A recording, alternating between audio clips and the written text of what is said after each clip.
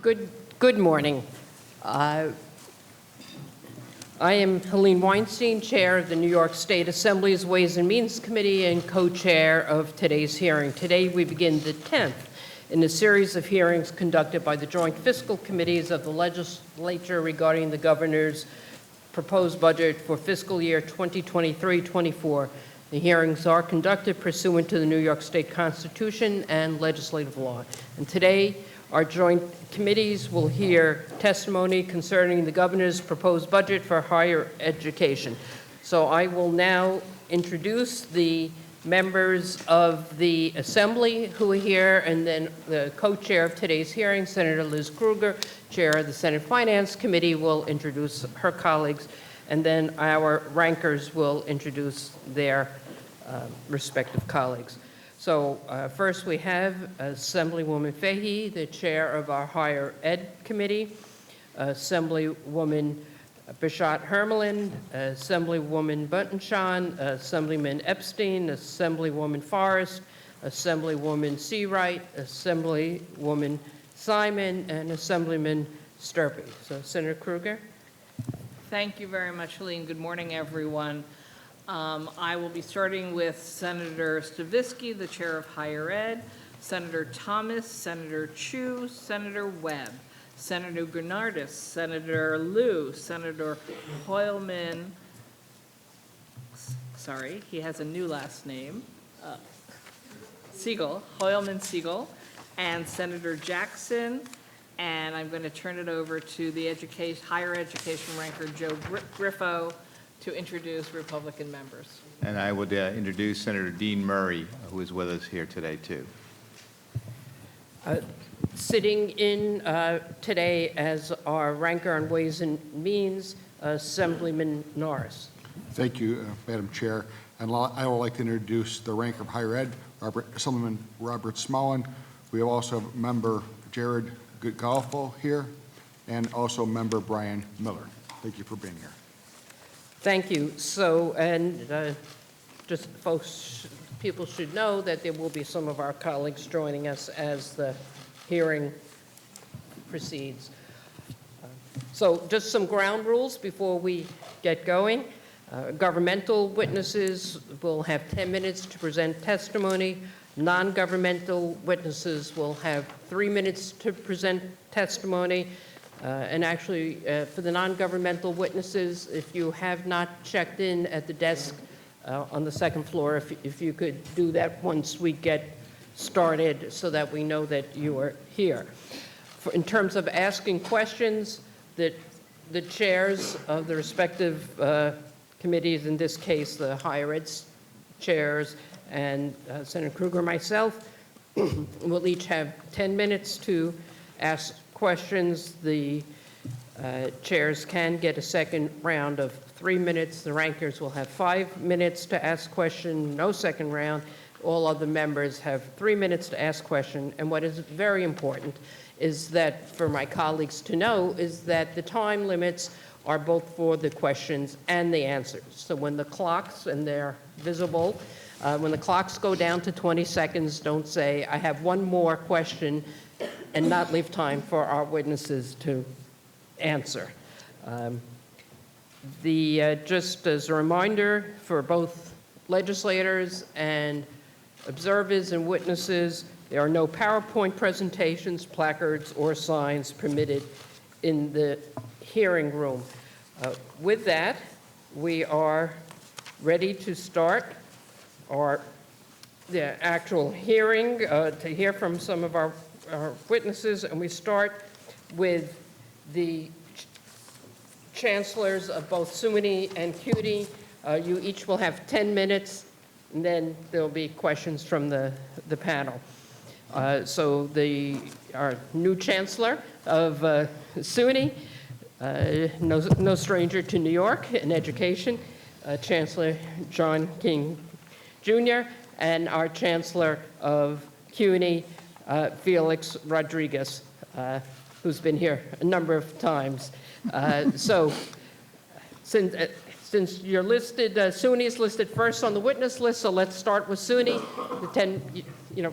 And just for both of you, but for everybody who's testifying today, your testimony has been submitted. All of the legislators have your testimony. It's been posted already on the Senate's website. It'll be posted on the Assembly's website today if it's not already posted. So please try and summarize or hit your high points. People think, particularly those when you have 3 minutes and you start reading, you never get past the introductions and then the clock runs. So we don't need a lot of thank yous. We want to hear what you'd like to tell us about the budget. So with that, Chancellor King, if you can begin. Thanks so much. Good morning, chairs and ranking members. I'm John King, and I have the privilege of serving as the 15th Chancellor for the State University of New York. And I appreciate the opportunity to share the ways in which SUNY students, faculty, and staff are benefiting from the investments made by the executive and legislature in the last year, and to discuss Governor Hochul's executive budget proposal with you today. You know, since I began as Chancellor on January 9th, I'm often asked what drew me to this opportunity. Without question, it is the vision set forth by the Governor and the Board of Trustees to ensure that with legislative support, SUNY is the most accessible, most affordable, and best state system of public higher ed in the country. As we prepare to celebrate our 75th anniversary, I'm proud that this executive budget reflects a once-in-a-generation opportunity to further SUNY's legacy of equity and excellence. As some of you know, I'm only here today because of the role public education played in my life. Both my parents were career New York City public school educators. They both passed away when I was a kid. My mom when I was 8, and my dad when I was 12.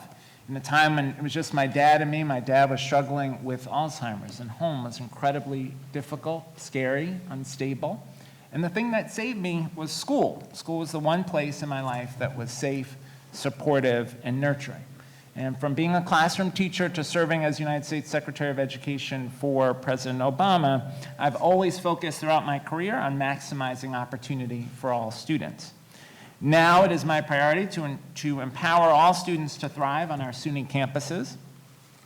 To that end, 4 pillars guide our work: student success, research and scholarship, diversity, equity, and inclusion, and economic development and upward mobility for our students. My remarks today will underscore how state investment lays the foundation for SUNY's success. Among my highest priorities early on has been to visit all 64 campuses, 16 down, 48 to go. Each stop has been an opportunity to spend time with students, faculty, campus leaders, employer partners, and community members. Our students are extraordinary. It's been powerful to hear their stories, especially the stories of first-generation college students about the difference SUNY is making in their lives. At campus after campus, I've heard from students who are participating in our Educational Opportunity Program or who've participated in our Educational Opportunity Centers who describe the difference SUNY is making in their lives and the access it's providing them to economic opportunity. Our shared success requires that SUNY rise to complex challenges to ensure opportunity for all of our students, to compete for world-class faculty who represent the diversity of our students, to expand our academic options at every level, to align our programming with regional economic development needs, and to provide the wraparound services students need, not just to start college, but to finish. In her first State of the State address a year ago, Governor Hochul unveiled a plan for SUNY's transformation. With your partnership, the enacted budget included historic investments. For example, $60 million was invested in enrollment initiatives and student success, which is already translating into new initiatives on campuses, flexible 7-week schedules to help working adults complete their degrees, transportation support so that students can get to class, $53 million for new faculty that's helping us to attract world-class, diverse faculty members and to reverse a long-standing trend of having to turn students away from important programs like engineering and nursing because of a lack of faculty. This year's executive budget builds on last year's foundation with bold investments to encourage student success and ensure that SUNY provides the best possible educational experience. Vital investments included in the executive budget would include the $53 million for faculty hiring and the $60 million for enrollment initiatives continuing. $75 million for a transformational initiative fund that will help support innovative workforce development programs. $200 million for a digital transformation that will help provide a long overdue investment to improve the student experience, make it easier for students to enroll, to transfer credits, to access financial aid and other resources. A $1.5 billion research endowment for the university centers, which will bring tremendous returns in additional federal research dollars and new economic development opportunities. The important community college funding floor, which has been a life preserver for many campuses, and increase faculty capital funding. The executive budget also makes two proposals with respect to tuition that would yield $97 million per year. These proposals recognize that our campuses need resources at a time when costs are rising and students need more support than ever. There are two parts to the proposal. One is rational and predictable tuition for our campuses, which will help to provide academic programs and wraparound services. The second component is differential tuition for our university centers, which recognizes their unique needs as they recruit world-class faculty to provide world-class research opportunities for students and contribute to the state's economic development. I want to emphasize that no one offers as high quality an education as affordably around the country as SUNY and our partners at CUNY. Indeed, 53% of all SUNY students attend tuition free and half graduate debt free. The governor's proposal will sustain that figure because the executive budget provides that TAP and Excelsior would increase to cover additional tuition costs. So those SUNY students who receive full TAP awards or Excelsior scholarships will not pay any additional tuition. SUNY respectfully asks our champions in the legislature to accept all the SUNY investments proposed in the executive budget. I appreciate the opportunity to discuss the needs of SUNY's students, faculty, and staff with you today. I thank you for all the measures you've championed over the years to ensure that every New York student finds a home and success at SUNY. And I'd be pleased to answer any questions. Thank you, Chancellor Rodriguez. It's on. Good morning, chairs and members of the Assembly and the Senate, staff, guests, my good friend, Chancellor King, too. Thank you so much for the opportunity to testify this morning. I'm especially excited to testify in person after 2 years of virtual executive budget hearings. I am extremely humble and honored to lead the premier and largest urban public university in the United States, now celebrating our 175th anniversary, with a community of over 220,000 degree-seeking students, over 150,000 students in adult and continuing education programs, 18,350 faculty, and 21,800 staff at our 25 campuses. On behalf of the entire CUNY community, I want to thank Governor Hochul, the State Senate, and the State Assembly for your sustained support. CUNY continues to distinguish itself and be recognized for our quality, affordability, and inspirational record as an engine of upwards mobility for our students and their families, and by extension, the city and the state. Recent accolades include Ostos and Kingsborough Community College have reached the final round of 10 in the quest for the prestigious 2023 Aspen Prize for Community College Excellence, regarded by many as the highest recognition for community college achievement in the nation. We will celebrate in April when one of them wins the prize. 6 CUNY senior colleges were among the top performing public colleges in the Northern United States in the 2022 U.S. News rankings, and 7 CUNY colleges were among the top 20 public universities. 10 CUNY colleges were among the nation's best in promoting economic mobility, according to Third Way, a public policy think tank that is creating an economic mobility index for students from low and moderate income families. At the same time, CUNY continue to demonstrate the transformational impact we have on almost every aspect of life in New York.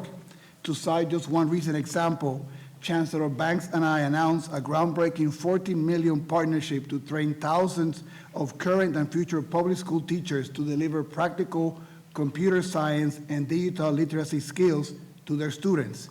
We believe it's the largest effort of this kind in the nation. Often overlooked, meanwhile, is CUNY's excellence as a research powerhouse propelled by more than 10,000 researchers and staff with growing support from public and private funders. Our research grants through the first half of this fiscal year already amount to $417 million. If this trend continues, we will end the fiscal year with the largest amount of external research funding in our history. All told, we have more than 2,100 research grants for projects that are being carried out by our faculty and staff. All of this is even more impressive because of CUNY's diversity. In 2022, the CUNY Graduate Center was found to be the second most gender diverse in the nation's Research One institutions. Additionally, 20% of the Graduate Center's full-time graduate students identify as underrepresented minorities. CUNY is clearly a national powerhouse in educating diverse PhD students. CUNY, like so many institutions of higher learning, has faced enrollment challenges consistent with nationwide pandemic trends. We have all hands on deck working on this area, doubling down on CUNY's long history of expanding access to higher ed. We opened the semester with a wonderful announcement about CUNY Reconnect, our initiative to re-engage thousands of New Yorkers who began college but stopped out before they completed the degree. The initiative was championed by City Council Speaker Adrian Adams and funded by the city.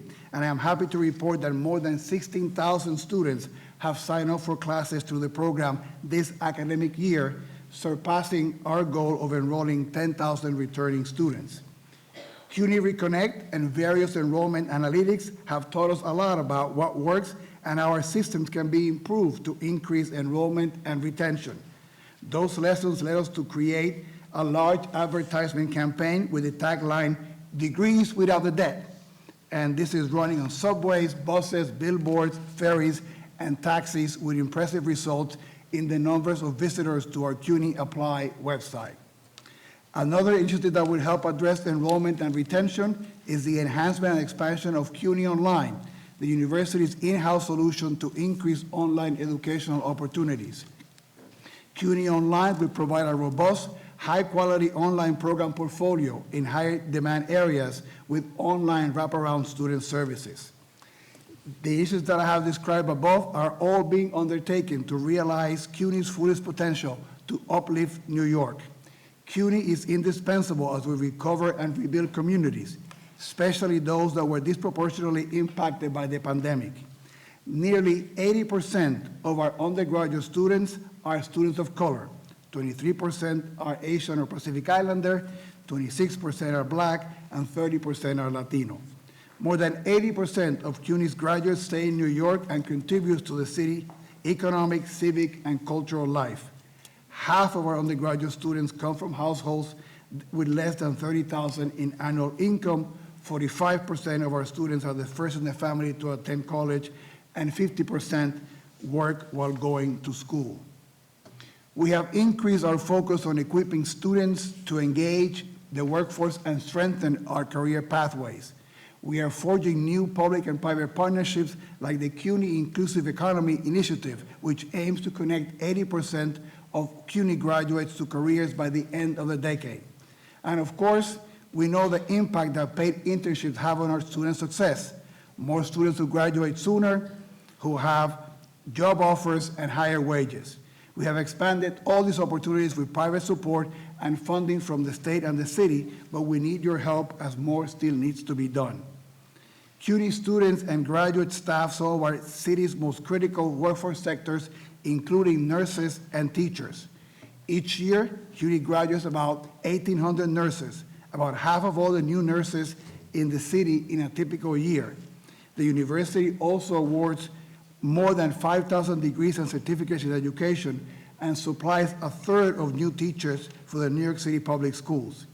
According to a recent report from the Center for an Urban Future, in 1 year, 2019, CUNY graduated more Black and Latino students with tech degrees than all undergraduate degree awarded by our sister institution, Columbia University, in that year. CUNY's impact in New York City's talent base simply cannot be ignored. Because we educate the workforce of today and that of the future, we recognize the need for additional financial support to educate STEM students. Educating students in these vital and fast-growing STEM and healthcare areas is more expensive than educating students in other areas. In 21-22, about 42% of CUNY's enrollment was in STEM or health disciplines. Faculty costs are estimated at 33% higher in those fields. Other higher costs include lab equipment, lab sections, and higher faculty-student ratios. We are also modernizing the university and transforming our operations through enhanced technology. We are replacing and migrating our core enterprise resource planning functions to modern cloud solutions. We are also replacing and migrating our learning management system and implementing a new CRM system. Even as we transform, we'll engage in a multifaceted cybersecurity initiative to identify and protect against potential risks that threaten the university's IT assets. I would be remiss if I did not deal with the structural deficits CUNY is facing. They are primarily due to decreases in enrollment and related tuition revenue, as well as historic underfunding of mandatory cost increases. We are doing our part to help mitigate these deficits. One example among many of our efforts is the Efficiencies for Reinvestment and Innovation, designed to produce greater efficiencies and cost savings for CUNY. So far, the first phase of this initiative involved automating previously manual processes, resulting in savings of over $14 million. A second phase, which is still being implemented, is expected to bring as much as $39 million in additional savings. I am extremely optimistic about the future of this great university, especially considering the challenges we have overcome and the lessons that we have learned since the pandemic. Thanks to you and Governor Hochul for your continued support of CUNY. Your investment directly results in a stronger, more vibrant New York, one that is inclusive and benefits all New Yorkers regardless of race, socioeconomic, and immigrant status. In our complete written testimony, which we have submitted for the record, we comment on the executive budget and share additional highlights of our accomplishments, impact, and scale, and I'll be happy to answer any questions you might have. Thank you. Thank you both. Before we go to questions, I just want to acknowledge that we've had a number of Assembly members join us, Assemblywoman Lepardo, Assemblywoman Clark, Assemblywoman McMahon, and Assemblyman Ekus. And we go for questions to our higher ed chair, Assemblywoman Fahey, 10 minutes on the clock. Thank you, Madam Chair. And thank you to both chancellors. Welcome back, Chancellor King. Welcome back to New York. And Chancellor Matos Rodriguez, thank you again for being here. Yes, I am the new chair, so bear with me. And I know there are many, many questions. But I'm going to start with Chancellor King, and then a few of these cross over, so feel free to chime in. Tuition, we might as well just get it right out there. It's probably the elephant in the room. It's probably been, the governor has proposed a tuition increase. Obviously, it's tough timing. Both of you mentioned enrollment challenges, and I'd like to hear a little bit more on that. But if you would address why the support for tuition increases, particularly among the 4 university centers. You had mentioned privately how that may help with research dollars, and I think it would help all of us to understand, given what is, well, it's never good timing, but what could be certainly considered difficult timing with any talk of a tuition increase. Thank you. Thank you, Chair. It's been a pleasure to have many conversations about higher ed policy since you've taken on the role. Look, fundamentally, SUNY is deeply committed to affordability, and we stand out in how affordable SUNY is by comparison to other public higher ed systems. That said, campuses need a reliable, predictable set of expectations around revenue. The governor has proposed a modest tuition increase across the system to try to provide that reliable revenue source. That said, 53% of our students at our campuses today don't pay tuition because of the generosity of Pell, TAP, and the Excelsior program, and that will continue to be true even with the tuition increase. So that's one component, the reliability, predictability, so that campuses can plan. We've held tuition steady since 2019, since the early emergence of the pandemic. It's critical that campuses have the ability to have that reliability. The second piece is the differential tuition for the university centers. Their cost structure is different. To be able to fund research faculty, to be able to fund the graduate students who conduct research with those faculty, to fund the operation of labs that bring well over $1 billion in federal research money to the state, they need more resources. And if you look at other states, they have a different tuition structure for their research institutions than for their other campuses. And so that differential tuition piece is, I think, a really important policy step to make sure that our university centers can be competitive with UNC Chapel Hill, with the UC Berkeley, with the other research institutions around the country. Thank you.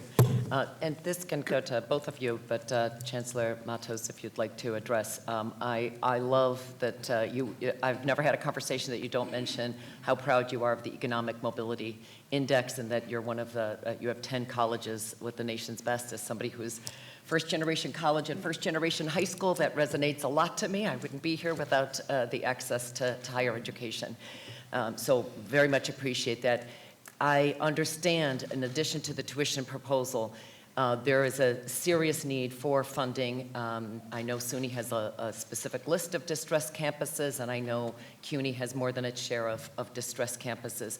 Can you talk about what is being done in the currently, as well as with any proposed funds in the governor's budget, and what may be, what is in the process to attract additional students to really try to address the enrollments? And again, both of you can, but if you would, our CUNY Chancellor. So thank you for that. Yes, the $40 million we received in strategic funds last year from the executive, and then the approved budget is money that we have used particularly to address enrollment challenges, right? We have the CUNY Reconnect, which I mentioned in my testimony, has yielded a great not just number of students coming back, but also a lot of learning from also how to keep bringing those students back. So we hope to continue to capitalize on that with additional funding and support. Our CUNY Online initiative is a way to capture a market that we have really not addressed in CUNY. So it's another way to bring in additional students to us in a modality that brings flexibility to particularly sort of working adults, and which is important to us. We've also began a transfer initiative, which is part of that. Transfer is a way to keep students enrolled and keep them progressing, saving some of their TAP dollars and their financial aid. So we use a number of those investments directly to work on our enrollment, and we're beginning to see in the spring a flattening of the enrollment, so we're optimistic about what we can do in the fall. I'd like just to mention briefly to your question about the tuition increase. CUNY has historically supported the rational tuition policy as one more tool in the arsenal to bring revenues to our campuses. We're very proud that even in years when we've had the authority in the past, we have not always exercised that. There's been 8 years of no tuition increases in the community colleges, right? So we believe that we have shown that we are good stewards when we're given that authority by the state to do that. And in the case of the proposed tuition this year, similar numbers to what Chancellor Kim mentioned about the number of students who between TAP and Pell pay no tuition. If you think about our community colleges, right, the tuition will still be under TAP. So probably around 80% of the students will not see a tuition increase in the community colleges, which is the sector that we're most concerned about because of enrollment.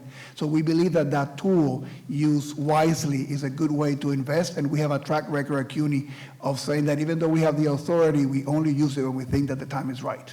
Great. Chancellor King. Yeah, thank you. I would echo the gratitude that Chancellor Matos Rodriguez expressed for the enrollment funding. That $60 million has allowed our campuses to expand high-demand programs in areas like nursing, cybersecurity, mechatronics.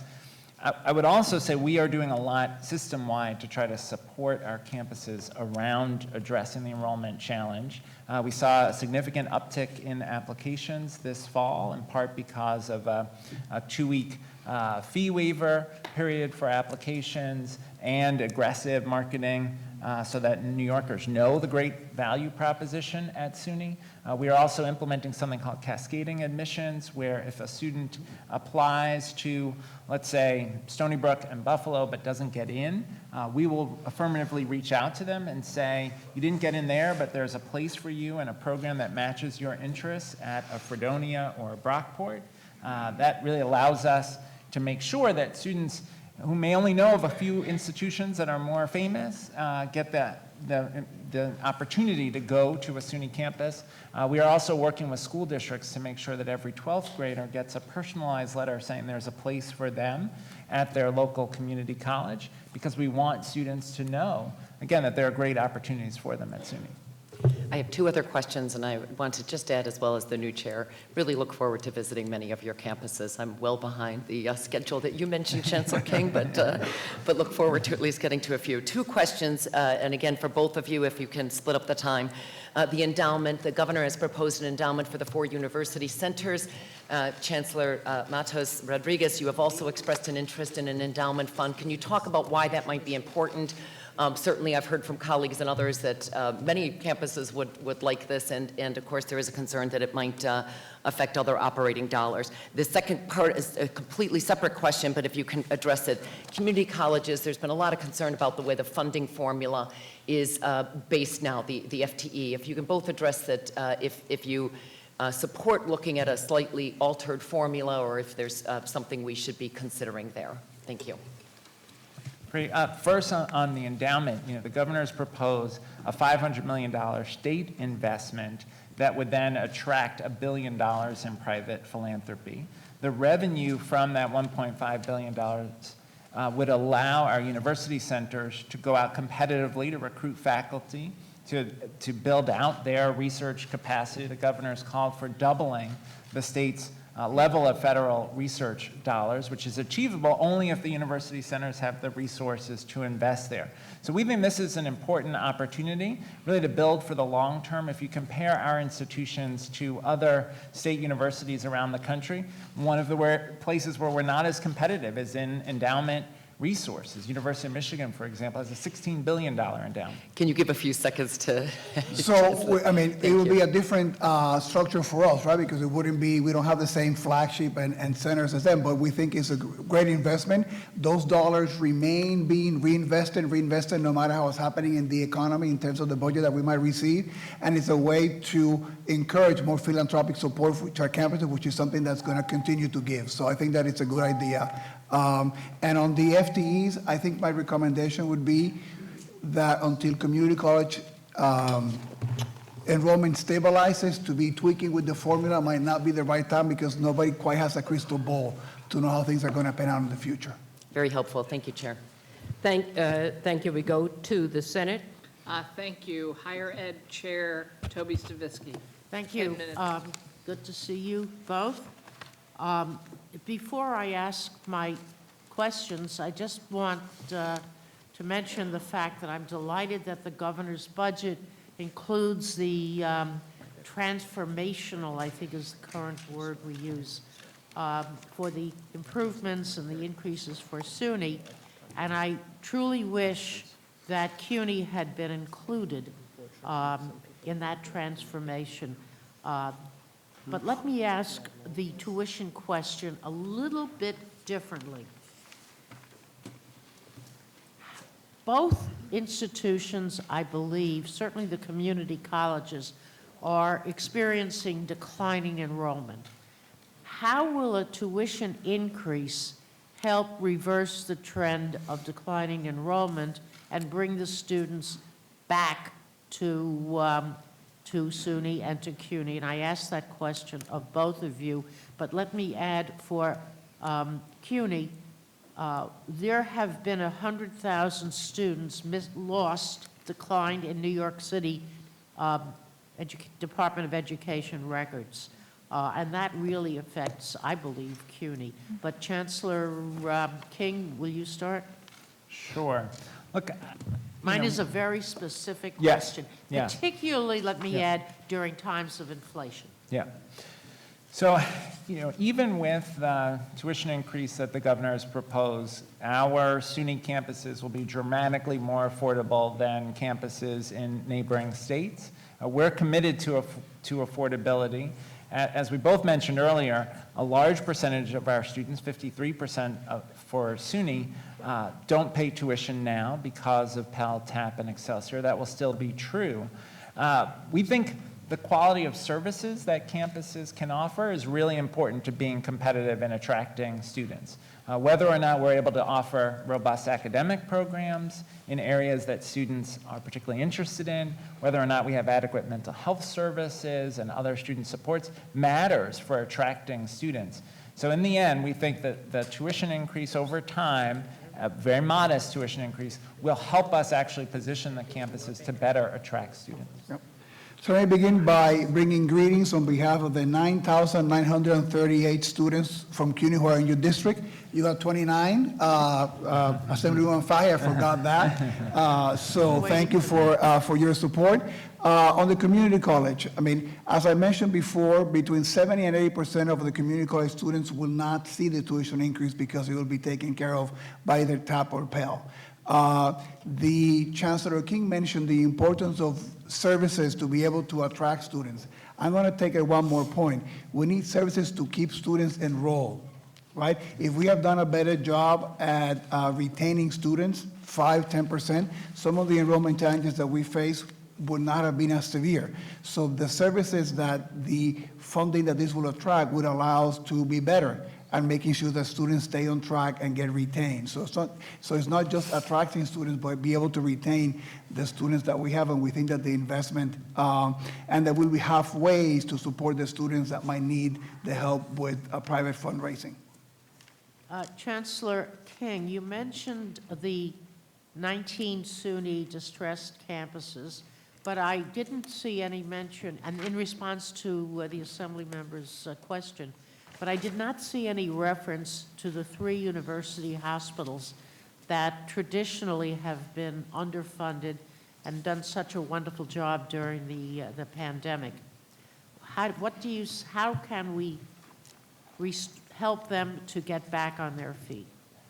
Thank you for raising that. We very much need additional support for the hospitals for 2 reasons. One, they play a crucial safety net role in their communities.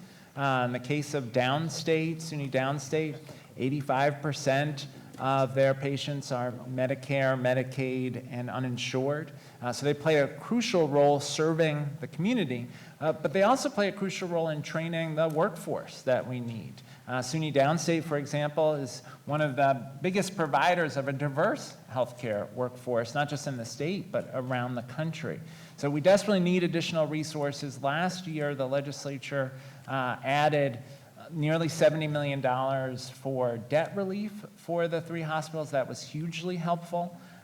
We've proposed a funding formula that would go back to a tradition the state had years back of subsidizing the state hospitals to help address the difference in fringe benefits costs that the state hospitals experience.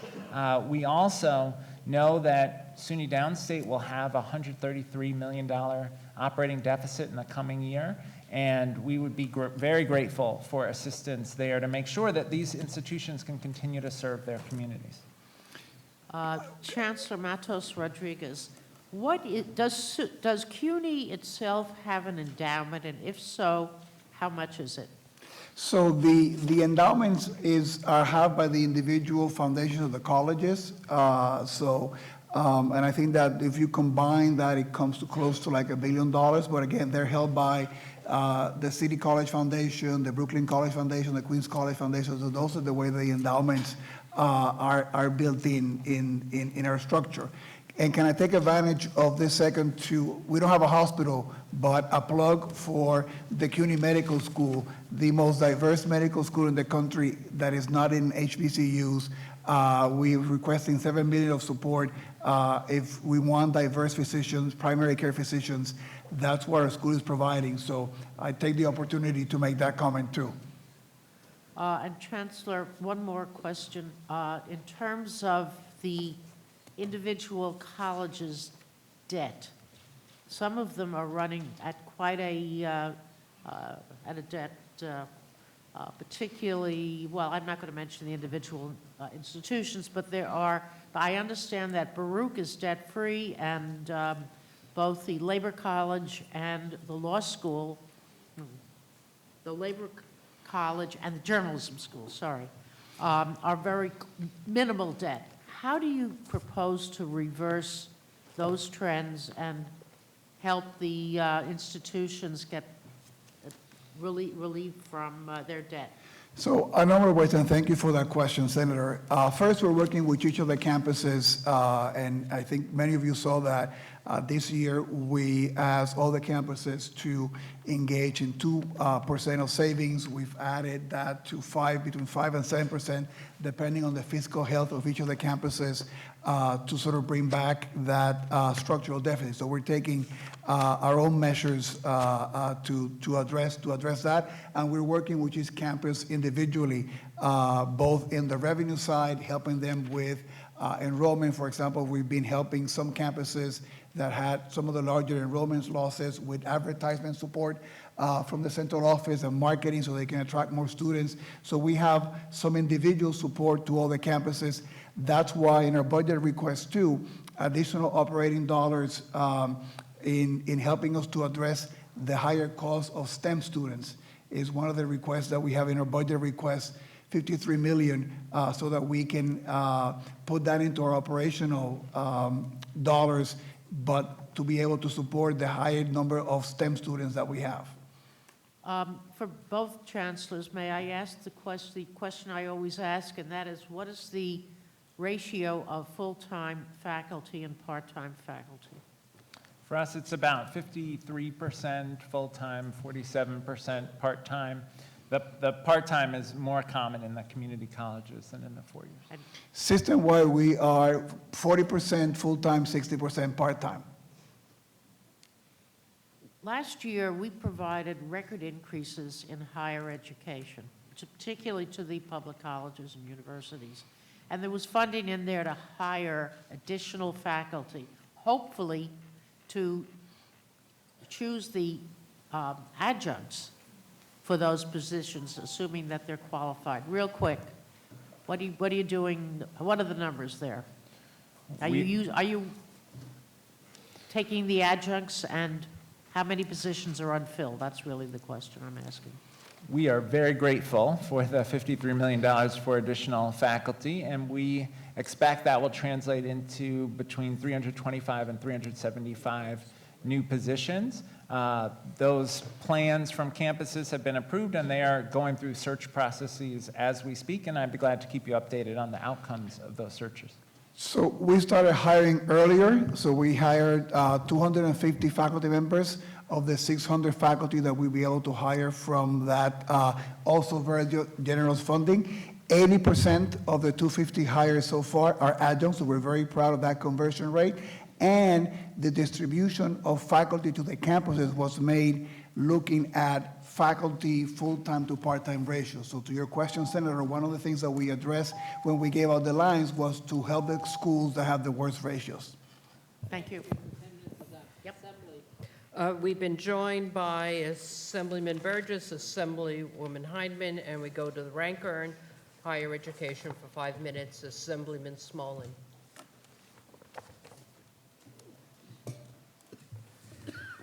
Thank you, Chair. I appreciate it. Chancellor King, in your opening remarks, you mentioned diversity, equity, and inclusion. And knowing that you've been Secretary of Education in the Obama administration, as well as in the State Education Department, how does that, as one of your first acts is you're going to mandate a class for all SUNY students to graduate to include diversity, equity, and inclusion. What does that mean to you? Yeah, so thank you for the question. About 15 months ago or so, the Board of Trustees completed a process of reviewing the SUNY general education requirements. And as part of those general education requirements, there is a requirement that students have a course experience that addresses issues of diversity, equity, and inclusion. So, for example, a course in U.S. history, or sociology, or public health, or communications.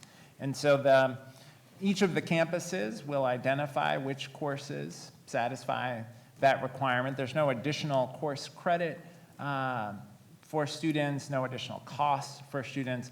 This is just evolution of the long-standing general education requirements. So this is going to be a migration of existing curriculum to ensure that it hits certain touchstones having to do with civics, ethics, public good, educational needs and roles? Exactly, well said. Okay, because one of the concerns about the whole DEI thing is that it's inserting various theories into public education that everyone doesn't agree with, including things like critical race theory and a variety of things. And the hope would be, and I did question at the Board of Regents interviews, the Board of Regents says, this is a SUNY thing. So they've said, well, we don't have anything to do with DEI curriculum approval. Who in the SUNY administration then, is it you that's responsible for the oversight and approval of such curriculum? As always with courses at SUNY, the faculty at each of the campuses are responsible for the curriculum on their campuses. Look, I would say it's important, we believe it's important for students who will enter a diverse society and a diverse workforce to be prepared. We think it's important that students in a U.S. history class, for example, would learn about the existence of the institution of slavery or the history of the civil rights movement. And that's the kind of requirement that we're envisioning that our faculties will embrace, as they long have thought it important for students to learn. Well, I mean, I certainly topics. think they have. They ask a SUNY professor, I don't think that they would describe themselves as inherently racist. But what I'm concerned with is where this gets approved. So you're saying that the presidents of each of the institutions would be the ones responsible for the implementation and the oversight of this DEI initiative. Again, it's the faculty at each of the institutions. But the president would oversee the faculty's sequencing of it and the knowledge modules within each course and how it would begin. Yeah, in the shared governance model, the campus leadership team would work to support the faculty as they assess their existing courses, if there are any adaptations that need to be made to make sure that they are incorporating issues of diversity. Good, thank you for that.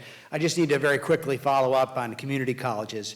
Very important in the large rural areas that I represent in many areas of upstate New York. One of the things that they tell me is that their funding goes up and down based on a counter-cyclical economic model. When times are good, people aren't in community colleges because they're working. Sometimes when times get bad, then they go to community colleges to retool or retrain. And one of the things that I thought would be helpful, and has the SUNY system looked at, is a 10-year model of enrollment and funding.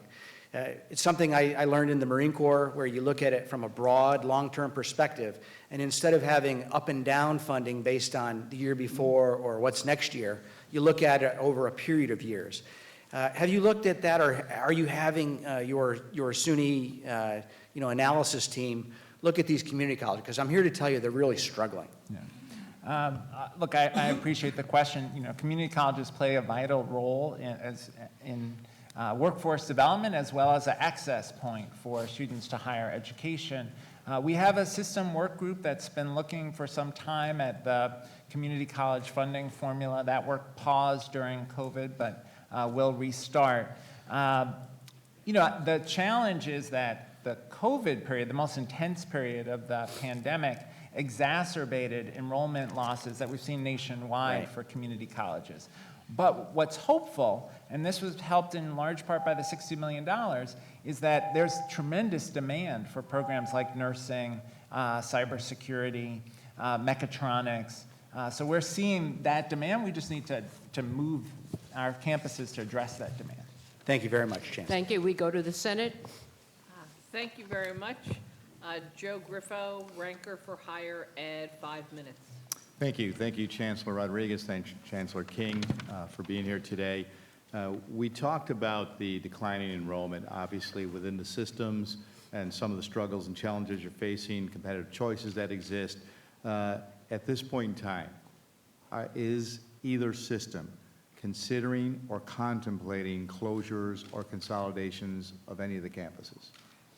We are not, because we think SUNY has a deep commitment to the 64 communities where our campuses are located. We think that each of our campuses, with the right support, can adapt their programs to meet the regional economic development needs. You know, there are 2 million New Yorkers who have some credits and no degree. We've got to make sure we get those students back. There are young people, 18 to 24, who didn't go straight to college but haven't yet figured out their plan. We've got to make sure those students know there's a place for them at SUNY. So we feel with the right level of resources, we can make sure that all of our campuses are able to thrive. And our campuses are anchor institutions in the boards where they're located, so we are not contemplating any such move. And also, greetings from the 18 CUNY students that are in your district, Senator. And but one of the things we're doing, it goes back to the question about community colleges, is that we've, with the funding we received from the state last year, began to redesign some of the applied associate's degree, which are the 2-year degrees, which are not transfer-based. Some of those programs were set up for things that were in demand 30, 35 years ago, maybe not so much now. So we began to relook at some of them, update them, get rid of the ones that are not really current, and also begin to insert items like apprenticeships, which have proven to be very, very valuable in some of those programs, so that we can get students working and learning as they go. So it's another way to bring additional value to what the community colleges do. So that's a good point to segue on what can we do to address some of the shortages that exist right now in nursing. We talk about healthcare shortages, in education for teachers. What is the plan right now, knowing that those shortages exist, and that you have a key role in trying to develop the workforce to meet the need? Yeah, so thank you for that. We desperately need more nurses as a state. We have shortages really across the healthcare workforce. There's a proposal for increased funding for the high needs nursing program. That would be very helpful to us, because one of the challenges is recruiting nursing faculty. And so having additional resources to pay people to be able to attract nurses to teach in our programs is critical. There's also a bill that Assemblywoman Lepardo and Senator Stavisky have that would allow 30% of the clinical hours for nursing to be done through simulation. We think this is extraordinarily important because the lack of clinical placements, the difficulty of clinical hours, is a real obstacle to training the nurses we need. That bill setting 30% as a simulation maximum would be very, very helpful. We also think that investments that the governor talked about, the $75 million in transformation initiatives, will help us develop programs that match some of the emerging needs that we're seeing in renewable energy, for example. And I mean, similar challenges on our end in terms of the clinical placement for the nurses to be able to complete their education and being able to have more flexibility on the things now that we've learned a number of things because of the pandemic in terms of how we can use virtual or remote training for them. Another additional flexibility in, we have both not that many students going into nursing, but sometimes we have more students going into nursing that complete the programs, and we should be able to steer them into other allied health related fields. We also have shortages, so funding for that would be helpful too. But I echo the comments from Chancellor King. And last again on tuition. Are you concerned that these tuition increases that are proposed could potentially fall predominantly on the middle class families, because you have the Excelsior Award, you have other means for others? Is there a concern there that not only would fall on them, but also make SUNY and CUNY more non-competitive? Well, look, we're very committed to affordability. I'd say if you compare SUNY's tuition to peer institutions, we're about $3,000 or so lower than that tuition. The increase the governor has proposed would translate into a couple $100 a year on campuses. I realize that's challenging. Any increase is challenging, but we've got to have a way to pay for things like mental health services, student support. Thank you. Thank you, Assembly. We now go to Assemblywoman Beshat Hermelin, 3 minutes, questions and answer. Thank you. Thank you, Chancellor King and Chancellor Rodriguez, for being here today and for all your hard work. I represent the 42nd Assembly District in Brooklyn, the home of the CUNY's Harvard, Brooklyn College. And I am also a proud alum of Buffalo State College University and University of Buffalo. I have 3 questions. The first one is pertaining to the SEEK and the EOP program. Both were instituted by legends, Black legends. We're in Black History Month right now, Shirley Chisholm and Arthur Eves. And these programs are being reduced. It's being proposed to be reduced by $1.3 million and by $1.1 million. These are programs that historically has helped students of color and those who are seeking for financial help. The second question is, we know that CUNY had money for mental health counselors, and they were hired on a part-time, temporary basis.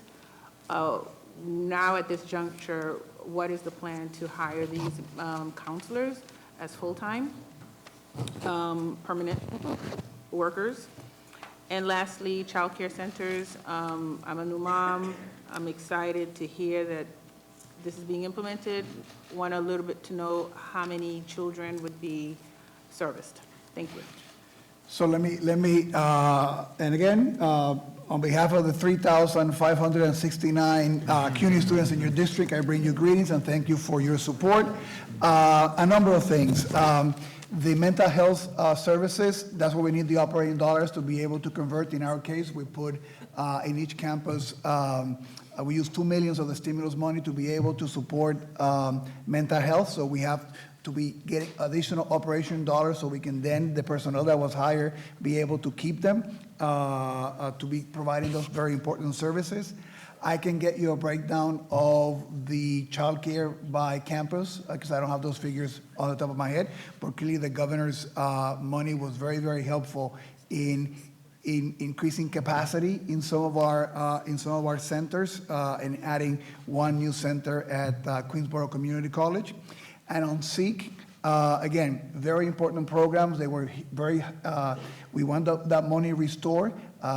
Enrollment was hurt in those programs during the pandemic because the students coming to SEEK program tend to come from some of the areas that were hardest hit by the pandemic. One item that we want to suggest is also that the number of SEEK students that are STEM majors is low. We want to continue to diversify our STEM fields. We should also maybe target some of the SEEK investment into supporting additional STEM majors in SEEK, and we have a proposal for that. Quickly, we are very supportive of a restoration of funding for EOP, believe deeply in the program. And on child care centers, we are at 47 currently across 43 campuses, and we have 7 more that are in the process of opening, which will bring us to 54 child care centers on 49 campuses. One of the challenges is having the level of resources to make the child care services more broadly available. We have lots of wait lists. Right. Thank you, Chancellor. We go to the Senate. Thank you. And we go to Senator Gounardes.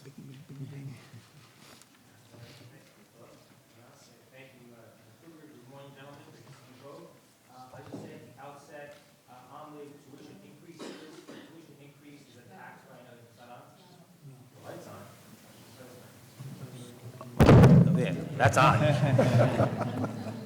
In case you didn't. Some of them work better than others. In case you didn't hear me, good morning, gentlemen, afternoon, gentlemen. At the outset, just to hit the tuition increase drum again, a tuition increase is a tax increase by another name. And doesn't matter if we're holding harmless the percentage of kids who are going to have to pay it, it's a tax increase by another name. And I know a lot of people are concerned about asking students in this state to pay more for what should be, in an ideally world, a free quality public higher education. I want to turn to Chancellor Rodriguez first. Senator Stavisky highlighted, I think the budget that was proposed for SUNY is fantastic. I wish that you had gotten the same budget. I think it's offensive that in a state where we have two phenomenal public institutions, we have seen such disparities in funding proposals. And we have done a really great job over the years to not pit SUNY and CUNY against each other. But by my measure of the governor's budget this year, you're only getting 35% of what's being proposed for higher ed, which is deeply concerning. Now, the governor's proposing $94 million. You asked for $313 million. Some of us want to see that significantly higher. You're putting out memos about cutting budgets and impacts in schools. If you only got the $94 million, what's that going to do for hiring more teachers? What's that going to do for class sizes? What's that going to do for campus maintenance? What's that going to do on the product that you're delivering for 250,000 students in New York City? So thank you for the question. So we are hopeful that the budget process will, through the conversations, highlight how CUNY can benefit from similar investments. The arguments about the IT need is something that I mentioned in my testimony. We're already making some of the investments in that modernization. We can use the capital dollars for that. Clearly, our research labs, our science labs can also use an upgrade in terms of additional capital dollars as is laid out in the budget. We have shown great ways in which we use the $40 million strategic funding last year. So a similar funding version this year is something that can continue to allow us to invest in enrollment techniques and retention techniques to support our students, so we can clearly make a case for that. We touch on the endowment also. So in all of those areas, we can make a similar case for how that investment will be dramatically important to CUNY and to the 6,028 CUNY students in your district. I dropped a little bit. I used to be number one at 10,000 plus. But if I'm hearing you, 94 million is not enough, is I think the takeaway there. Something that I think we should all be mindful of. Chancellor King, I want to talk about downstate as well. Concerned about the debt service payments not being picked up by the state. Downstate's in critical need of infrastructure upgrades. How is that going to impact your ability to deliver a world-class hospital? And don't answer now because you're out of time. We warned everyone this would happen. So please, when you have questions you couldn't get back to us on now, you're going to put them in writing. If you send them to Helene and myself, we'll make sure all members of the committees get your answers. Thank you. We go to, well, first of all, we've been joined by Assemblywoman Wallace. I want to acknowledge her being here earlier. And we go to Assemblywoman Simon, 3 minutes.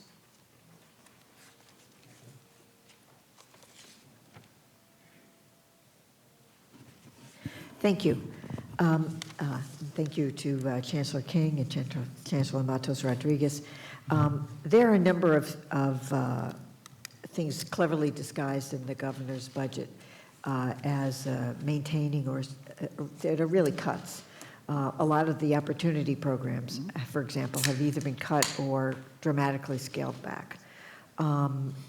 As well as I understand it, this issue about the endowment programs, which I think CUNY has argued persuasively would be very important to it as well. Can you comment on those things that are actually cuts? I know you've made your testimony very positive sounding, but it would be nice to know what is lacking. Well, but we're positive guys, so that is shouldn't be surprising with this line of work because we believe in the power of higher ed. Clearly, in terms of the restoration, you talked about additional funding for the programs that support students with disabilities, something that I don't have to even look to know that the Chancellor is equally supportive that I am in terms of the return on investment for those programs and also how important they are, particularly as we recover after the pandemic, to be able to support that growing student population in our campuses. We're big fans of the opportunity programs, so we feel that they should be restored also. As I mentioned, in the case of SEEK, I hope that we can also tweak them a little bit and support STEM in that area. So again, and I mentioned some of the comments to Senator Gounardes in terms of making a case for some of the investments that could be done in CUNY with capital dollars and strategic funds too. Yeah, I would echo those points around the restoration of the opportunity programs as well as additional funding for supporting students with disabilities. I would emphasize, and this addresses the question I didn't get to answer earlier, about the role of the hospitals. And they really were left out. And that happens, I think, often because they're seen as a higher ed issue, but they're both a health and a higher ed issue. We need resources if we're going to serve patients and if we're going to continue to produce a diverse workforce. And that's the debt service for the 3 hospitals, which is $70 million. It's the $133 million to address the gap for SUNY Downstate. And it's a long-term solution to the big gap in fringe benefits costs for our hospitals compared to their peer hospitals. I would also like to just compliment you on getting rid of Blackboard and suggest that the SUNY system might do that as well. And also, please look at A4659, which is a bill that would address this issue about the way we teach our teachers how to teach reading, which I know is an issue I've discussed with both of you. Thank you. Thank you. Senator? Thank you. Senator John Liu. Thank you, Madam Chairperson. First, let me welcome Chancellor King, as has been done to you many times already this morning. Your predecessor never seemed to be interested in figuring out what correlation, if any, existed between enrollment and increasing tuitions. Tuitions have continued to rise over the last decade. Enrollments have continued to decline over the past decade. One could say there's probably a link. Is there any effort on the part of your office to finally take a look at this? You know, look, the downward enrollment trends are true nationally. We've held tuition at SUNY campuses constant since 2019. I will say that the trustees made an ask for $120 million in operating support. The governor's tuition proposal gets to about $97 million of that. We still think the resources for services and student supports are essential, and we want to make sure we get there. All right, I mean, the governor might also be saying that, might not necessarily be saying that you need to get the remainder from tuition increases, that she might be saying there might be things you could do more efficiently so that you can make do with the $97 million that she's provided. A question for both of you, though, because you're such positive guys. You know, for the longest time, we've maintained this 60%, 40% parity between SUNY and CUNY, and the executive proposal completely throws that out the window. Are you still both really positive about that? Because you don't address that in either of your testimony. And for many of us, it's a huge problem. It's something that we've respected for a long time and acknowledges the usage of CUNY and SUNY respectively. Before you answer, Senator Liu, I'm sorry, you were only supposed to get 3 minutes, not 10. Oh, Madam Chair, I thought I was getting 3. Let's give me 7. I'll be happy with 7. No, I'm sorry, this had already been decided, so. Just put 2 minutes on the clock. So we'll give you an extra plus, so you get 2 more minutes for the answering of questions. So Thank you. Not 12, okay. first, thank you on behalf of the 7,928 Can I get a list of them? district. Can I get that list? And yes, easily, we can get that. You know, that has been the traditional allocation for higher education. As I mentioned before, in my testimony, we make the case as to why we think that similar investments in capital in IT, similar investments in capital in the sciences, similar investments in the endowments of our campuses, and similar investment in strategic funds is things that CUNY will use well and need. So, so that'll be my response to the 60-40 question. So you're happy with what the executive budget proposes now, other than the ask for more? You don't, I mentioned that we can use the additional funding, and I lined some of the things in which we can use it for. okay. I just add, my mom went to Hunter. She's first in her family to graduate from college. I'm a huge CUNY fan. My role is to advocate for resources for SUNY, but I'm proud to sit with my CUNY partner in advocating for resources for public higher education generally. The governor proposed almost $1 billion more for SUNY without a comparable increase to CUNY.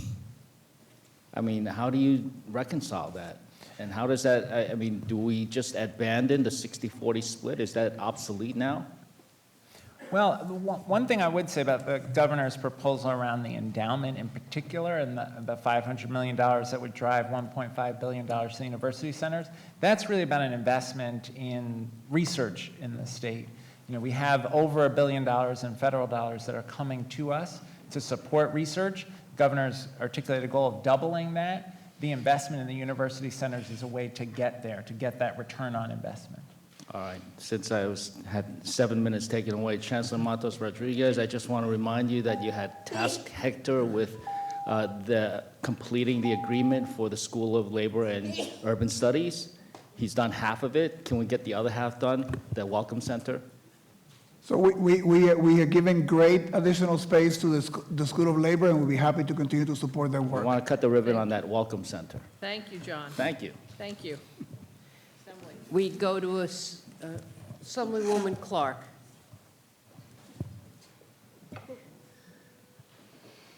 Is this on? Okay. Thank you so very much, and adding my voice to many of my colleagues here as a proud SUNY graduate, I'm excited to have you here. So my first question is the 20% withholding on the community colleges. We understand, obviously, there are some issues with the formula. We know some of the admissions issues that they're having and the stress that this really adds to what is, I get trying to figure out what we're going to do about enrollment. The funding floor itself is so key right now, as we know the cyclical nature of community college enrollment. And we know some of the formula needs to maybe potentially be looked at as well. So why the need to do that right now? Why put that added burden on our community colleges? We've seen these programs with this withholding over the last few years of COVID dollars, of other things with this 20%, and it's never gone well, it's never paid well, it's never a process that works for anyone in a timely way. So just wondering what the point is. Yeah, look, let me first say we are very grateful for the community college funding floor, which I think is very important for our campuses. If the 20% holdback is in the final enacted budget, we would work with our community colleges to efficiently develop plans at each of the community colleges for how they might grow the programs where there's high demand and increase efficiency and regional coordination. That's our understanding of what the governor intended, and we're prepared to work with our campuses to execute on that. Excellent.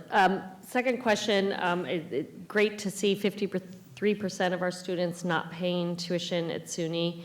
But one of the things on TAP, and we've closed the TAP gap, and we know that'll be meaningful. I'm not a fan of the tuition hike, but given whether that happens or not, the TAP gap will help those 53%.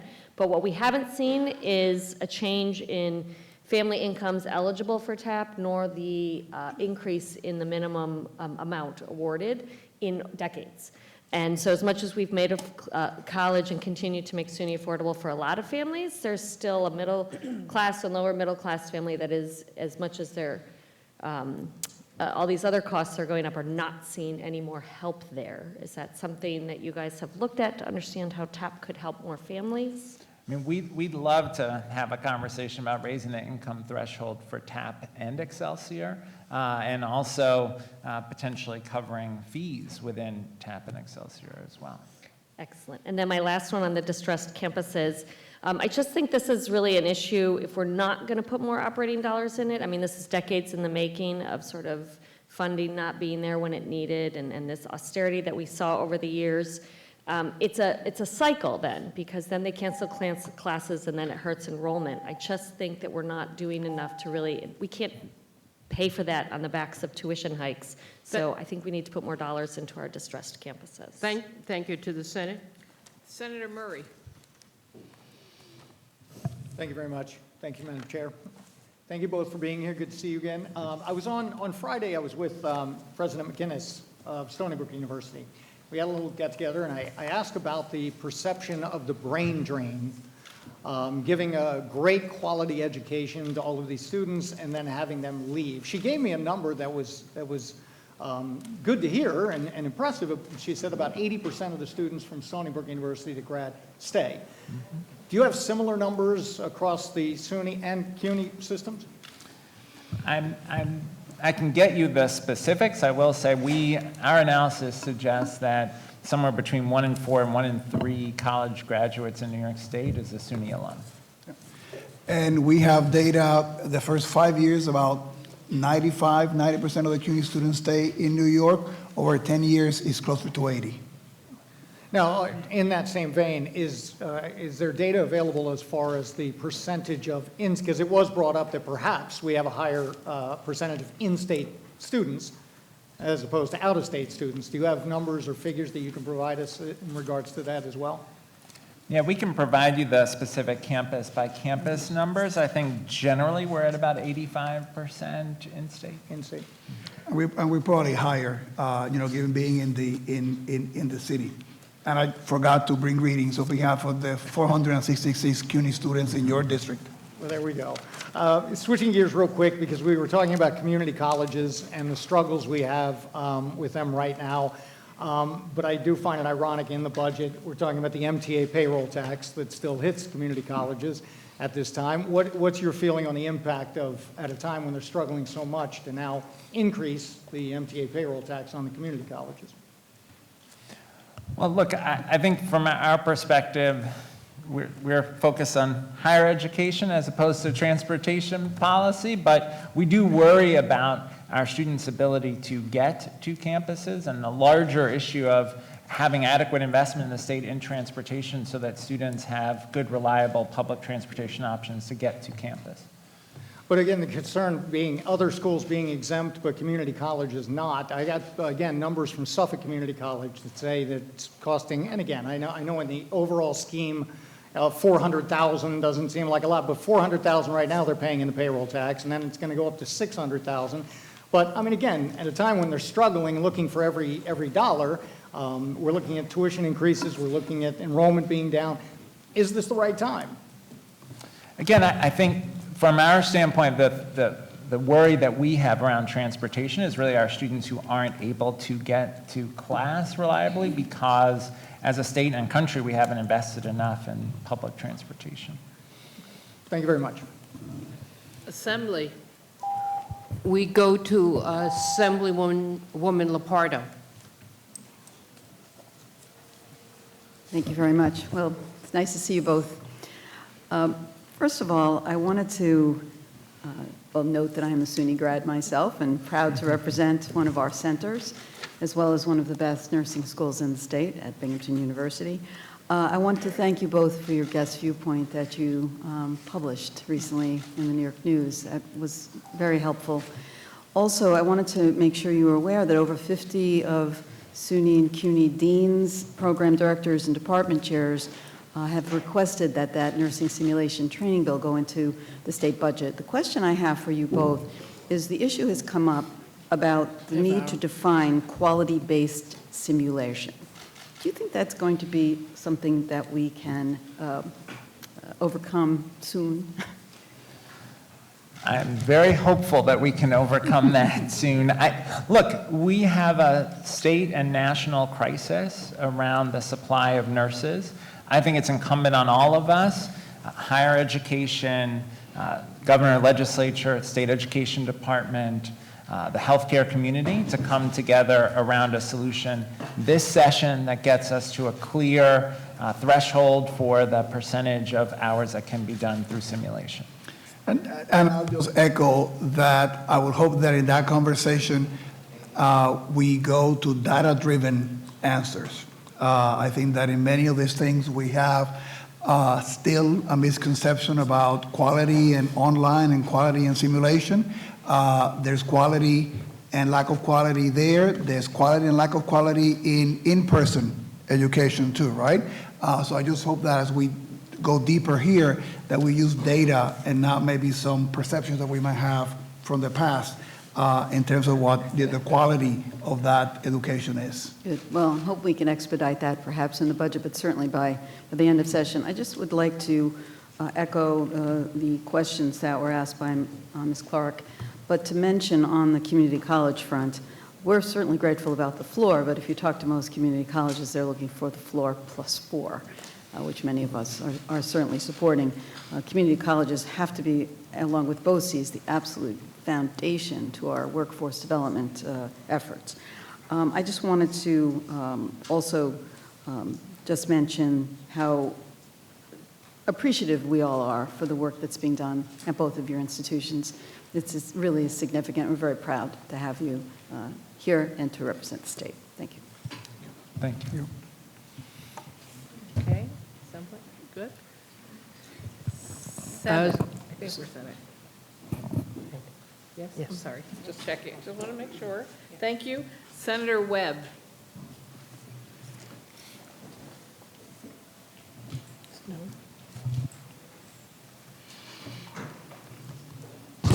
Oh, it's on. Good afternoon. Pleasure to see both of you. Also proud SUNY graduate from both Binghamton University and Broome Community College. And in my district, Senate District 52, I proudly represent not only Binghamton University, SUNY Cortland, TC3, and Broome Community College, but also 2 statutory colleges at Cornell University.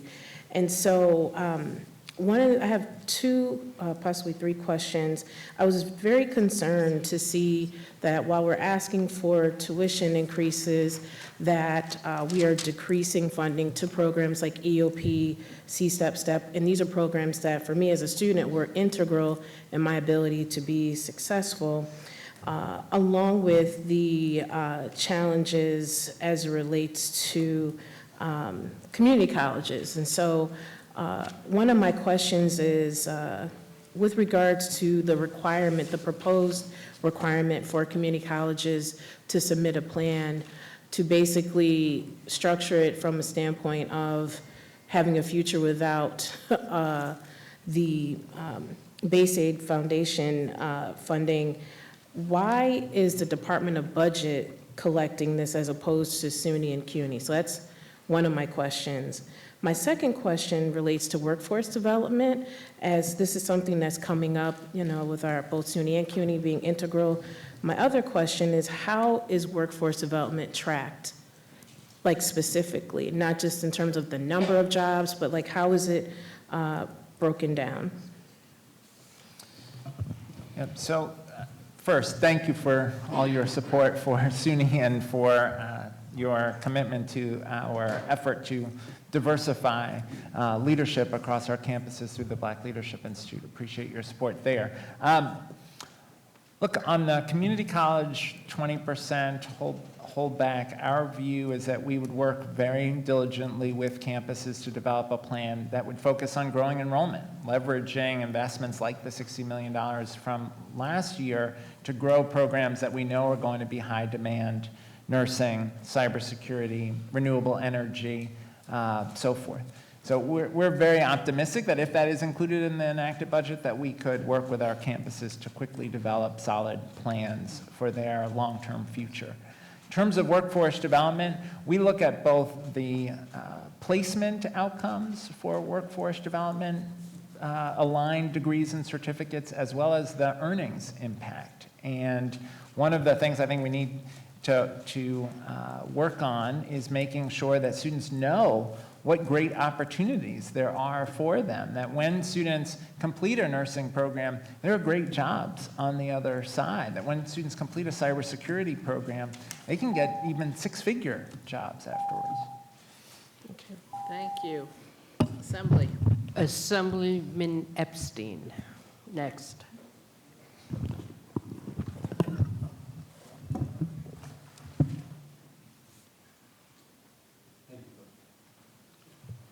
All right, thank you both. Do you both support medication abortion available on all campuses across the state, both SUNY and CUNY? The medication abortion that the governor proposed in the budget, do you support that?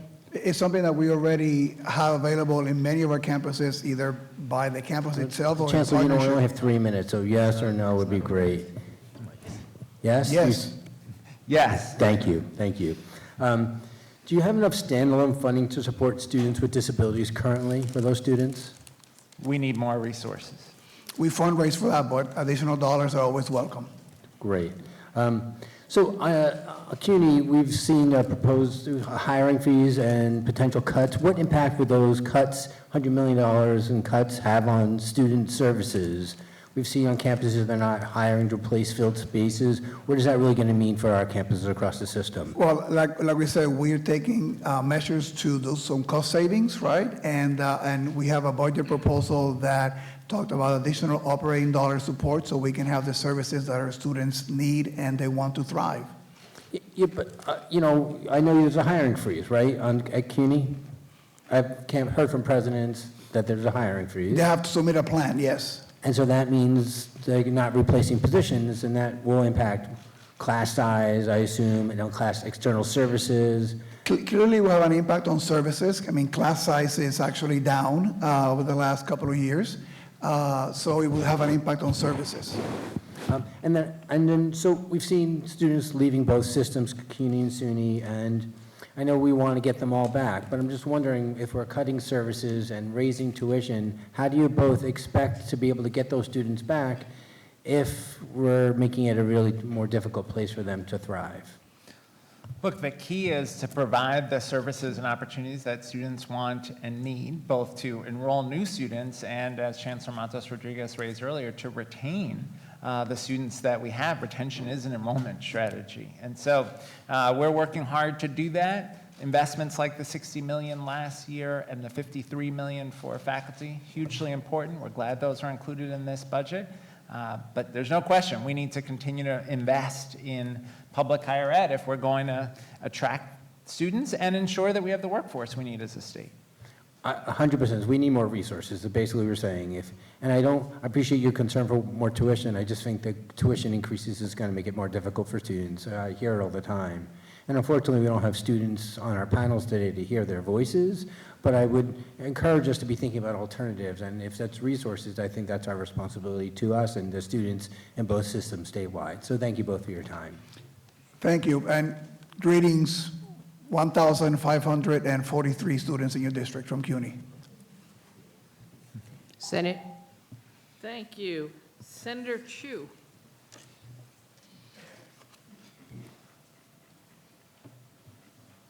Thank you, Madam Chair. Chancellor Matos Rodriguez, I believe I represent the most in the state, I believe, over 10,000. 10,493, yes. There we go. You're absolutely. Thank you. I did my homework. Yes. So as an international student where I came from and also as an immigrant myself, I got my degree in CUNY Brooklyn College. I really appreciate that. That really opens the door for me to be able to be here today. So I found myself, while I was in the school learning, very fortunate to study in such a diverse and multicultural environment. And that's really important for students with the immigrant family backgrounds and beyond. So CUNY as policy follows the New York City DOE academic holiday calendar, and there has been a number of resolutions passed by the City Council and multiple independent student and faculty university bodies calling for the recognition of Lunar New Year and Eid as a university-wide holiday for CUNY. So given the number of Asian and Muslim students enrolled with CUNY and with the highest enrollment coming from my district in particular, so is there any process in place to implement these two holidays and to reflect the recognition of the culture and show how inclusive our public higher education system can be? So thank you so much for your question. It allows me to clarify our policy, which is state law, and CUNY policy, which is that any student or staff member or faculty member who wants to celebrate a a holiday due to religious, that they are totally allowed to do so, right? And in the case of a student, they just have to sort of notify the faculty member and let them know that they're going to be able to do that, right? So there is a mechanism already by which individuals of any religion can practice their religion, and it's first the state law, and it's also the CUNY, and we let students and faculty know about this practice. We actually have our university provost looking at whether a different calendar can accommodate different kinds of holidays. It's a complicated thing in terms of the number of days that you have to have instruction, so we're looking at that. But I think the most important thing is to let everybody know that right now that is the law and CUNY policy, and nobody should not be celebrating a holiday because they think that they're going to be penalized. Thank you. Thank you. Assembly. Assemblywoman Forrest? Is she? Oh, there she is. Thank you so much, Chancellor Kane and Chancellor Matos, for being here. My first question is to Chancellor Matos. I saw that you had, in your testimony, you highlight a new request for STEM programming. How much is it? And can you give me a little, let us understand a little bit what you're proposing. Thank you. Thank you for your question, and greetings from 1,968 students from CUNY in your district. Including I know, including you, as an alum. We wanted to recognize that the number of students that we're getting in STEM is increasing, and that's something that we're all proud of, and I think we want to be supportive as a state of the opportunities in the workforce in STEM. Those students are more expensive to educate than other students. That's a reality. Faculty cost more, the facilities cost more. To do that, that is not recognized in any of our funding formulas. So we requested $53 million to sort of make up for the gap of the cost of educating STEM students. We think that is an investment in the right direction of the kinds of fields that we want our students to go. We want to remain competitive to be able to hire the faculty that is more expensive. Computer scientists, we're competing against other tech industries out there. So this would be, first, a way to support our operational funding, and then also recognize that those students cost more, and we want to continue to encourage them to be part of our student body. So thank you for your question. Thank you, Chancellor. I really hope that this line, makes it into our house, because that makes sense, right? But then I also wanted to follow up with Chancellor Kane regarding Senator Stavinsky's line of questioning on the governor's proposed 500,000 enrollment, but then the present fact of drop of enrollments, and also the increases already, 25% since 2012. My question, though, is when you look at the website, right, my alma mater, a family making less than $70,000 who chooses to go to SUNY Geneseo, where I graduated, would graduate $30,000 in debt after already paying $50,000 out of pocket. And so I know that we talk about the investments, right? We expect our students to make investments, of course, but how can we put all the burden on them? $70,000, they're already paying $50, and owing $30 at the end. How does that make sense? Yeah, look, I'm very much agree with you about the concern about student debt and the costs of college. That's why we're so committed to affordability. As I mentioned earlier, our tuition is about $3,000 lower than peer institutions. At the same time, we've got to make sure that we have the resources to be competitive, to invest in faculty, to provide student services like mental health, and that's what the governor was aiming for with the very modest tuition increase. Thank you so much, Chancellors. Senate. Thank you. Senator Robert Jackson. So good afternoon, and thank you both for coming in, and I'm sorry that I only have 3 minutes to question you, but I don't believe that SUNY and CUNY has enough to do everything that they need to do. So I understand that this is the budgetary process, $227 billion, but I'm very concerned about cuts in the EOP program.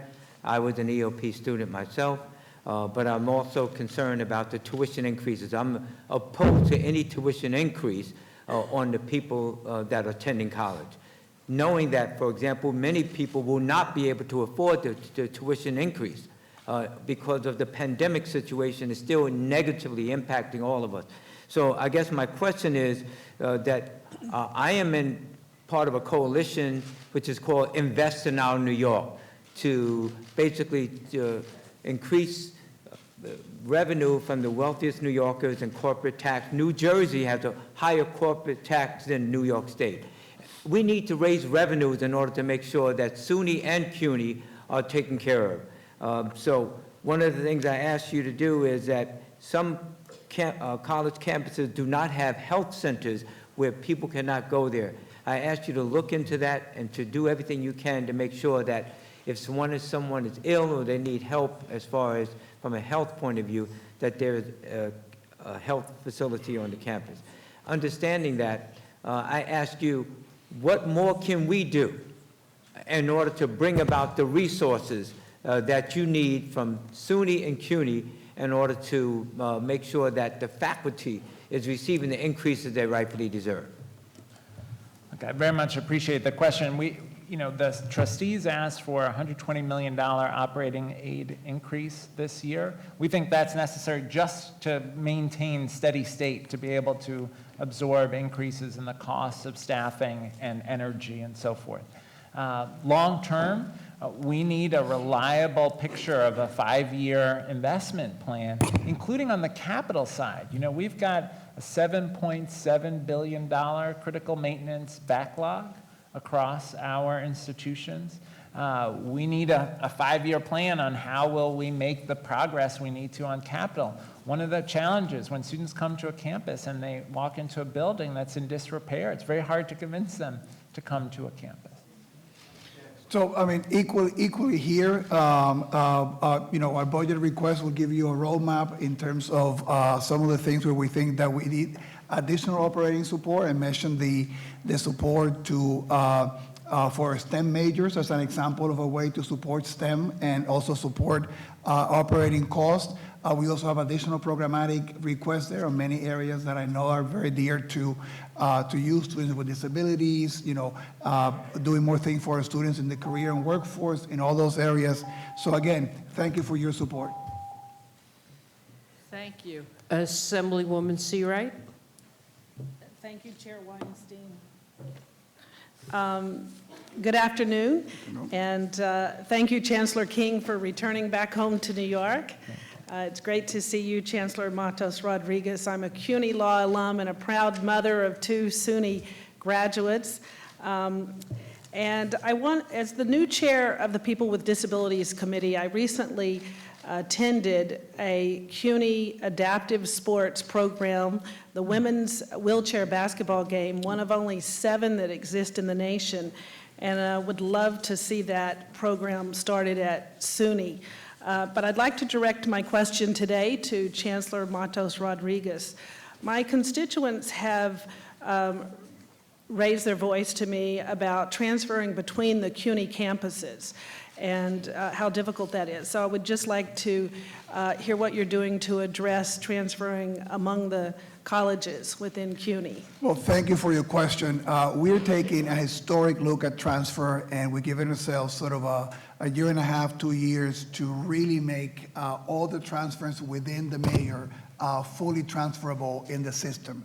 Right now, you know the stories of many students losing credits, losing financial aid because the transfer within the system is not as straightforward and easy as it should. We have an entire task force led by University Provost Wendy Hensel with the support of the Faculty Senate. So we're doing this in collaboration with our faculty colleagues to be able to once and for all make that seamless. So it will make it easier for the students to transfer. They will waste less time, and less time is less money for many of our students. And it's part of the strategies that we're pursuing, not just for enrollment, but for retention of students who are already within the CUNY system. So we very much look forward to, and we began that work in this semester head on, and we hope to have it complete in 1.5 years. Thank you. It looks like I have about a minute left. You talked about career engagement, and can you just elaborate a little on why that's so important with private corporations for your CUNY students? So when you have half of your students being the first in their family to go to college, they don't have the networks that some other students have, right? And they need opportunities to connect with the world of work, to explore options, to get that social capital, and we want to do more for them in that arena. We also know, for example, and you all know that I'm a big fan of paid internships. The students who participate graduate on time, earn more when they graduate, and get a job faster. So we've been investing in a number of programs. They're part of our testimony, advancing with support from the state, more internships and apprenticeship, with support from the city too. Career launch, we had 2,000 internships for community college students, 11,000 students apply. So big demand for those programs. We're working very closely with industry to be able to place them and to update our curriculum. Great, Thank you. Thank you for the question. Senate. Thank you. I'm going to let Toby Stavisky have her 3-minute follow-up as chair. Thank you. Thank you. Chancellor Matos Rodriguez, I've had legislation on campus hate incidents, which I find very troubling. And there have been accusations of anti-Semitism at the various CUNY campuses. Would you address what the university is doing to combat this scourge? Because I find that whole issue very troubling. No. And I couldn't agree with you more. Thank you for the question. And one of the first things I did when I became chancellor, based on some of the things that I learned at Queens College, where we had the Center for Ethnic, Racial, and Religious Understanding, CERO, which you're familiar with, Senator, because it used to be in your district, was the importance of investing in getting student programming, difficult conversations, getting groups together, and we got money from the city council to replicate some of that work system-wide. We did that before some of the more recent surge in cases of anti-Semitism that have been plaguing our nation, our city, and our campuses have emerged. In the last year, we've been vocal in when incidents have appeared on our campuses. We have worked with our presidents to improve the way that we investigate when things do come up on the campuses, making it easier for individuals to file complaints and to get information about the status of those complaints. We began an initiative with 7 of our campuses with Hillel International, doing a deep dive into the fear that some of the students might have on the campuses, and a way to make the whole community feel safer. And we hope that what we learn from those 7 campuses can be applied to the rest of the system.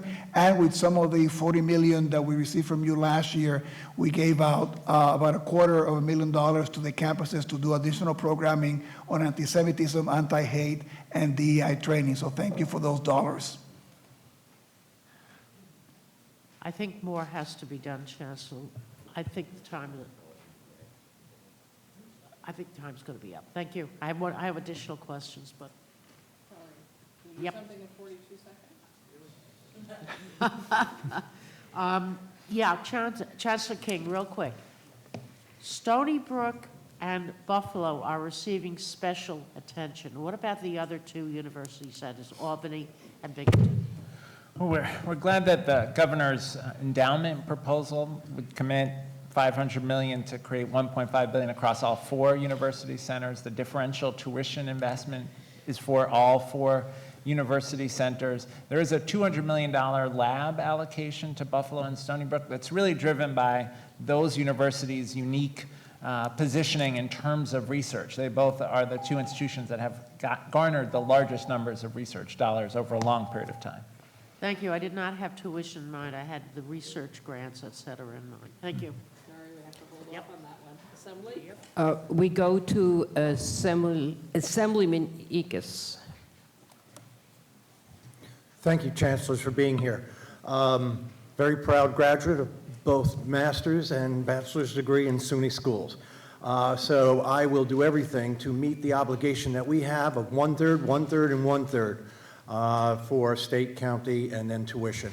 I don't think $3,000 less than equivalent school is where we should be. I think we should be thousands and thousands of dollars less. I think I have the best community school, college in entire New York State, in my county. I'm very proud of it. But one of the interesting things is they have a wait list. They have a decrease in enrollment, but they have a wait list for their nursing program. Now, I know that, the animated patients cost $1 million apiece and so on like that, but we definitely have to put a bigger piece of our budget to be sure, because obviously we need nurses too. My experience, as you may know or not, 40 years in the classroom teaching both juniors and seniors in high school. Okay? I have taught in private school. I have taught in several public schools. I taught AP courses. My kids in all of those institutions got college credit, but not from SUNY or CUNY schools. They were all with private schools. So my question to you is, and I'm speaking about my personal experience. My question to you is, are you willing to, take on and see if you can't enlarge? Because if kids get degree credits from your schools, they tend to go to your schools. There's no question about transfer of credits and so on like that. But we can't just say yes, because there's things like, I'll tell you what held it up in the past. Like, public schools can't purchase new textbooks every year. We can't do that. They can't do that. And well, so we have to overcome a couple of those hurdles that are there. Are you willing to invest some time right now to see if we can't get more credits in high schools for these kids? Yeah, we're very interested in expanding the ability of students to get credits for things like AP, International Baccalaureate, dual enrollment. The trustees just adopted a broader prior learning assessment policy so that we can also recognize when folks get training through the military or through a police academy or EMT training, that those kinds of things can also be recognized for credit. And we have great outcomes from our early college program. I think that's something that the state needs to look in more deeply. We had 19 of those schools throughout the system. When I was president of our community college at Hostos, I was the president of 2 schools. I was very proud when I had, at my commencement ceremony, 20 high school kids graduating from an associate's degree before their high school graduation, because it was later in the year. So fully supportive of all those programs, Assemblyman. I thank you very much, and as I said, it was just my personal experience. I don't know across the state, but thank you. Thank you. I think I'm up, actually. So, gentlemen, there's research showing that we might actually be producing too many PhDs in the United States. What is your thoughts for your 2 universities? I think generally we feel like there's a need for more PhDs, particularly in the sciences, and that to the extent that we can, through investments like the governor's endowment proposal, grow the number of STEM PhDs at our university centers, that is going to help us lead the way on things like renewable energy and attract more federal research dollars to the state. And I will echo what Chancellor King said about the dearth and the need in PhDs in the sciences. We need to think about industry, we need to think about research, and we need to think about academia. I think that maybe some of the studies that you make reference to are thinking just about the lane, about the need in academia, and that might be a very narrow take on what PhDs get to do these days, not just in science, but in some of the other fields too. So I think that you need to prepare the students that are going to any area and give them a sense about what the labor market is as part of their decision-making as they go into their education. But we're very proud of the students that we're graduating from our graduate programs at CUNY. And we also think that the diversity of the students that we produce is something that all sectors, academia, research, and industry need. And do you keep data, either of you, on where your PhD graduates end up, say, 5 years afterwards? Do we know, do they go into academia? Do they go into research? Do they use those degrees? Yes, we can get the data that we have. That would be very much appreciated. Thank you. And you've both answered questions already about the reductions in student population. And I know that one of the questions that I hear is that we're losing students not to other universities in other states. We're losing students to these online fake schools.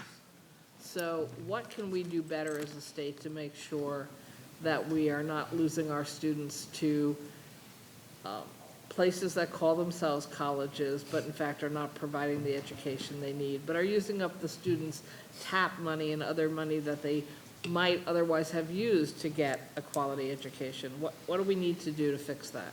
I'm so glad you raised this. When I was Secretary of Education, one of my major areas of focus was cracking down on predatory for-profit colleges that take advantage of students. We shut many of them down. Unfortunately, the Trump administration, Betsy DeVos in particular, put in charge of higher ed policy folks from those predatory for-profit colleges, and they had a free ride over several years. There's work that needs to happen in terms of regulatory oversight of those predatory for-profit colleges. That's consumer protection, that's the Attorney General's office. One thing that we could do in the public higher ed sector is move more quickly to respond to student demand. One of the challenges is we have a very cumbersome program approval process in New York State. Assemblywoman Heidemann has a bill on this. Our very cumbersome process means that while we're still getting ready to launch a program, a predatory for-profit college is already online, posting ads, recruiting students. And so we've got to move more quickly in areas like renewable energy, semiconductor industry, the cannabis industry. We've got to launch those programs more quickly, and certainly making that program approval process much faster would help us there. And on our end, that's why, and you saw on my testimony, our big investment in CUNY Online. We believe, and we have actually good data that shows that individuals prefer brands that they're familiar with, right? And they want to know, they want to go to schools even online with brands that they're familiar with. So we want to be able to capitalize on the CUNY brand, on the familiarity that the students have and their families have with our schools. But we have really not invested that much in fully online programs. We have online classes, but we have not invested heavily in that space. That's why we're asking for additional dollars for CUNY Online. We began using some stimulus money to do that, but we feel that we were leaving students at the table, and that we know that if we have the programs that the students know are backed up with the quality of our faculty, they're not going to go to any of those ghost universities that alluded to. They're going to come to the brands that they know. So just the other day, there was an article, when it comes to predatory for-profit colleges, no state is more welcoming than New York. Apparently, we hand out more TAP money than any other state per student than any other state. Do you think we should change our policies about how we give out TAP grants? I think particularly given your experience in Washington, D.C., Chancellor King, not that I don't want to hear from both of you.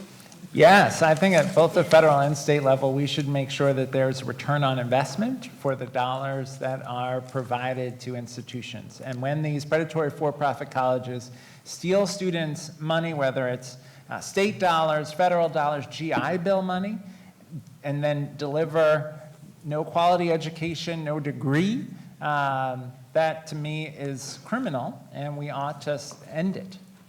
And I'll add to that then we both end up taking care of those students after they've been abused by those predatory universities, right? Because sometimes many of those students end up coming to SUNY and CUNY because it's really the only affordable option that they have after they had that experience, and then they come to us with their financial aid used, with a lot, with a bigger burden, maybe having to come part-time and not being able to complete on time. So the state loses twice by not being hard on these predatory institutions and the use of TAP.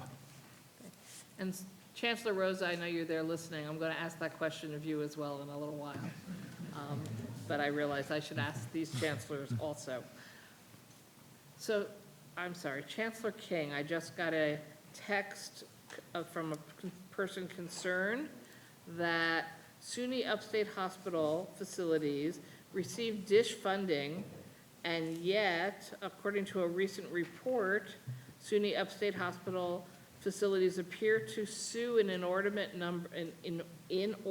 large number of patients, far more than any other public hospitals in the state, and that it appears that SUNY Upstate Hospital is suing lower-income patients, some of whom are incarcerated at the time and are eligible for CHIP, eligible for financial assistance.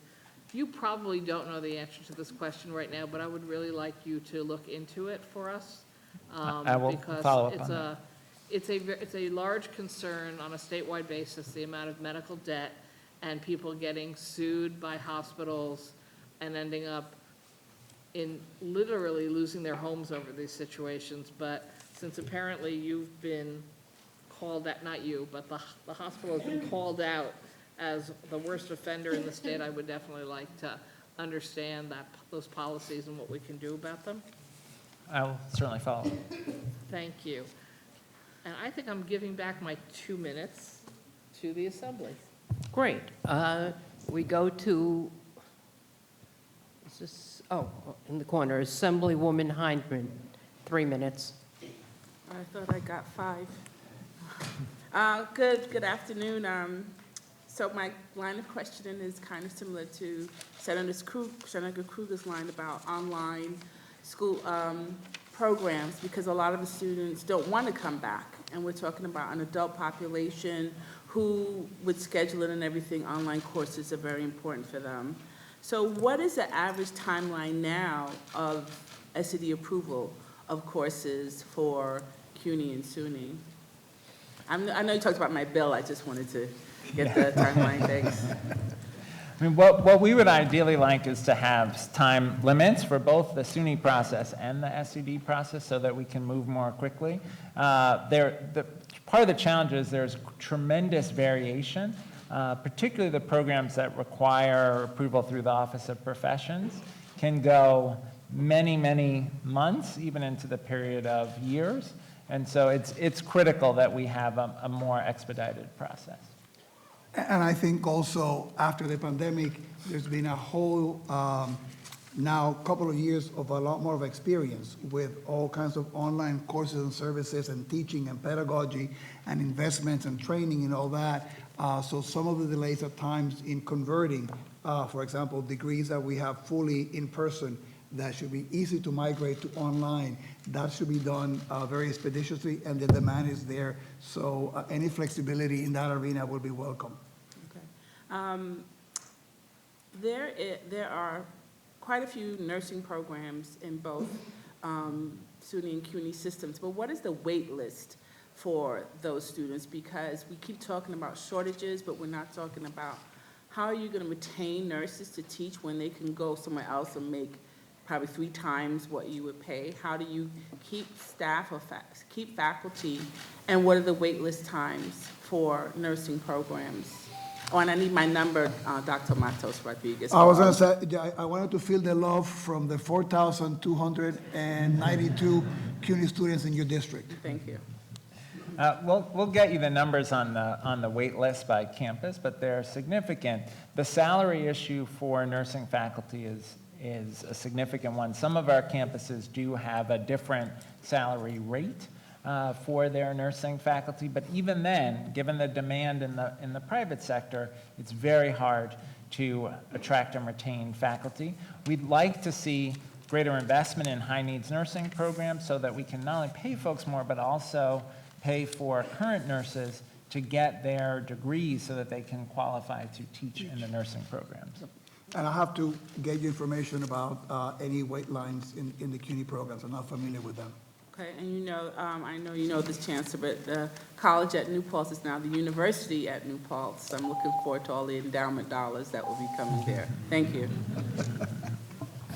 Thank you. So there are no further senators, so we have a number of assembly members still, so we go to Assemblywoman Wallace, 3 minutes. Thank you so much. First of all, thank you for joining us today. Thank you for your comments. Thank you for your service to our wonderful institutions. We look forward to working with you this year. A couple of comments and then a couple of questions. First, not to belabor the issue, but I just want to state that I share the concerns raised by my colleagues already about the proposal to increase tuition. I personally believe that it is the best way to keep those seats filled and to remain competitive is to keep our tuition as low as possible. and the best and the brightest will just naturally come. I also can say as a former faculty member that what happens is when you wind up kind of digging deeper into the applicant pool, then there is more support needed. So we're going to wind up paying anyway. So but I do recognize also that it's on us as a legislature to make sure there's enough funding in the budget so that you don't have to raise the tuition. Second, I also have some concerns, which I don't want to get into. I want to save my time, but about the endowment proposal, and I can share those with you later.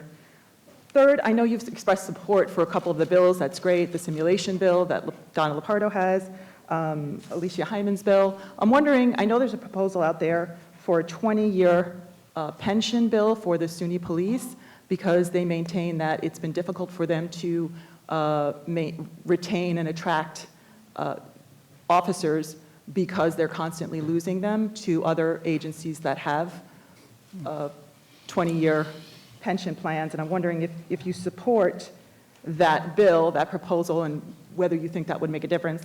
And then finally, my last question is about the proposal for a distressed college fund of about, I believe, about $160 million to go toward some of those universities, the colleges that are really struggling, colleges like Buff State, Fredonia, Brockport, Geneseo, the ones that are kind of out in more remote parts of our state, but yet serve as cultural and really, economic drivers of those communities, and actually give an opportunity for attracting students from other parts of the state to really diversify the area. I can tell you myself, my husband, and any dozen of friends that I have in Buffalo are in Buffalo, even though we're not originally from there, because we went to school there. So, it also provides the opportunity for people to sort of explore and live in different parts of the state. So I'm wondering whether you think that $160 million would make a difference, and what your position is on that. Yeah. On the first question about the 20-year retirement, we are supportive of that and think we should have parity for SUNY police and folks in other areas of law enforcement. So very supportive there. On the campuses that are struggling, we're eager to use the $75 million that the governor allocated to try to ensure that those campuses are offering programs that are in high demand that will attract additional students. We also think our cascading admissions policy will be very beneficial to those campuses as well. Thank you.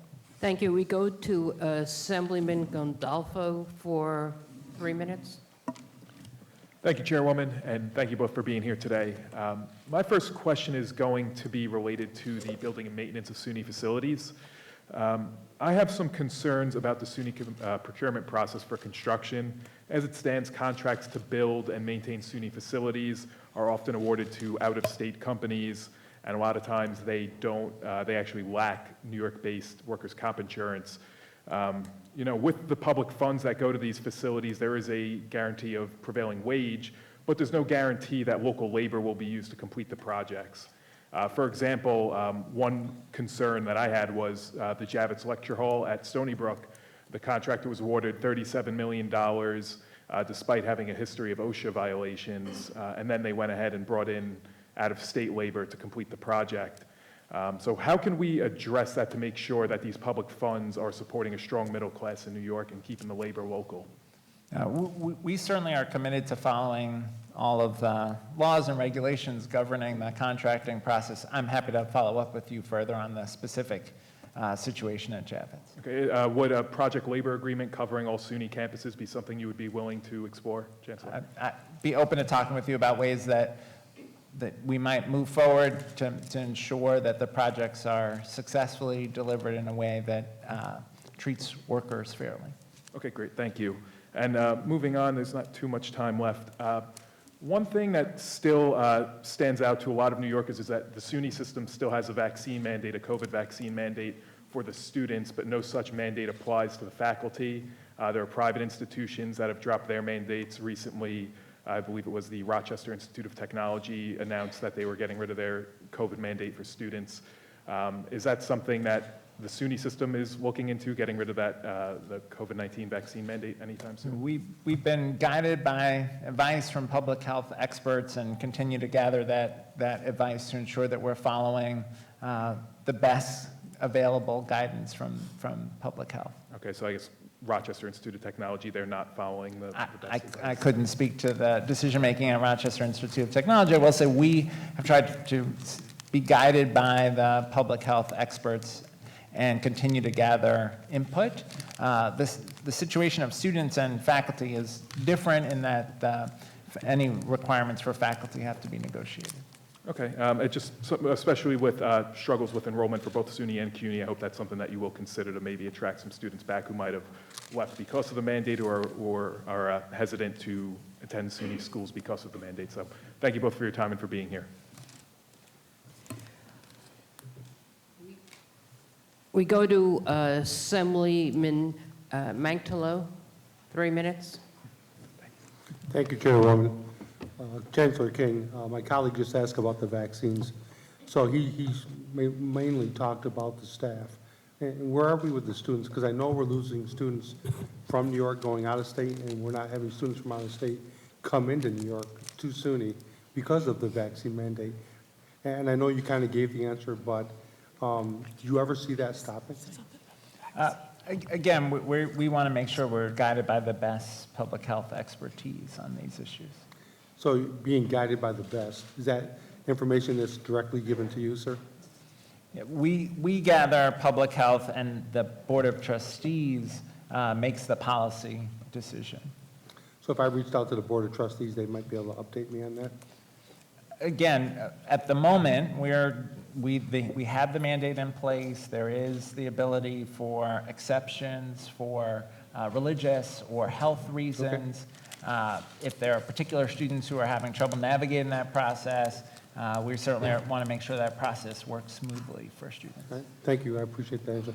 Next question. I know SUNY has about 40% government-owned buildings, maybe a little more. As we move forward with total electrification of New York State, where is SUNY in terms of that? Are any of your buildings fully electrified yet? Yeah, the good news is we are ahead of schedule on the target of a 40% reduction by 2030. We're at about 30% reduction in greenhouse gases now, even though we've had about a 50% increase in our square footage over that time period.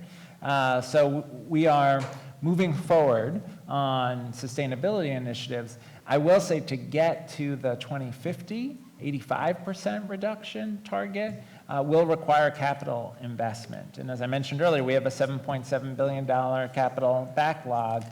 Addressing that backlog is critical to meeting our sustainability goals. Addressing the backlog prior to getting to the electrification. Right. Well, yes. I mean, they're interconnected. As we do building renovations, we try to move quickly towards maximum sustainability and net zero. So is it safe to say that none of the buildings are fully electrified yet? Oh, no, we have buildings that are Fully net zero electrified. buildings now, but our ability, and we have many LEED certified buildings, but our ability to achieve the 85% target will take time. As you look at the long-term goals, have you put a price tag to that? We haven't. We are about to hire an executive director of climate action for the SUNY system, and one of the functions of that role will be to make sure that we have a coordinated plan across all of our campuses on hitting that 85% reduction target. 5 seconds left. When do you think we as legislators would see a report of that? Let me follow up with you on that. Please do. I appreciate your time. Thank you, thanks. sir. Assemblywoman McMahon, 3 minutes. Thank you, Madam Chair. And thank you both for being with us today.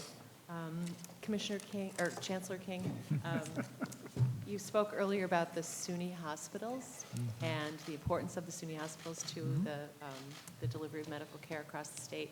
And as you know, the SUNY Jacobs School of Medicine isn't affiliated with a specific hospital. And last year, the state covered the debt service for the SUNY hospitals, and it's my understanding that this year it's a SUNY legislative priority to include the debt service from the Jacobs School of Medicine with that of the SUNY hospitals.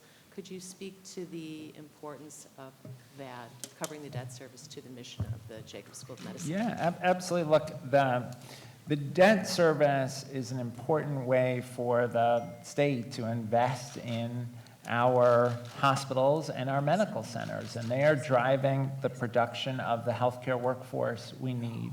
The UB Medical Center is playing a key role in the Buffalo health ecosystem, providing not only medical staff, but also conducting important research that will help drive us towards better health outcomes, not only in Western New York, but nationally. So to our mind, this is an important opportunity for the state to invest in the future of healthcare.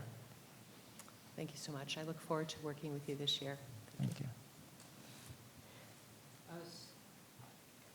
Assemblyman Ra, 5 minutes, Ranker. Thank you. Good afternoon, gentlemen. I wanted to ask about child care centers on campuses. And Chancellor King, I know there was money put in last year's budget to expand on the campuses where there weren't previously child care centers. Do you have any type of list or status of how that has gone and what campuses have added those types of services? Yes, I can get you a specific list. I'll tell you that we have 47 existing centers on 43 campuses. We are in the process of launching 7 new centers at Jamestown, Sullivan, Old Westbury, Canton, ESF, and Alfred State. So those are the next centers that are slated to come online. I will say a challenge that we have is we'd like to be able to support as many student parents as possible. So the presence of a center is obviously a good step forward, but then many of the centers are oversubscribed, have a wait list. It's a real challenge to have flexible hours in the centers for our students. So this is an important opportunity, I think, for the state to invest in student parents. Okay. Yeah, and that was, oh, go ahead. In the case of CUNY, we used the funding to, we're building a center at Queensboro Community College, which was the only of our colleges that didn't, I mean, there's another 5 of them, but they're in rental spaces and spaces where you cannot physically, 5 schools where you can physically put a childcare center. So what we did is we put the money into Queensboro to build that center, and then the rest of the money we distribute among the campuses that have centers, particularly to expand the number of infants and toddlers, which is a big, big demand in the system for that. So that's an area, and I can give you the breakdown by all the campuses, and then the 5 campuses that do not have, and they're mostly some of the smaller professional schools, they have arrangements, MOUs with our campuses, so they were able to have access to the services too. Okay. And, you know, as you may be aware, there was money added in last year that's not reflected in this executive budget proposal. So you feel that that funding needs to be there to allow these centers to be adequately staffed and have adequate slots for the students that need to take advantage of them. We would be very grateful for more funding for child care for student parents. Okay, thank you. In terms of same issue with regard to our community colleges, I've had the pleasure on several occasions of visiting the on-campus child care center on our local community college in Nassau County.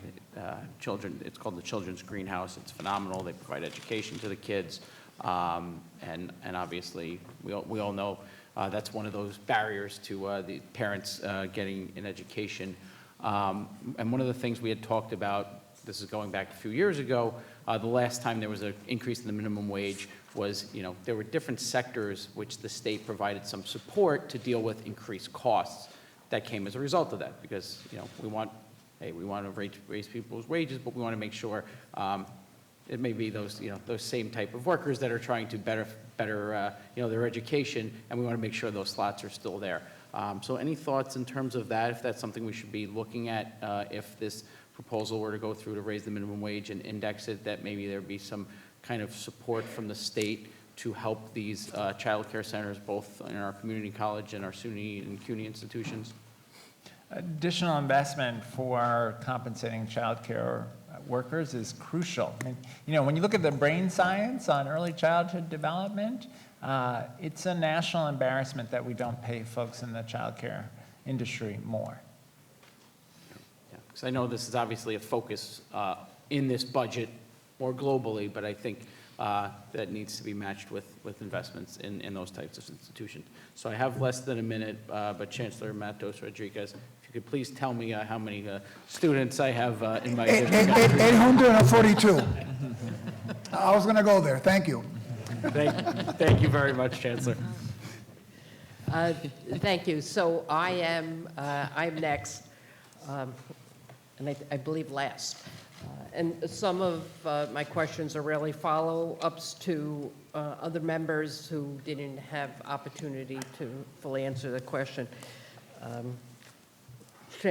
Chancellor Rodriguez, I would just agree with Senator Stavisky that I don't think enough is being done to fight anti-Semitism that we see on some of the campuses. I know that there was an allocation or you announced last year $750,000 to fight anti-Semitism and other forms of discrimination. I wonder if you could just expand on what that money means in terms of real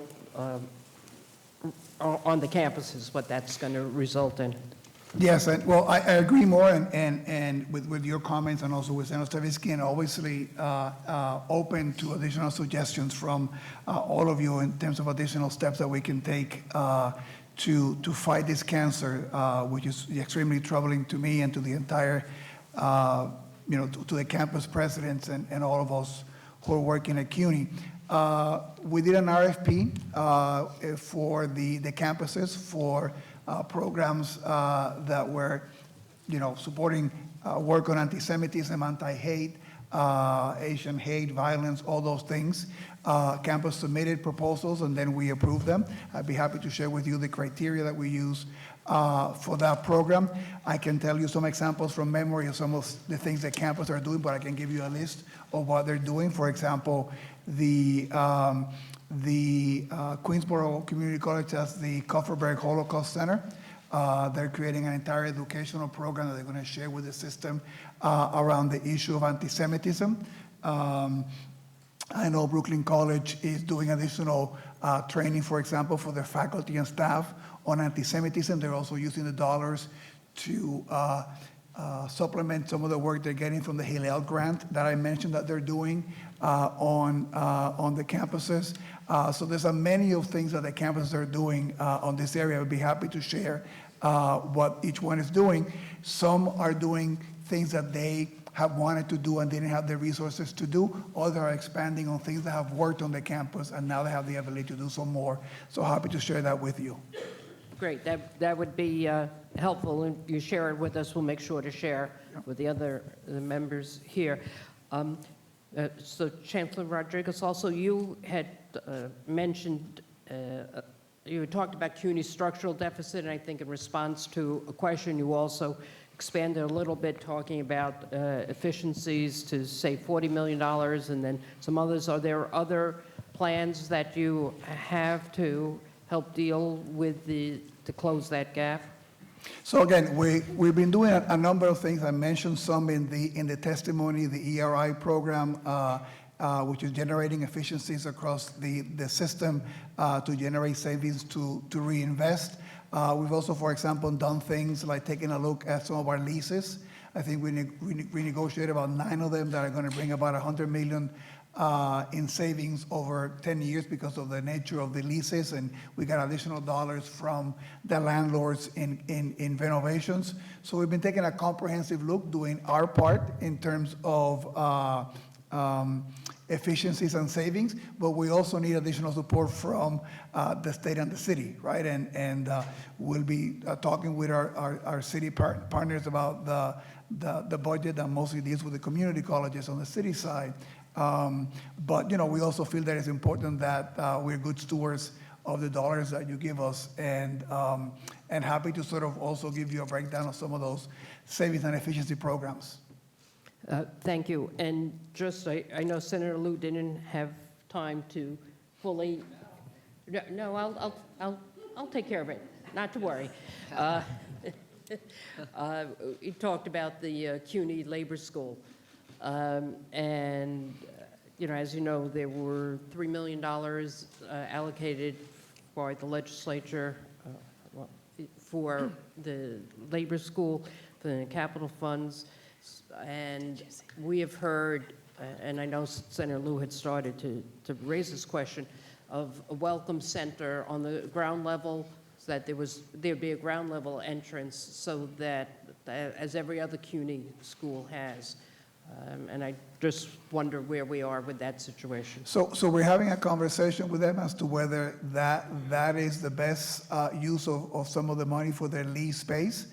We expanded their needs for additional classroom space for the library, for some direct needs, and so we've done that. I'd be happy to provide you with some information about the expansions that we have done for the School of Labor. And so we're having a conversation about that welcome space, which there's some conversation as to whether is it the best instructional use of the dollars at this particularly tight time that we have for the university, but I'm happy to provide you information on that. And let me not forget the 3,734 students from CUNY that are in your district. Thank you. It's gone down a little, but we used to be #1 in Brooklyn. And Chancellor King, not to be left out, feel left out.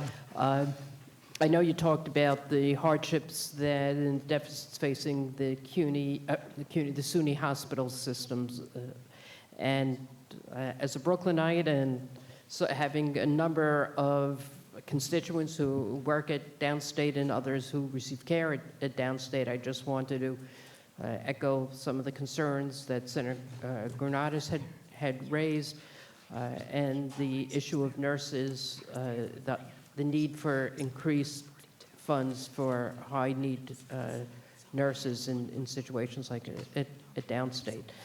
And hopefully that garage will get fixed one of these days. It's hard to visit the hospital, both for visitors and for family and others, since the garage was shut because it was unsafe. So I'm hoping that is something that's on the agenda also. With that, I don't believe there are further questions. I shouldn't look. I don't believe there are further questions for either of you. There are a few questions that, unfortunately, there wasn't time to answer. If those answers could be sent to Senator Krueger and myself, we'll make sure that all of our members here will receive them. So thank you. Thank you very much. Thank you for your time. And we would just urge people who want to speak to the chancellors to take those conversations outside so we can move forward with our hearing. And next we'll be hearing from the New York State, from Betty Rosa, Commissioner of New York State. Sorry. Okay. Okay, CUNY and SUNY, out the door, quiet. Now she has a bug in hers, and I think, Yeah, she's got to do it again.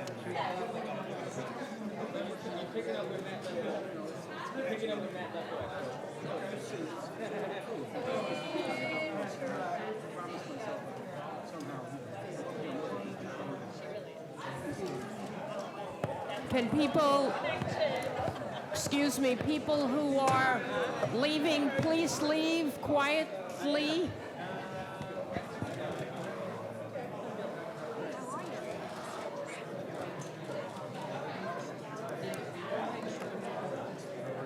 great to see you. I know we've got to try to work back some time. We have some time, and I took all your items. I took all your items. Everything, even some that you didn't include, like your 830 high school. You didn't include that, but we did. Did you? Okay. If people can take their seats so we can. It's for you. Push that other cup out the way, Commissioner. Push that out the way so you don't. Where's Wayne when we need him? Don't drink it. Senator Lou, can you come back? We need you up here on the dais.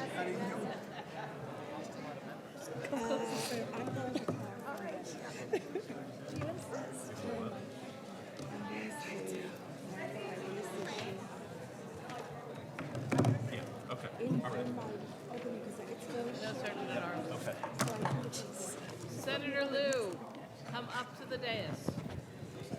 We're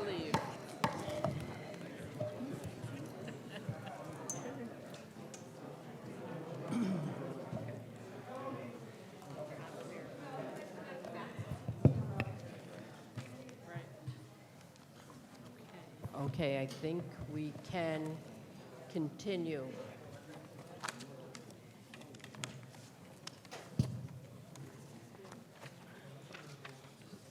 So now we go to our third witness, Commissioner Betty Rosa, the New York State Education Department. Commissioner, good to see you again. Same here. Thank you. Okay. Well, good afternoon, Chair Kruger, Weinstein, Stavisky, Fahey, and members of the Senate and Assembly who are here today. I'm Dr. Betty A. Rosa, Commissioner of Education. I'm joined by Executive Commissioner Sharon Cates Williams, Senior Deputy Commissioner Dr. Jim Baldwin, and Deputy Commissioner Sarah Benson. First and foremost, I want to acknowledge and thank Chancellor Lester Young and the Board of Regents members who are watching today. I also would like to recognize our cross-agency partners, our stakeholder groups and professional associations for their amazing partnership and collaboration. Now, I'd like to highlight a few priority areas. As part of its commitment to the P20 continuum, the regions and the department continue to support programs that successfully prepare students for college and careers and civic life. Part and parcel to this continuum are our opportunity programs. These are key, which provide critical pathways and support for students who are at the highest risk of not graduating high school, attending college, or completing a degree and entering the workforce. As such, regions and the department request a 10% funding increase for Liberty Partnership Program, the Higher Education Opportunity Program, Science and Technology Entry Program, and the Collegiate Science and Technology Entry Program. Over 46,000 students have been served by one of these opportunity programs, and more students could benefit from them, and we see these as critical. Post-secondary support for students with disabilities is another important component of student success. Approximately, believe it or not, 86,000 students with disabilities attend New York State degree-granting colleges and universities, which represents a 15% increase in the past 5 years. We asked for $15 million to further advance support for these students. We received $2 million, which covers about $27 per student. As you are aware, in addition to this, New Yorkers expect and deserve the department to provide excellent customer service. To do so, we must reverse the decades-long underinvestments that have prevented us from appropriately staffing our Information and Technology Services Office. Allow the department to hire technical experts needed to build and maintain a world-class system to support our program's office modernization, and update our technology-based systems for licensed professionals, teachers, and school personnel certification, higher education program reviews and approval, and support our program offices and New Yorkers the way they deserve. And finally, I am vehemently opposed to the governor's intent to transfer the department's longstanding authority, licensing, and oversight of healthcare professionals to the health department. The current system works. It works because it aligns the state system's educational preparation, licensure, professional oversight under a single umbrella, ensuring the public is served by competent, well-trained healthcare professionals. The proposed transfer is not supported by any feasibility studies, and in fact, it ignores the licensing delays and other unintended consequences that, should that transfer take place, would undoubtedly bring about. The proposal is extreme, treats the department's dedicated employees like replaceable parts, and fails to consider the potential impact to the public health and safety. In conclusion, the department continuously strives to improve its customer service, streamline and modernize our data system, and supports innovation. We are engaged in every aspect of lifelong learning, from ensuring a quality education and preparing for college's career and civic readiness, for overseeing 55 licensed professionals. And with that said, I want to thank our staff who work so hard every day on behalf of students, institutions of higher education, their faculty and staff, licensed professionals across New York. Thank you so much for your attention today, and I so look forward to your questions. And if I may use, I know I promised the 5-minute, but if I may use one moment to clarify a question that was raised while I was sitting there, which is so critical, and that is the issue of the average, and I will submit it as a document. I won't go through it. A question about the average number of days to register programs. It is 22 days. And it breaks it down in terms of how many in the 10-day span, in the 30-day span, in the 40-day span, in the 60-day span.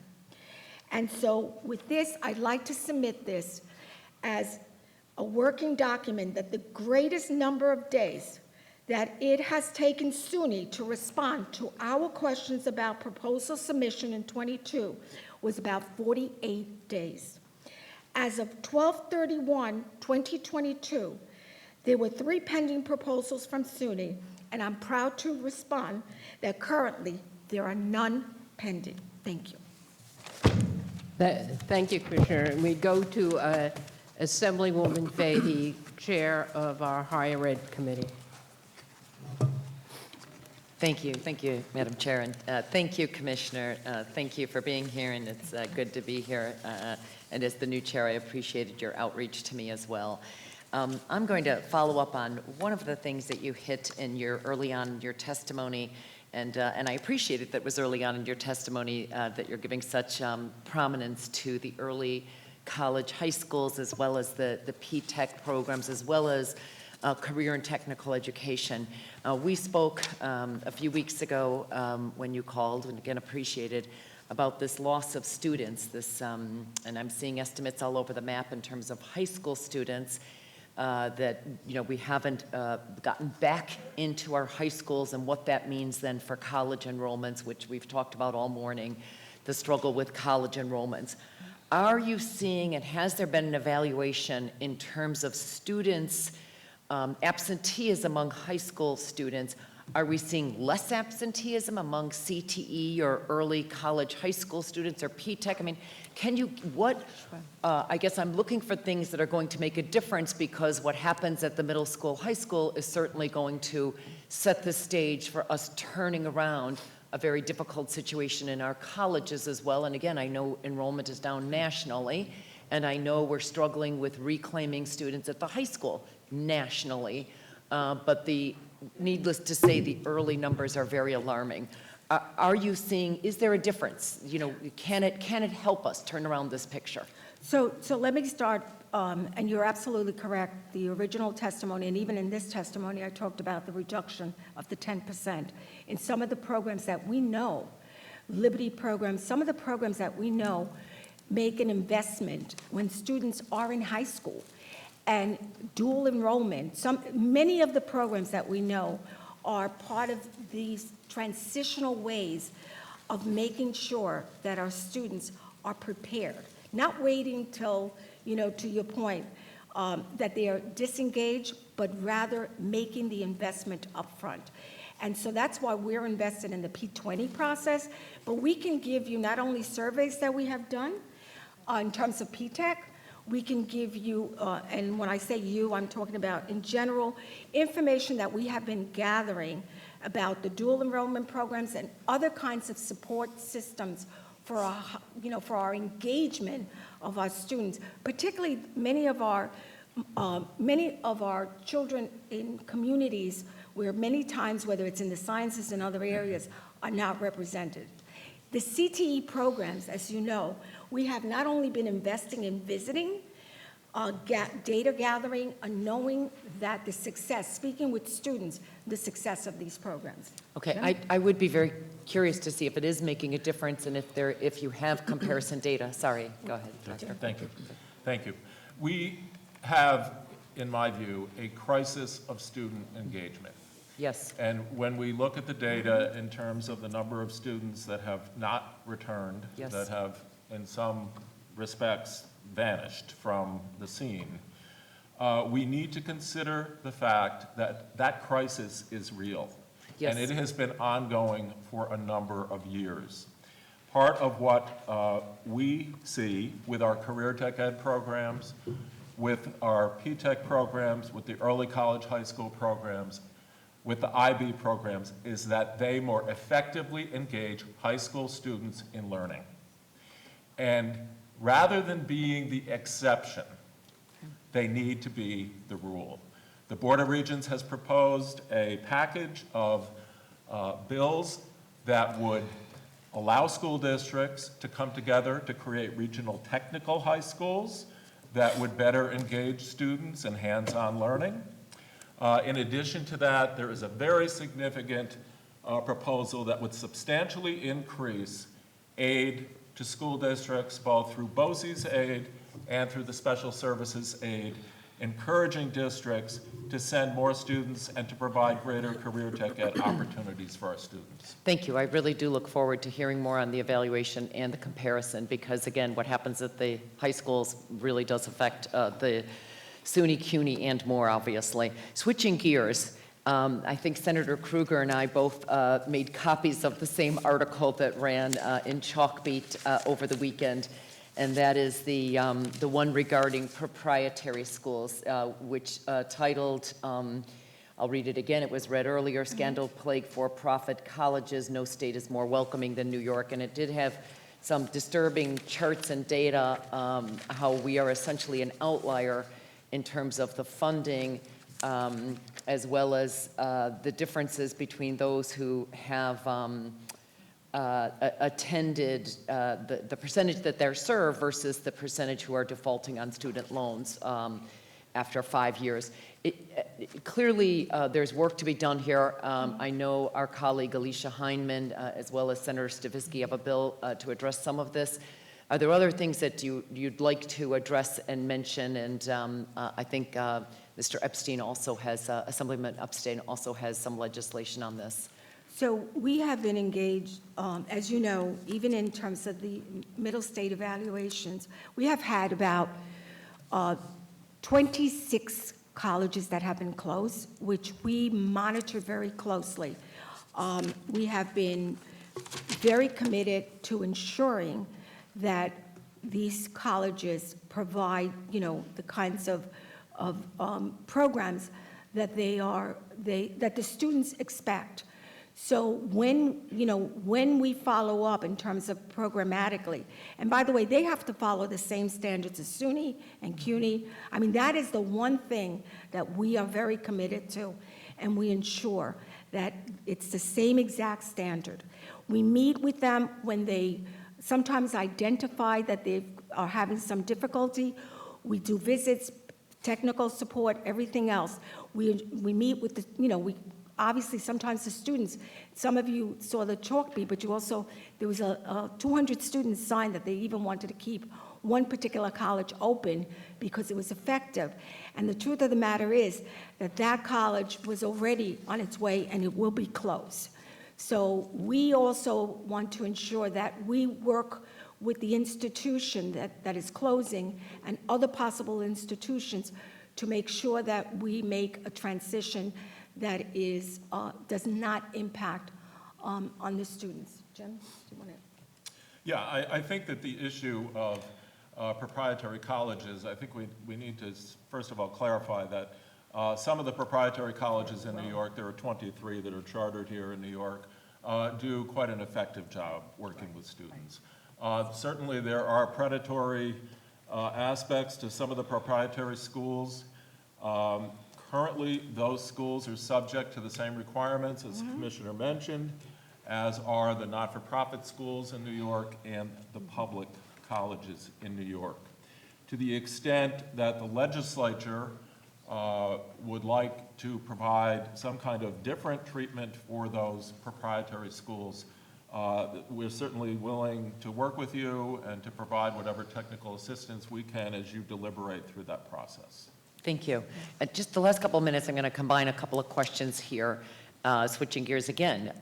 Nursing and our nursing shortages. Can you talk about what percentage, and then the licensure from the out-of-state nurses, what percent of applications for these licensures for out-of-state what percent is made up there? Again, of those seeking licenses, what percent are out-of-state? Sorry to garble that.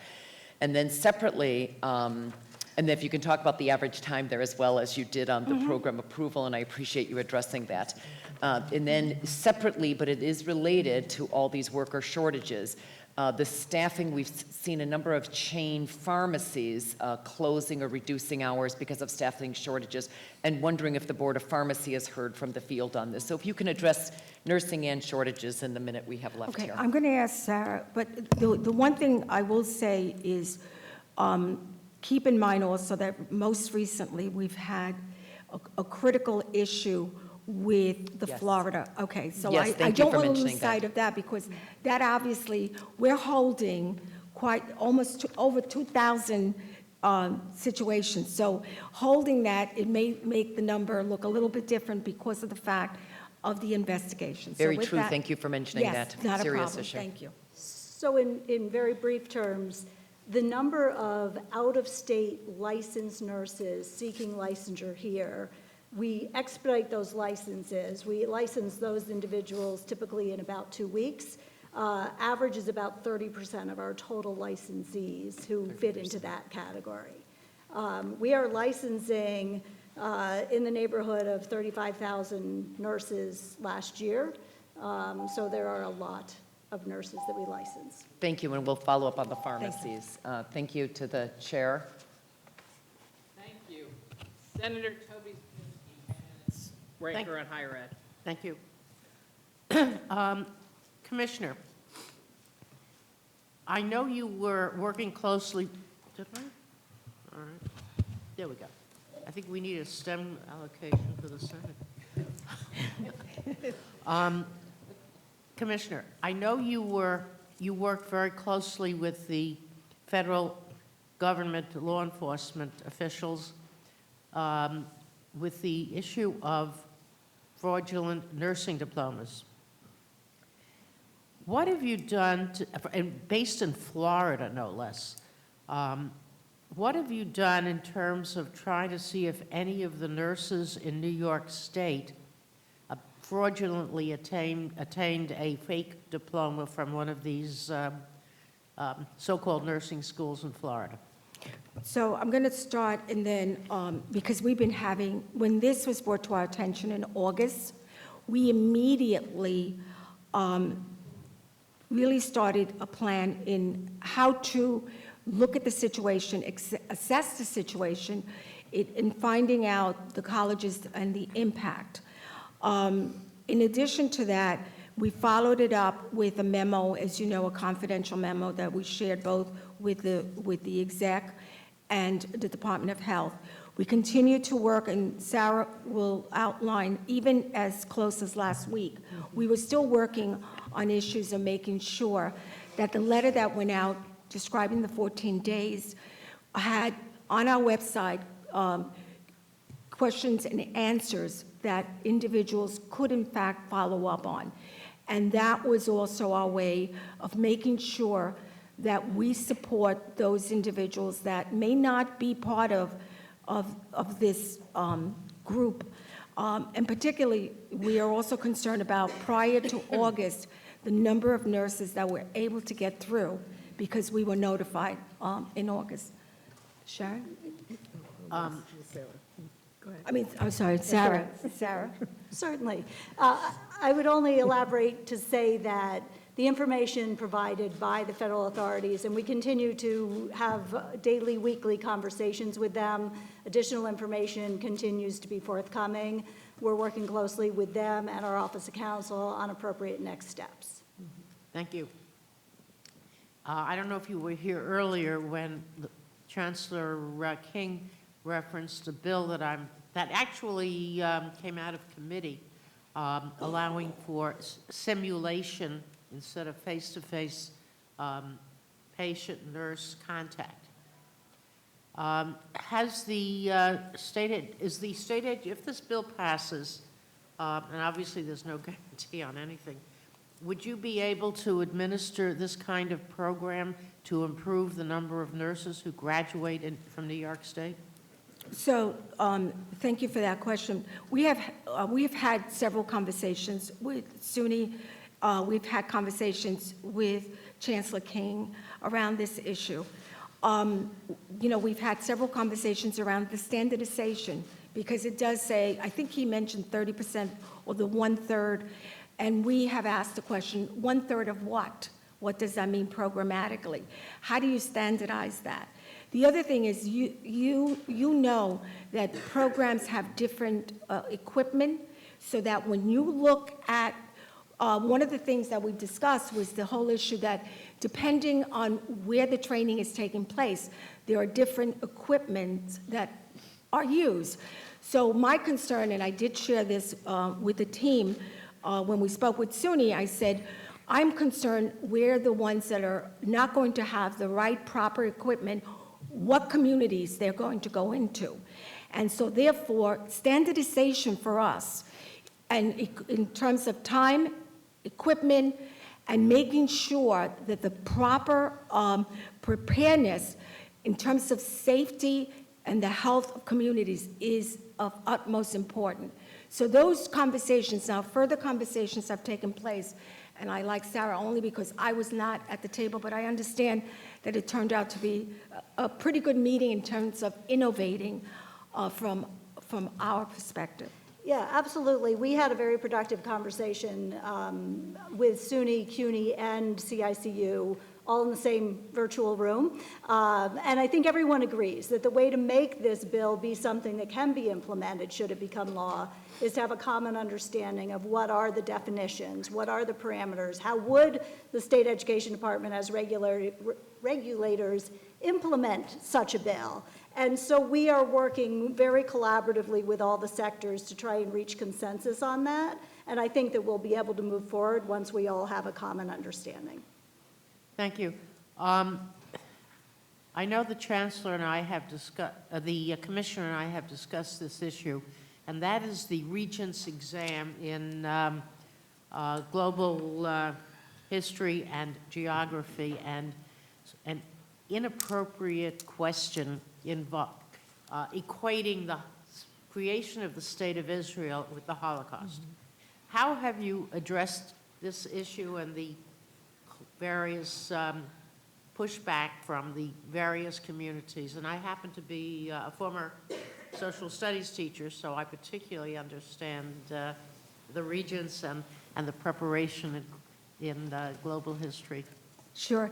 And as you know, we've had some conversations along with other legislators around this question, which obviously the question was on form.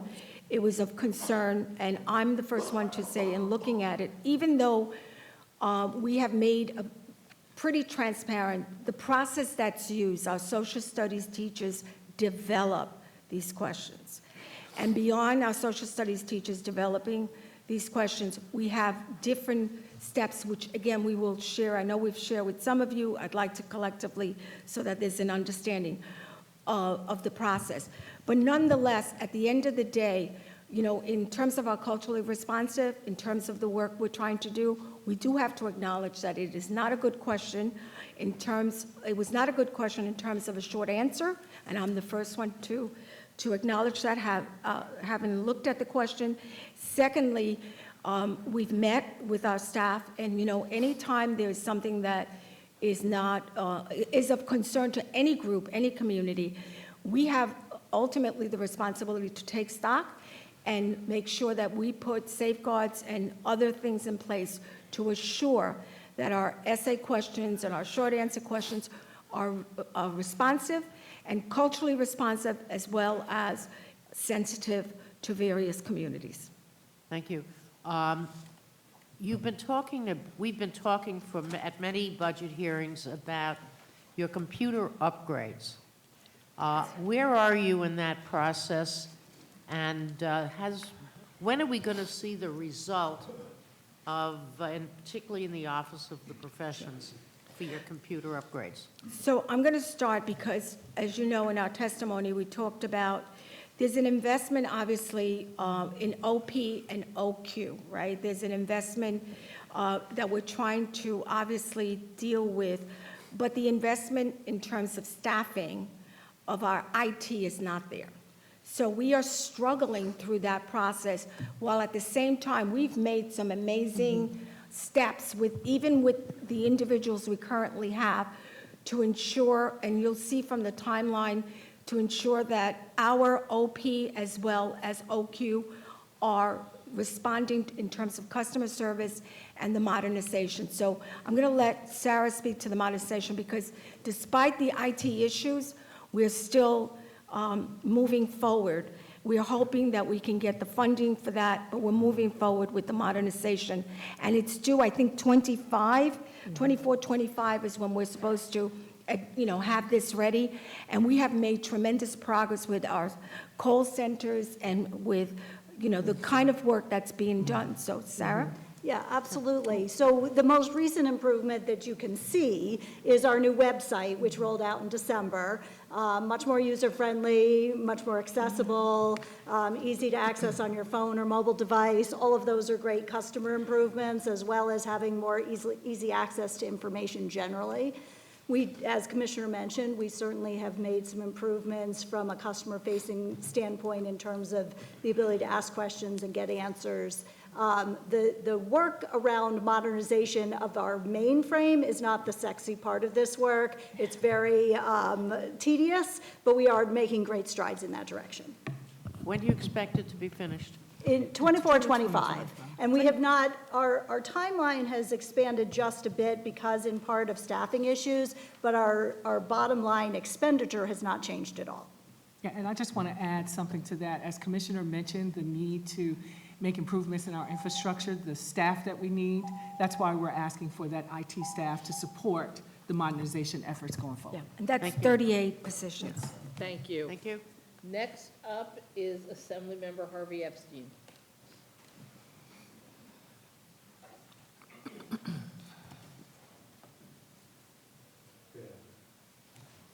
Good afternoon. Thank you for being here and for all the work that you're doing for us. Commissioner, I just wanted to focus on the increase in funding for students with disabilities. And can you tell us why you want to go from $2 million to $15 million? And what do you think that'll help with enrollment and retention for students with disabilities? Great question. Thank you. And I think you know that my background being someone who has been both in a residential program, and as we're losing many of our programs, and many of the programs that we know support families and support our students. When we say all means all, we have to take into account the different ways that both technology can be used to support our students.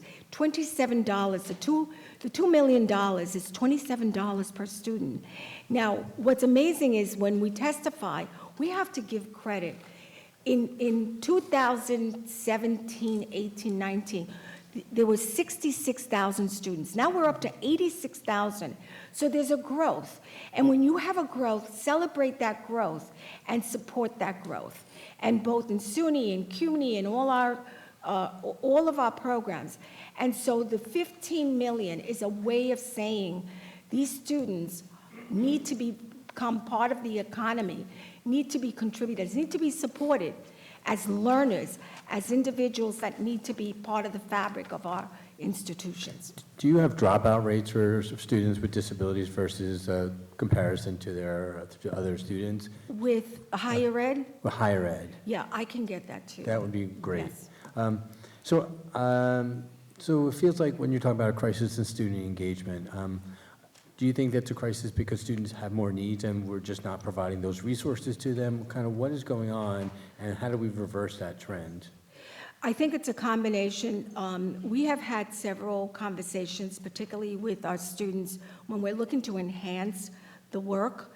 And our students, whether it's through some of the mental health issues, some of the social, emotional, some of the anxieties, and some of the things that they need to really continue to stay focused, to stay part of. And so when we look at these investments, we have to look at these investments across the board, that all children, all students really need these investments to re-entry, to reconnect, and in some cases to sustain them in their current situation. So personally, for our department, you know, we have taken our special education and our access, looking at transitions. Commissioner, I'm almost out of Okay. time, so just would say, maybe offline, I'd like to talk to you more about the for-profit issue, something I've been talking about for years, and I'd love to continue that conversation about the students at for-profit colleges. Thank you. Thank you. Senator Joe Griffo, 5 minutes. Thank you, Commissioner, and the executive team for being here today. I want to start with the Office of Professions. This is the second year that the executive has tried to move that to the Department of Health to split that. You expressed your opposition and your concern, obviously. What do you believe, can you get some insight into what you haven't been able to accomplish at SED that they can better do at the Department of Health relative to flexibility or addressing the healthcare shortages? Because I can see redundancy and confusion in this equation. Well, I'm going to start by saying, and I think I'm no stranger saying this for the second year in a row, right? Last year, we had the same situation. This is the second year. We have finally, I think you know that last year, there was finally an investment made. I think there was something like 59 positions made. There was a modernization. The money that was being swept was finally reinvested so that we have seen not only the commitment that was so much needed being made in order to do the kind of work we need to do, and we are already seeing, as we had already shared, we're already seeing the not only the collaboration and working with DOH, but seeing the kind of work across agency that really is going to help maintain the professionalism, but also the safety that we maintain in our department in terms of what I call the public, do no harm and safety. So all I would add to that, and really just to echo Commissioner's comment, is that our focus is always on public protection. It's on the preparation of the professionals. That's why we're in the education department. We're focused on them being competent professionals. And so having that housed separately from the agency that's responsible for many of the employers of those professionals makes sense in the way of a good public benefit to have those two being under different umbrellas. Thank you. The labor force in the market are demanding skilled workers. Can you tell me, are our higher educational systems and schools working close enough with the BOCES programs that exist to provide the type of transition that ensures these students have this type of access and opportunity? Well, I'm going to have Jim, but we have been meeting with, we have been having, by the way, let me just go back to, we also met with the acting last week to talk about ways of working together. So the cross-agency work for us is very important. But in terms of the BOCES, even we've had meetings with Commissioner Reardon, we've had meetings with, other commissioners to really advance, Commissioner Ball, others to advance this issue in terms of our BOCES and CTE. Jim? Sure. I think, there's a lot of activity happening at the local, regional level, and the BOCES are at the center of much of that. When we look at what needs to be done in terms of building stronger connections between the BOCES, the school districts, the business community, we really need to have a focused investment by the state of New York on career technical education. The current BOCES formula for reimbursement of school districts is capped at $30,000 salary. The current provision of aid to the big city school districts is woefully inadequate to encourage and to support the kind of career technical education opportunities that need to be made available to students throughout New York State. And that is why we proposed what we did in terms of increasing the aid for career technical education, and also why the board and the department are advancing a package of bills that will enable local school districts to come together and figure out how they can approach these issues on a regional basis. Okay, thank you. Just quickly in the end, teaching profession shortages, what areas are the most acute and what areas are hardest hit? Do you know statistically? I'm sorry, could you? In teaching, the teaching profession shortages, what areas of that profession are probably most acute, the shortage, and then what areas are the hardest hit? Well, special education, right off the bat, English language learners, right off the bat. And I will also tell you that we have a need, there are some content areas like the sciences, math and reading, English. Yeah. We go to Assemblywoman Hindman. Hi, good afternoon. Thank you, Madam Chair. I remember when ASA was founded. I know the history came out of the proprietary school sector. How much coordination is done between a proprietary college, SED, the Accrediting Association, and USDOE? Because there's a lot of steps. So, I mean, for it to get to the point it got to, I just wanted to know that. And secondly, I just want to thank your staff for giving me the update on Bureau of Proprietary School Supervision. It's never included in what we receive, and I just want to make sure that the numbers of staff needed in that department, are they included in your overall numbers? Yes, they are. They are? Yeah. Okay. And almost like OP, they are able to have some of their money, like they have their revenue is generated from the tuition refund account. And you all were able to use some of that money from OP last year, right? In the 2021, 2022 No, fiscal not the year? OP, no. Access, you're talking No, about? I'm talking about OP's budget. I'm just saying, Oh, in yes, the same yes, way that yes. OP's budget was Yes. used, Yes, could do the yes, we same were able to thing do with, that. with proprietary school supervision. But if you, And for BPSS. BPSS, we've included 3 positions, yes. okay, all right. Just want to make sure they're not left out. Right. So just to answer the first part, there's a lot of work that goes into, as a matter of fact, I can tell you the number of meetings we met, even when we knew that there were issues with ASA. But it's not just that school. I think there was even a recent visit that our staff made, meeting with the students. We met with the provost. I mean, a great deal of conversations, because our work is really not only to maintain the standards and the work that is done in terms of the evaluation. And, this one also involved the feds as well. Right, they As do you their- know, exactly. So our work is always to provide the technical support, because at the end of the day, there are students that are in this, what I would call process, in this continuum of trying to get their education. But when And- do you get yeah. notification when the USDOE says, okay, this school is under heightened cash monitoring? I mean, that's a red flag, something is wrong. Do you get notification immediately? Does OQ, I mean, because it, There is a prescribed process, and we can share that process with you that we go through. So when we become aware of the fact that there are red flags or yellow flags on a specific institution, we have a process that we follow where we monitor what's happening in the institution.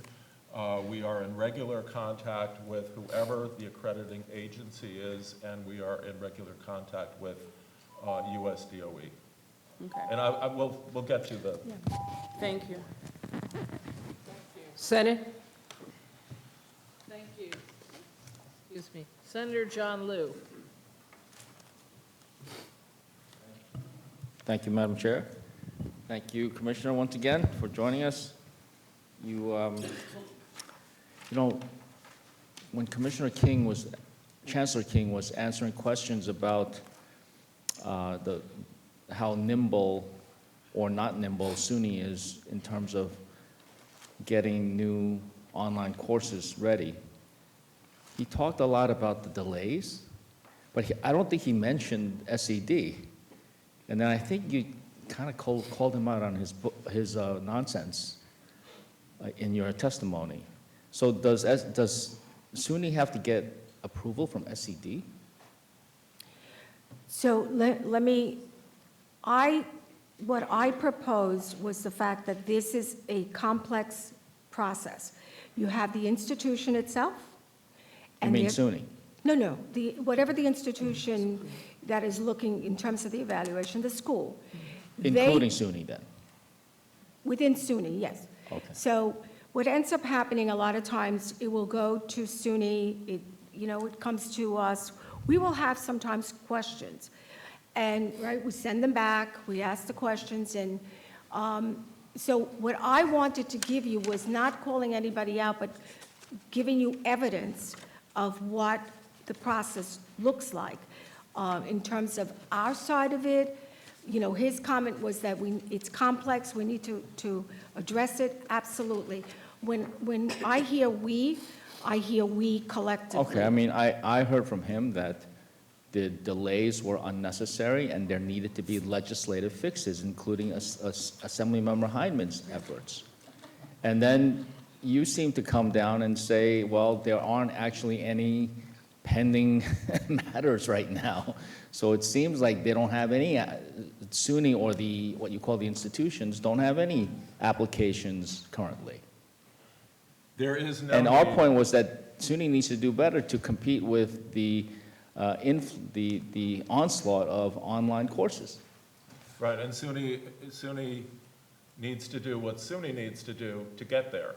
When you look at the program approval process, roughly 40% within 10 days are approved. So SED approves. SED, what happens is this, each college within the SUNY system does their thing. They then submit to SUNY Central. In my conversations with representatives of SUNY Central, they have admitted that their own system needs attention. And then SUNY Central submits to us. So what you're saying is that the delay is on their end. What we are giving you are the days that it takes for SED to review what is submitted. Which is a short number of days. And therefore, the problem is not with SED, it's with SUNY. Thank you, Senator. Thank you. Thank you. You can follow up with the senator, right? No need it, I got it. Thank you. Thank you. We've been joined by Assemblyman Colton and Assemblywoman Chandler. Waterman has been here since for a while. And we go to Assemblyman Ekus for a question. Thank you. Were you here when I introduced myself before? Yes, I was. I Okay. listened to your testimony. Okay, so 40 years in the classroom? Yes. Both public school and private school? Correct. Okay, thank you. How long have you been commissioner? 7 months, well, actually, February was 2 years of when I was appointed, and 7 months prior to that. So I was pretty much the COVID commissioner. Yeah, so I'm sorry for you for that. First of all, a couple of statements. P-TECH is a huge success. I can tell you that. It is in the last school that I taught in, and I have seen numerous kids get out of high school with college degrees, and it's working wonderfully. And I agree with your recommendation about making it more flexible. No question about that. Liberty Partnership, C-STEP, STEP, HEOP. We have to understand these are life-saving programs for a lot of these students. And I can't believe that the minimal amount of reduction, why there would be any reduction in those programs. But that's another discussion, another time, because I will assure you I will try to get those monies put back in the budget. But the thing I really wanted to talk to you about is what you call teacher leader prep and development, okay? I'm sure your department does wonderful things. But you know what? 40 years in the classroom, nobody asked me what will encourage kids to become teachers. And as a matter of fact, I can tell you right now that these programs you have, Talk 2, Teacher Diversity, all of those, they're not going to really work that well. And here's why they're not going to work. The average teacher in a classroom is not encouraging their students to become teachers right now. You have to understand, again, pre your time, and I appreciate it, we've lived through periods where you said to us teachers, we don't trust you. You can't grade your own regencies. We don't trust you. You can't even see what your regencies say or what's been done with them or where you maybe were even a little deficient. And I truly believe that that's where you have to get true teacher development and leadership, is back to those who are in the classroom right now, make them feel appreciated. And so if you have a comment, I'll give you the last 30. We're going to share the comment. Let me just say this. As a teacher, both principal, superintendent, senior superintendent, and of course, you know, I was the chancellor even prior to this. So I've spent 14 years, you know, from region to this position. What I have learned is, first of all, I try not to, as much as possible, that's why I like data, to generalize. I do believe that there are many places that I would say are doing a phenomenal job with teachers and people who don't even want to leave the classrooms. They want to continue to be teachers. Let's continue to talk So I sometime, think please. if we can, yes, more than glad why we started this office. Thank you for the To the opportunity. Senate. Thank you. Senator Murray. Thank you, Madam Chair. Thank you all for being here. I'm limited time, so I'm going to be kind of quick. First, I applaud you so much for your dedication, obvious to BOCES and career training. Just love it. And I specifically like that in your testimony in this sentence where you said high school students seeking college credit courses and/or a career pathway. For too long, it was being presented as or, that it was one or the other. It's great that you're pushing that.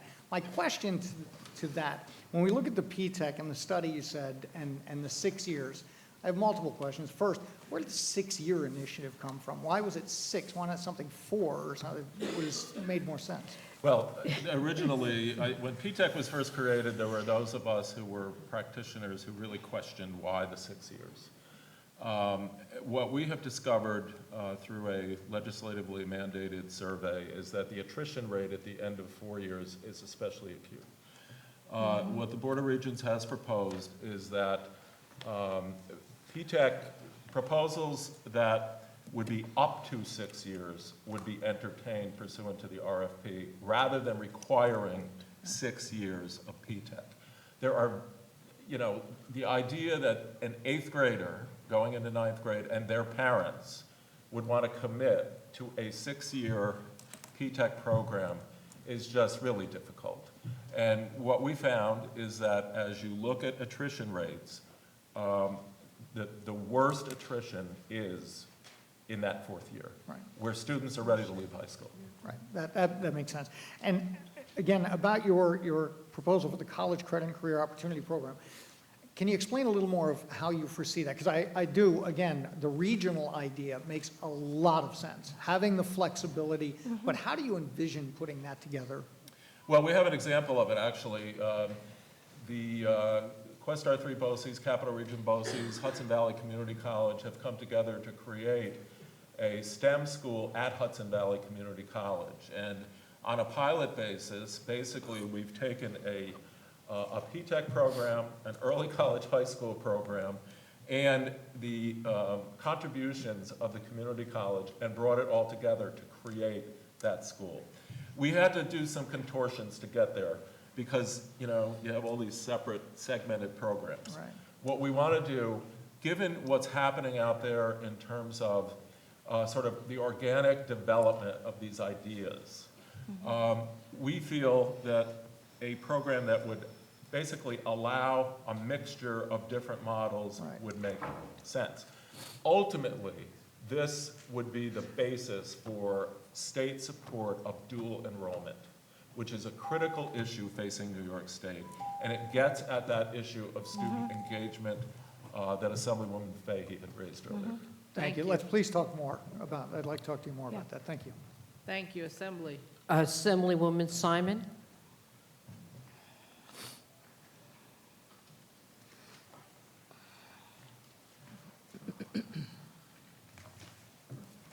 Thank you. And thank you for your support for increased funding to serve our students with disabilities. I think that people forget that, A, their numbers are growing, but that the best thing we can do is to support them so they go out and become tax-paying citizens. Because somebody with a degree with a disability is paying taxes just like everybody else, and that's right what we want.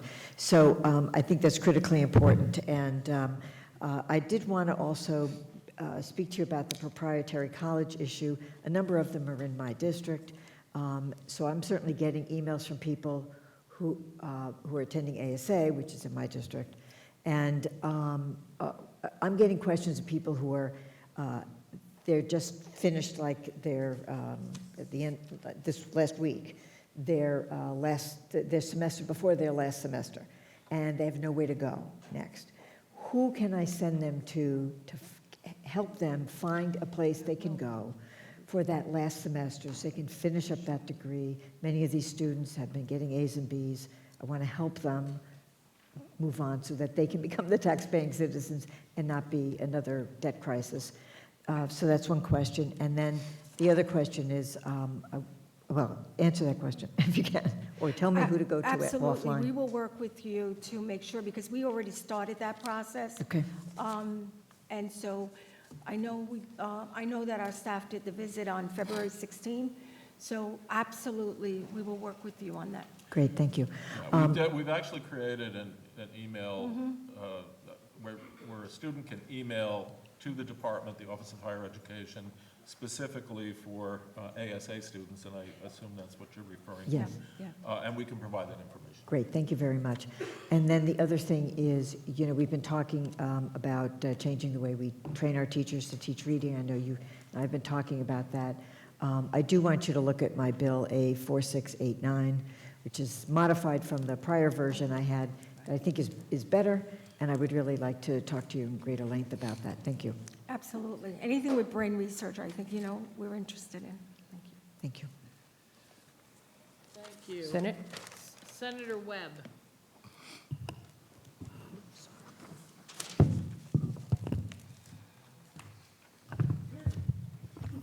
Good afternoon, everyone. Nice to see you again, Commissioner. I just have a couple of questions. One, as I said earlier at the previous panel, EOP, C-STEP, these are programs that I, as a former student, went through and were very integral in my success. And so, as I said earlier, I was disheartened to hear about the reduction. And so my question to you is, what are the potential impacts on those programs as it relates to the reduction in funding? That's one question. And then my second question relates to the transfer of professions. Specifically, what are the concerns that have caused the push for the transfer of these professions from SED to DOH? So I'm going to start with the second one, and then we'll talk about the investments, or the reduction. I think that is one key question that we've explored. We've really, when it first happened, we were told, like I think at a budget meeting, we were told that this was happening. There were no conversations. I think we were totally caught off guard.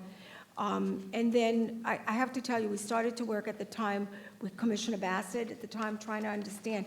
The only thing we could pinpoint it to was that all of a sudden there was investment, right? There were 59 positions, investment in modernization.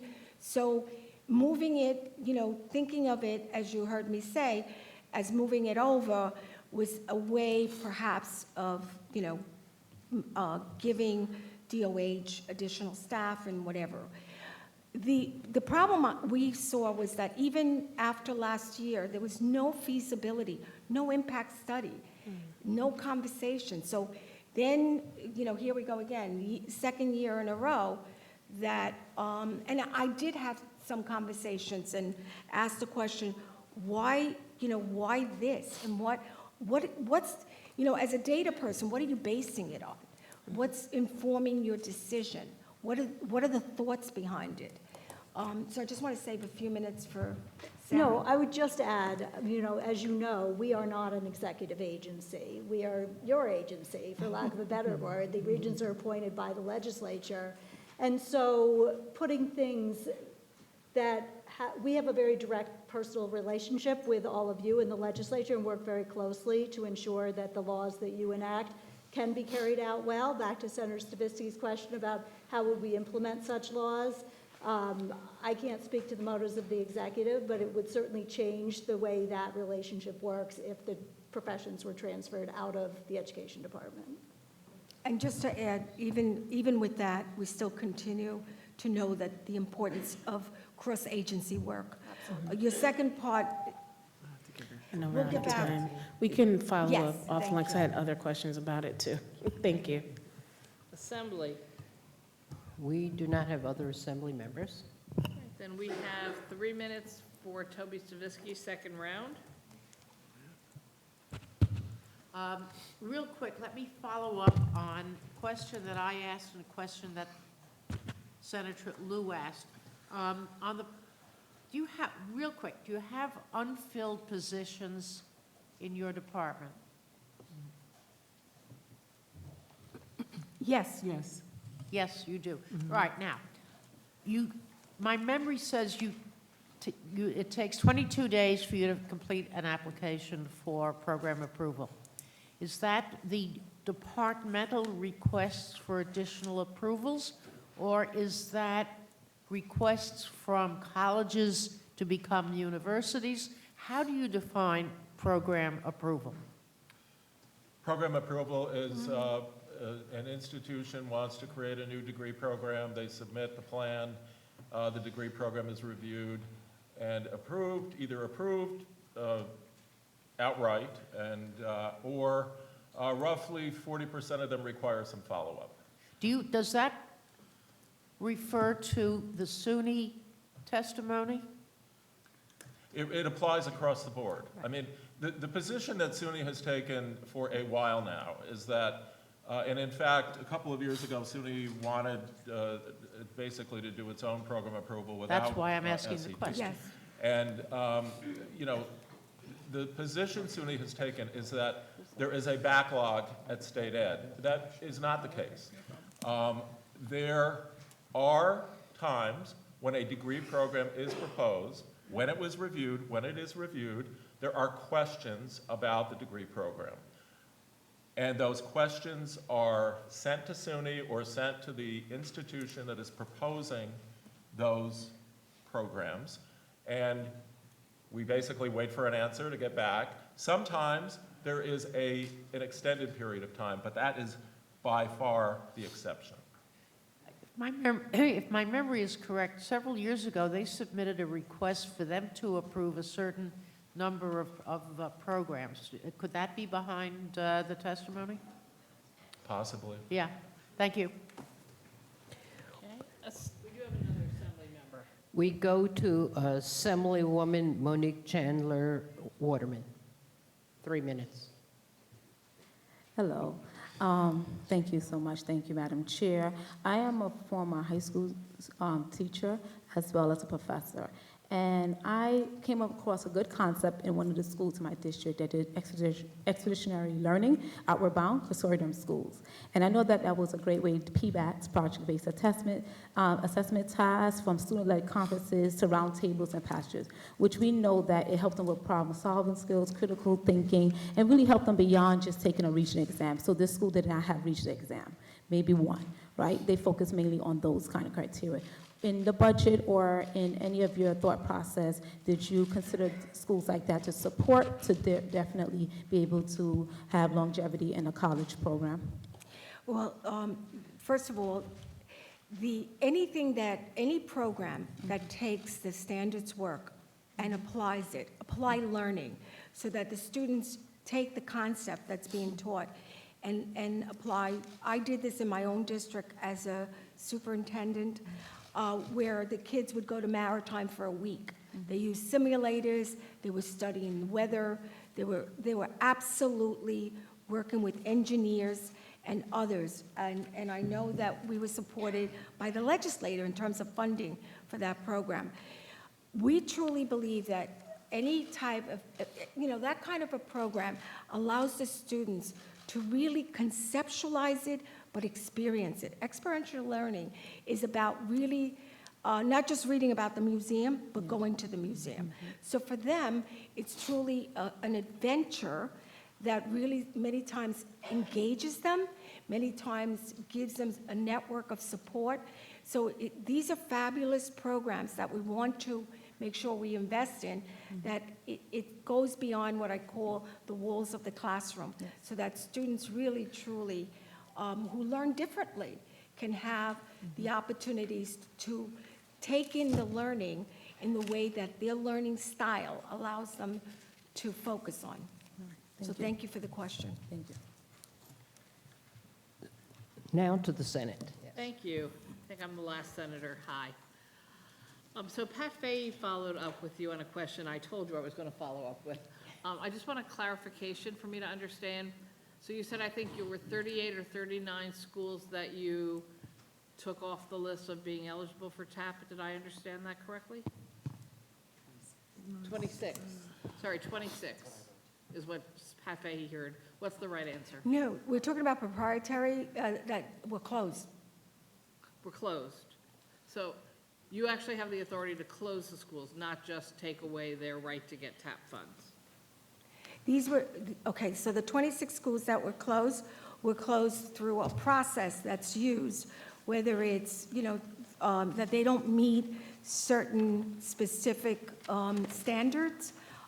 So we can share with you the 26 that were closed and some of the, thinking of who was involved in the closure, if you will, because we do have the information. More Yes, than glad to do I think we that. would definitely like the list, and I think it would also be helpful to see what the standards are that are used. But the part of that process for closing also says they can no longer receive TAP funds from the state. Is that correct? If they're closed, they're closed, yes, yes. I'm sorry, you were saying. No, if they're closed, they wouldn't. Right, they wouldn't, Right, okay. But it's not that so they can continue with TAP while your investigation is going on, and then you're going to hit a moment where you close them, and then they can't get any more TAP for those students. And when you close them for failure to meet our standards, are the students eligible for reimbursement of the TAP money somehow to their accounts? Or they've just blown it, they've just lost their TAP money? You're talking about if we close them, usually we go through a process so that students know that it's not, the closure happens with, sometimes it could be 6 months, it could be even longer, depending, so that the students really, we work with the institutions, they start to know that we're closing those schools, and they can move, into other, and we do work with them to facilitate the movement in terms of credits, for some students, whatever the degree is. I mean, we've done that even in Long Island. I was still signing diplomas, believe it or not, of students that were were moved to other institutions. So we really work very hard to ensure that the students are not hurt in this process. But if I'm a school that's about, and I know I'm going to be closed by the state, don't I have a motivation to try to speed up as fast as possible the amount of TAP money I draw down into my accounts? It all depends. Some of them even, I mean, I know that ADA was still even trying to get USDE to keep them open. I mean, some of them want to continue to exist. And some of them, obviously, through this process, I think with ADA, we were even in conversation last year with them, right? Yeah, Yeah. what happens is that we work with the institution to identify, and many of the institutions themselves will identify colleges where the student can complete the degree requirements. And depending upon the institution, you know, they could end up with 5 or 6 different institutions where they will agree to accept the credits and enable the student to complete the degree requirements. Now, the question, as far as TAP, I'm not an expert in TAP, but you know, when a student is aware of the fact that there is an issue with their college, I mean, they typically will be cautious about, you know, what their next steps are. I do not know when TAP is paid, so I think we'd have to find that out from Higher Ed Services to get you an answer to the question about TAP. Do you use the same standards for evaluating the 52 yeshivas that receive TAP money in New York State for post-K through 12 education?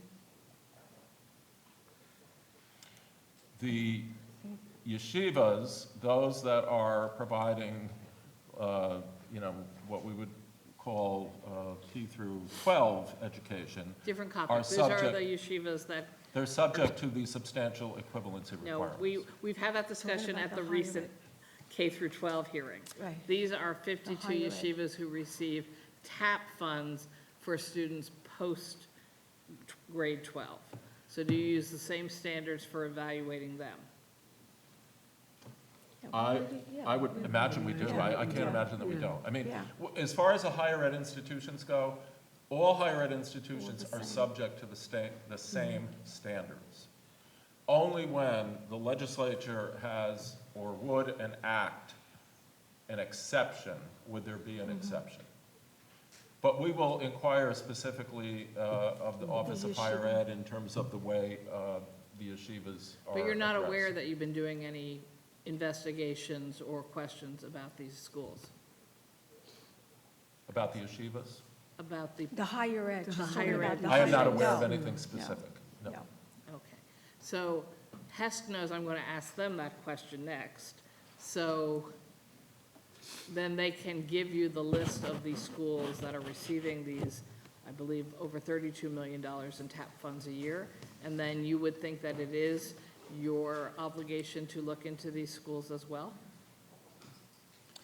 We would, our obligation would be to hold the yeshivas to the same standard we hold every other institution of higher education. Okay. And you're going to send us all the Yes. standards you use? Yes, Yes. yeah. Okay. That's it for me. Thank you. Thank you. Thank you. I believe that's it from any of the, all of the legislators, so thank you for being here. Thank you. Yeah, thank you. Again, we'll just ask people to quietly make their way and to not, and for assembly members to go outside if they want to speak to the commissioner and/or the staff. Thank you. So next, we will have the New York HESC, New York State Higher Education Services Corporation. Our former colleague, Dr. Guillermo Linares, President.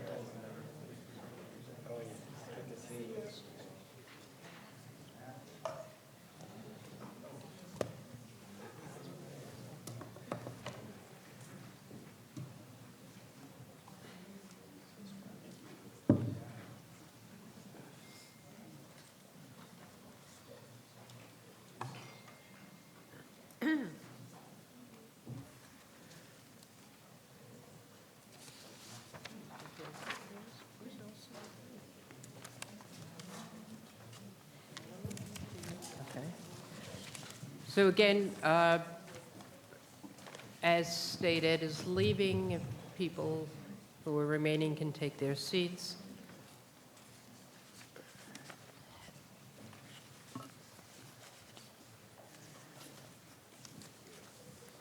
And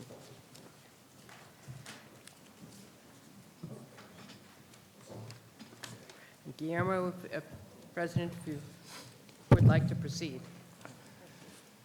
Ready?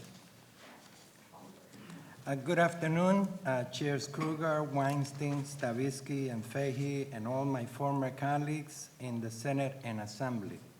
I'm Dr. Guillermo Linares, President of HESC, and I thank you for the opportunity to speak with you today about the 2023-24 Executive Budget recommendations for HESC.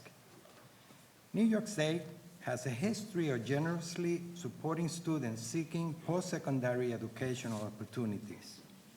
In 2021-22, which represents the last completed academic year, more than $900 million in HESC-administered financial aid was awarded to support the post-secondary educational goals of roughly 300,000 college-going students. This represents 1/4 of 1.1 million students who attended a New York State higher education institution. Governor Hochul's 2023-24 executive budget continues the state's commitment to putting post-secondary education within reach of every student seeking to obtain a college credential by maintaining critical investment in higher education programs that expand access to a high-quality, affordable higher education here in New York State. With an $836 million, or 12.6% annual increase in support for higher education advanced in her fiscal year 2024 executive budget, we can secure and strengthen access to a quality, affordable college education in New York. In 2023-24, we will celebrate the 50th anniversary of our state's flagship program, TAP. Over the course of the past 50 years, TAP has provided nearly $30 billion to help more than 6 million New Yorkers who pursue a college education in our great state. Last year, Governor Hochul advanced changes to TAP in recognition of the fact that for many students, full-time higher education is not viable with other challenges like work or families. With support from the legislature, New York also implemented significant programmatic changes recognizing that many students need affordable access to effective training courses to build or improve their work skills. In 2023-24 executive budget continues full support of the historic expansion of TAP that was implemented last year to support part-time students in both degree-seeking programs and non-degree training programs at our community colleges. These changes have already resulted in the awarding of financial aid support to thousands of part-time students enrolled in the fall 2022 academic term alone. The governor's 2023-24 budget recommendation also proposed continued TAP support to incarcerated New Yorkers who are pursuing post-secondary degrees or credentials, continuing the state's restoration of a benefit that has been withheld to this community of students since 1995. Continued support in the reversal of this ban expands educational opportunities to those seeking to learn while in the state's correctional facilities and helps incarcerated individuals obtain critical job skills that will be an immediate benefit upon their release.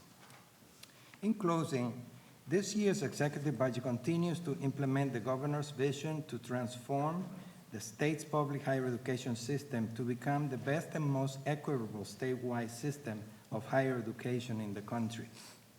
It advances actions to expand enrollment and access to colleges across the state, and build the strength of our world-class public university systems. A higher education remains the engine for social and economic mobility. The more than 24 HESC-administered grants, scholarship, and loan forgiveness programs enable students to reach their higher education goals and attain the economic and social benefits that accompany a college degree or post-secondary credential. The governor has outlined her higher education goals related to increasing enrollment and completion rates, preparing students for in-demand jobs, and ensuring a world-class student experience at our public universities. She is committed to reimagining higher education to provide students every possible opportunity to put them in the greatest competitive advantage. Under her leadership, New York continues to lead the nation in expanding access to a quality and affordable college education, and HESC is privileged to help carry out her vision for all New Yorkers and to work towards a shared goal to help New York students realize their dream of a higher education. Thank you, and I would be happy to answer any questions you may have. Thank you. We go to Chair of Higher Education, Pat Fahey.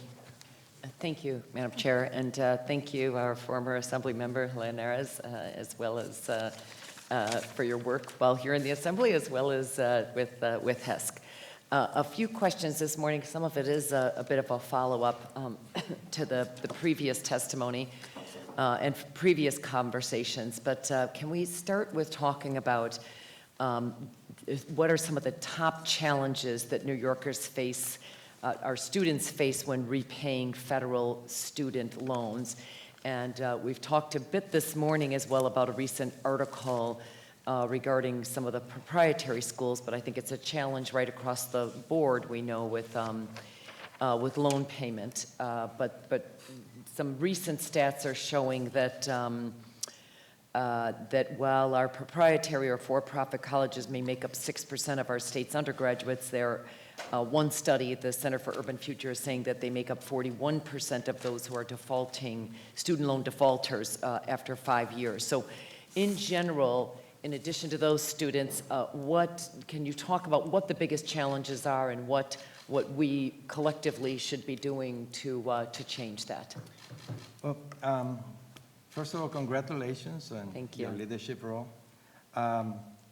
I will begin by indicating that when it comes to loan forgiveness, we do have a myriad of programs, starting with Get Off Your Feet, which was an initiative of the legislature.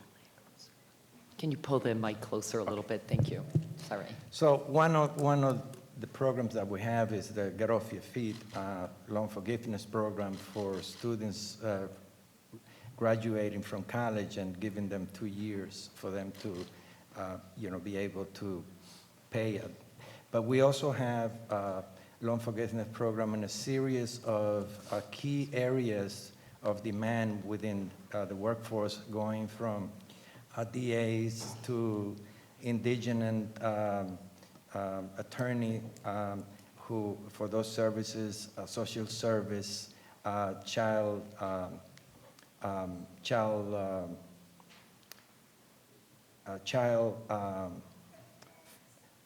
welfare workers get that as well. And so it's a myriad of scholarship of loan forgiveness program that we have. The other side that I will mention, as a guarantee agency, we are now shifting as a guarantee agency and have been working very closely with the federal state Department of Education that have designated a successor for the portfolio of students that have student debt for that success for the Trellis Company. We've been working with them, and by the 30th of March, 30th of April, I believe we will be completely transferring that. And the news with that is that all the benefits that all the students, borrowers have will continue to be there for them moving forward. So I want to give you that response combining the two. Okay. Anything in particular on this concern, however, that's coming out again recently? I feel like we talked about this 30 years ago, but long before I was here. But the proprietary school, the loan defaulting, is there anything particular that HESC is doing with regard to that? Well, I would say, and just following up what the commissioner was mentioning before with the schools that have been closed, In order for any school to receive TAP, they first need to be accredited by the Federal Department of Education. They need to meet the criteria that all schools that receive TAP in New York State, they must meet those criteria. They have to be eligible to receive aid at the federal level, Title IV. And they also must qualify to receive Pell. All of those needs to be in place before a school receives TAP. And so in addition to that, I say that there are a set of requirements that we have also for students who attend those schools, so that there is guarantee that whatever courses they take, those credits can be transferred to other schools. Thank you. Switching gears, part-time TAP, that is relatively new, and I'm pleased to see you mentioned it as well in your testimony. Do we have any sense of how many students are taking that up, or the comparison between those who are still full-time versus part-time? Is it still new, and is there something we need to be doing to expand that? We're excited about part-time TAP. Yes. We are already beginning to see from last term that there's certification of students, but there's not enough for us to give you numbers, only to say to you that thousands have already been certified. I would say over 7,000 already, but this is very early. We're still in the middle of the process, which will extend to June 30th.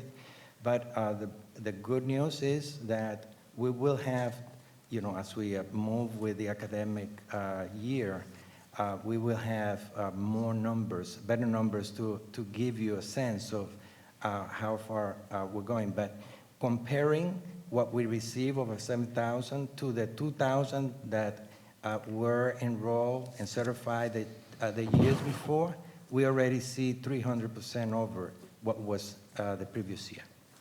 Terrific. Thank you. Very encouraging. The DREAM Act, something long talked about. I think you're one of the very original sponsors when you were here in the Assembly, and thank you for your work. That passed in 2019. Any updated numbers on how many students are accessing it, or how many Dreamers are accessing it, and if there's barriers that we should be looking at? Thank you for asking about the DREAM Act. It's been a long road. I am happy to share that thousands of students have enrolled and are benefiting from the DREAM Act. I think when we look at the last academic year, we see, I mentioned the 300,000. Within those 300,000, roughly students that I referenced, there are Dreamers that are benefiting from the myriad of programs and benefits that we provide. And I'm happy to say that the original 5,000 target students that we anticipated, we're on target to really reach that number of Dreamers. So good news. Thank you. That's very encouraging. The last question is regarding the FAFSA, the financial aid, the federal financial aid form, and I understand there's major changes underway at the federal level now. Do we see that as, we talked a lot this morning about, or this afternoon, about enrollments and declining enrollments and what it's going to take, especially post-COVID, to re-engage students and up those enrollments? Will the changes help? Is there anything that HESC is doing? And is there anything we need to be looking at with those changes? Or do you see that as a positive change on that financial aid form? Absolutely. We work year-round with, not just with colleges, but we also work with community schools and school districts and superintendents to really get to the students, make sure that they apply. Because that's the first important step in them being able to get the max in terms of financial aid, including TAP. and the other programs that we have. But I see nothing but good with the changes that are coming on, simplifying the application, and this is like music to our ear when we see that we want to make simpler and easier the process of getting that application across the finish line. Thank you. Thank you again for your testimony. Thank you, Madam Chair. Thank you very much. The Chair of Higher Ed, Toby Stavisky. Thank you, Senator Krueger, and thank you for coming, Dr. Linares. Good to see you again. Number of really quick questions. In the past, the ETA, the Enhanced Tuition Award, has been somewhat overlooked. At one point, you testified that there were fewer than 25, somebody testified there were fewer than 25 colleges involved. How is the ETA proceeding now, and is it being utilized properly? I'm going back to 2021-22, which is the last academic year that we looked into. There were close to about 2,000 students participating in the college, generating about 2.7 million, which was complemented with 2.7 million from the participating colleges. When we started in 2017-18 academic year, we had about 4,600 students enrolled, and that number has gone down. And so has the 38 participating colleges that we had in 2019-2020, which at that time was about 38 colleges. That number has gone down to this year being 27, but the previous year was 32, and prior to that was 25. So there has been a dramatic reduction in the number of participating college, and that has resulted in a smaller number of students benefiting from the program. That's what I suspected. I want to have enough time to ask you this question. Last Wednesday, the Queens Senate delegation held a public forum for people to come and testify about the budget on any subject they wished. It was held at Borough Hall. And somebody whom I've known for many years from Queens College came and testified about the comprehensive transition post-secondary program known as CTP. And it's a certificate for students with intellectual disabilities. And apparently last February they had a Zoom. Somebody, Dr. Mock, Chris Rosa was then at CUNY, and Steve Kleinberg, who's the one who asked at our little budget forum about that program. There are quite a few who are eligible for Pell, approximately 50 or so people, but not everybody is eligible for TAP. And the cost to include these CTP program people would be approximately $250,000 to $300,000, and that's a rough estimate. Would Hess be able, since we are concerned about students with disabilities, and Steve Kleinberg represents the students with disabilities at CUNY and at Queens College, would it be possible for HESC to absorb that cost in its budget? If you would like to get back to me, that's fine. Well, I just first of all, wanted to thank raise you that for issue. bringing that to our attention. A preamble to receiving TAP is receiving Pell. You know, one of the things that we have to look at is what specifically, whether those students meet the criterion, especially when we're talking about students with needs. So we'd be glad to follow up with you and also to That's take great. a closer look into it. Thank you. Apparently, there are 9 federally approved programs in the state, and the cost truly would be minimal, and it would be very beneficial to students with disabilities. One last question. The DREAM Act was one of the first bills that we reported out of higher education when we took the majority. How is that going? Are students utilizing it? What are the numbers? How do you see it progressing?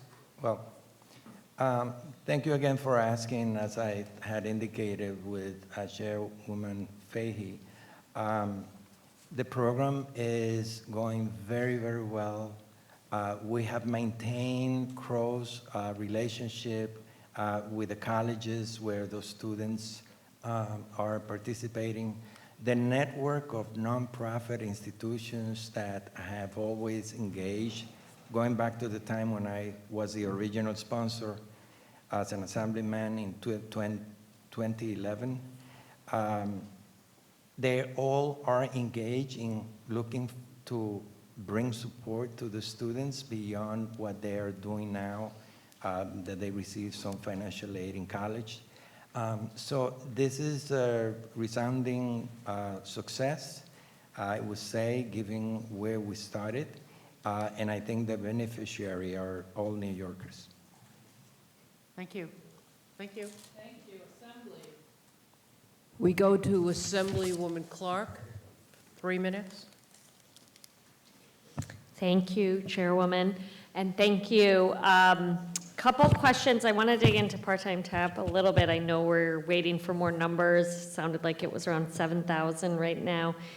Also would love to get a sense, and maybe you don't have it quite yet. I mean, are these people that are getting full, like, has there been a formula that's been figured out that matches the part-time, or that matches the full-time TAP so that people get a scale depending on what they qualify for? Well, the part-time students are attending from as low as 6 credits and up to 11. And the formula would be based on that and their income? Yes, the income is based on the top figures that we have. So we fully expect that number to multiply. Right now, we're just waiting for the colleges to certify and send it our way. And we'll once we have those numbers, that data, we'll be happy to provide it. But there'd be some of them that would be getting their full part-time position, tuition paid, and some who are only getting partial tuition paid. All part-time students will be attending part-time. Right, I'm just saying what percentage of their tuition are they paying would vary as well. Some are getting that the full amount for part-time. Yes. Okay, thank you. I'd love to see those numbers when they come out. One of the questions I have, and it came up when we were talking with SUNY, is about TAP compared to Excelsior. Is it hurting that TAP's income threshold for eligibility hasn't been raised to at least Excelsior? I mean, it hasn't been raised in a couple decades, and we know it is probably one of our most successful programs, as you've heard. I mean, does it seem that it would make sense to have those programs be a little more in line with each other? Well, I'm glad you mentioned Excelsior because, when we look at the universe of students that we are able to cover, especially those with low income. But there are, because of the threshold of income, Excelsior comes in to really fill the gap between those who don't get any financial aid because they are over the TAP limit, but it goes up to $125,000 now. So right now, we know that at a federal level, it's at 50,000. We are at 100,000, so we are much better off, and the students were much more generous. But I think the legislature will have to address that along with the governor. Thank you. Thank you to the Senate. Thank you. Senator Joe Griffo, 5 minutes. Thank you, Chairwoman. Thank you, Dr. Linares, for being here today. To follow up on that, there are many people talking about increasing the TAP award because it hasn't been done in 23 years, and making a potentially additional 24,000 families eligible. So do you support this eligibility increase? Can the system sustain the increase? And should the minimum award be increased? Well, I basically implement all of the programs that are approved and passed by the legislature along with the governor. Obviously, the reason why we have an Excelsior is because, you know, many families are not able to get that support from TAP because obviously of the limit there is, and so more students benefit from that and families. But it's really up to the legislature along with the governor to address that.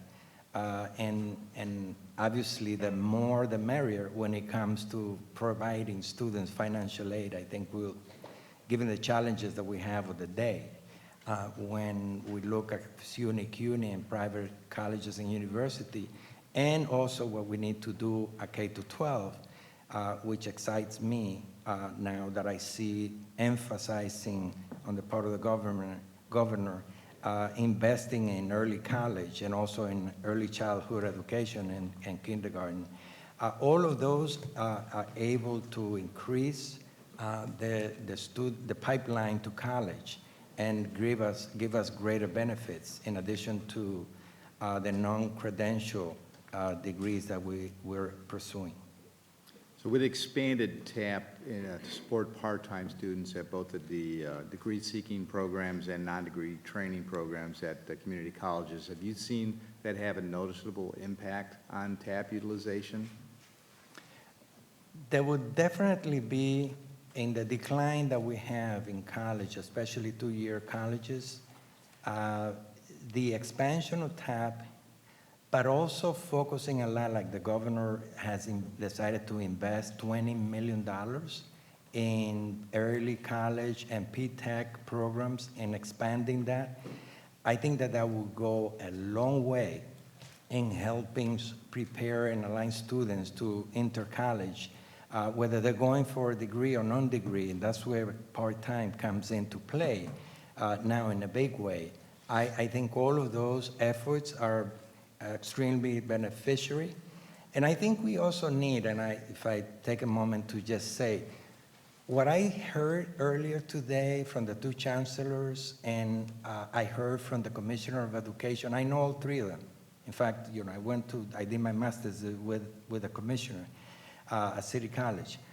I know them well, but we need to do a different type of realignment with the challenges of the day, which I'm excited about, knowing both chancellor and the private schools and everybody else, but especially the two large systems that we have with K-12, so that we can really have efforts to a pipeline that will get students to get to college, whether for degree or non-degree.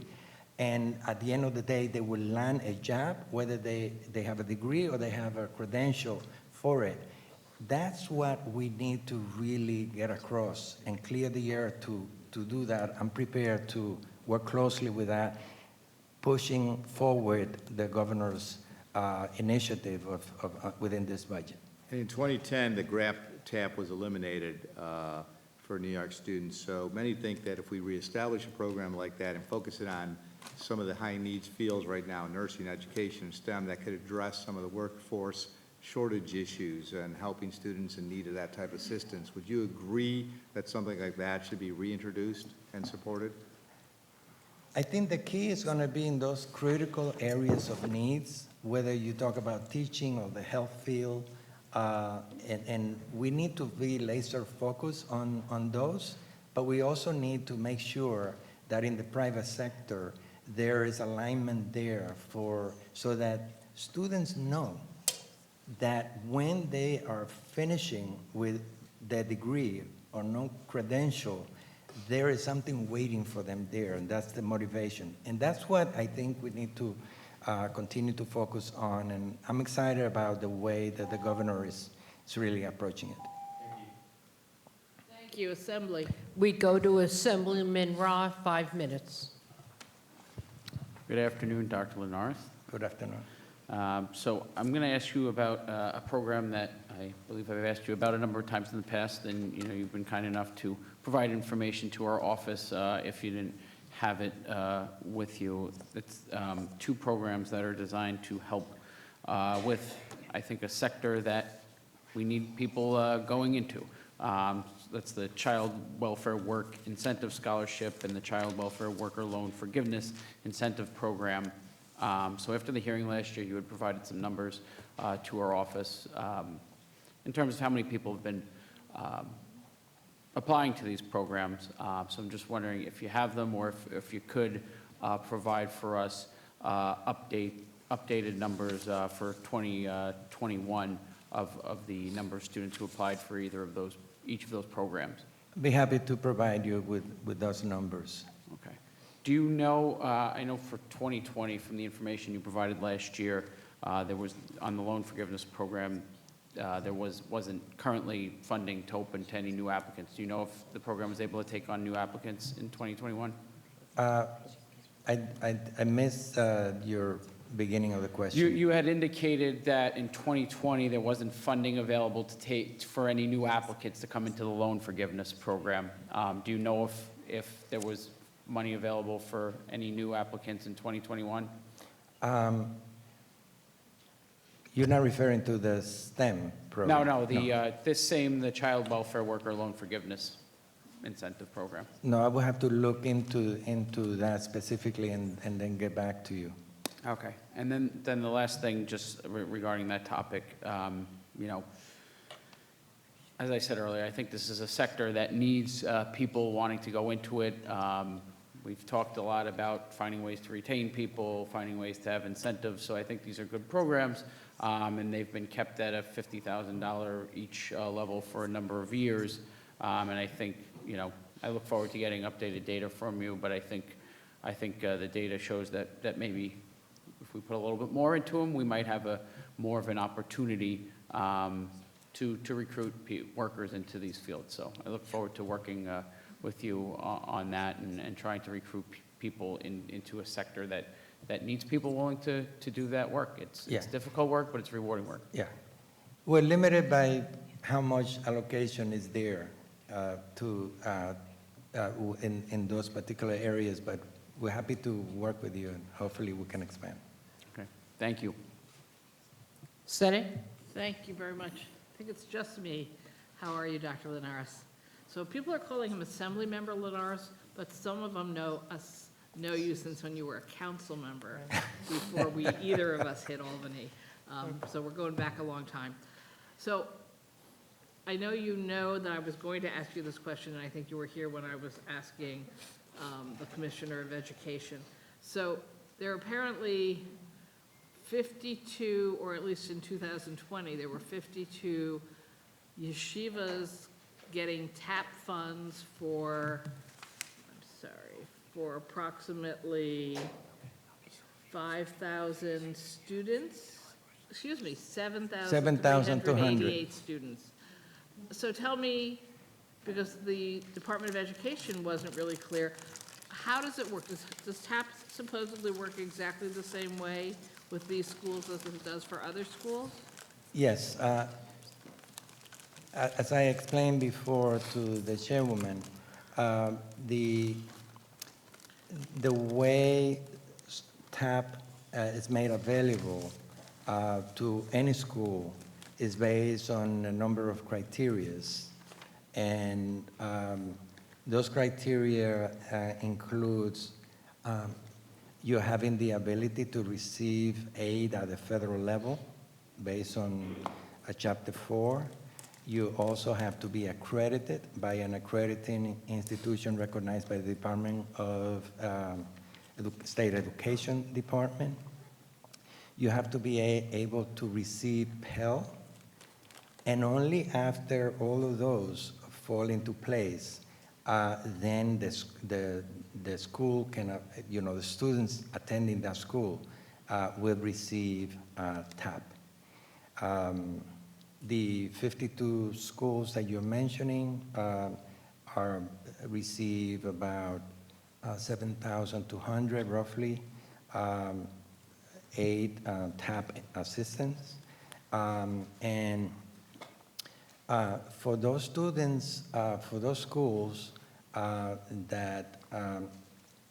there's also, and we talk about the schools that you're referring to, the 52.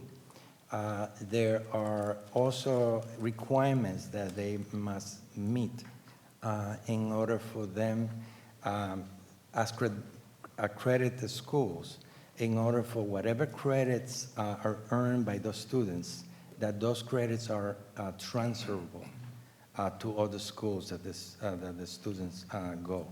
So those are the criterias that lead for a school to receive, but that's across the board that we follow with any school that receive TAP.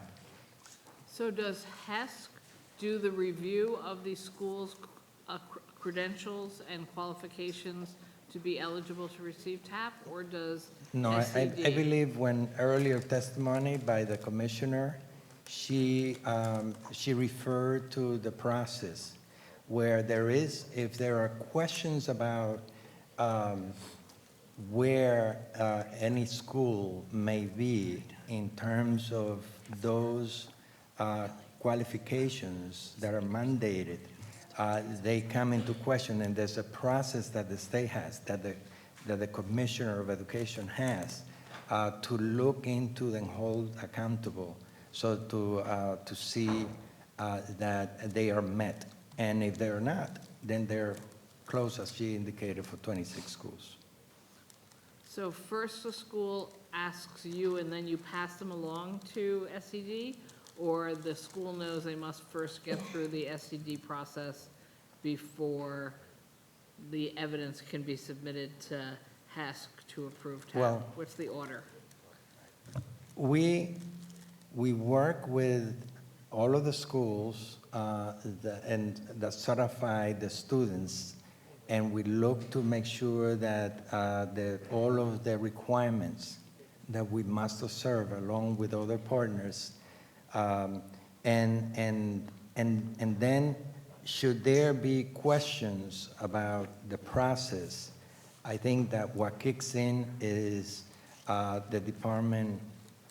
State Department of Education that looks into anything that may be missing in the process. So the question that I would say is that for students who may have been in a school that may have closed, obviously the student, when the student moves to another school, then obviously we will look to make sure that if that student is entitled to financial aid, that the financial aid goes with the student. And the school has to be degree granting? I'm sorry? The institution has to be an institution that provides a degree? It needs to be an institution that is accredited, and it needs to be an institution that provides an accredited program for no less than 3 years. So that is another area or another specific thing that the school must provide. And are you going to be able to provide me a list of the names and addresses of those 52 institutions? Happy to share with you. Okay, thank you.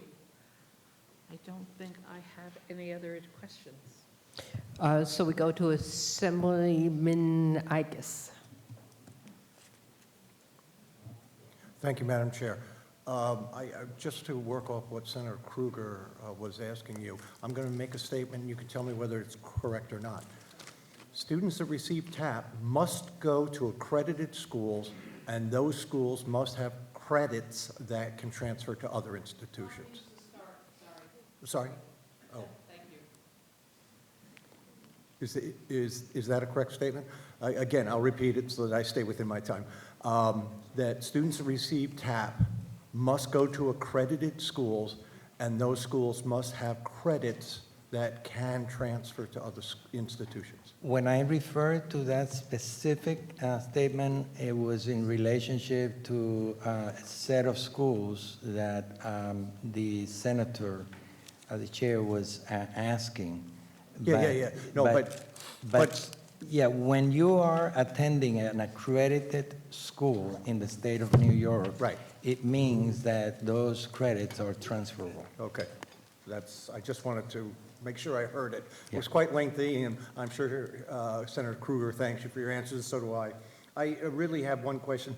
You talked about the HESC money going to, county or state correctional facilities and incarcerated folks. Does the corporation have any responsibility for encouraging colleges or other institutions to participate at the correctional institutions?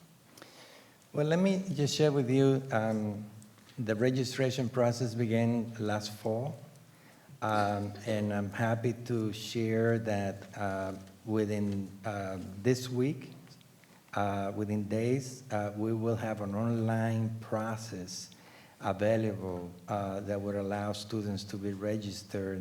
The reason is simple, that, if we go back to the Dreamers, incarcerated individuals have no access to the internet, they have no phone, they have no way of communicating, so registering is not an easy thing. We have to address that. So we have been working very hard with the New York Consortium for Higher Education,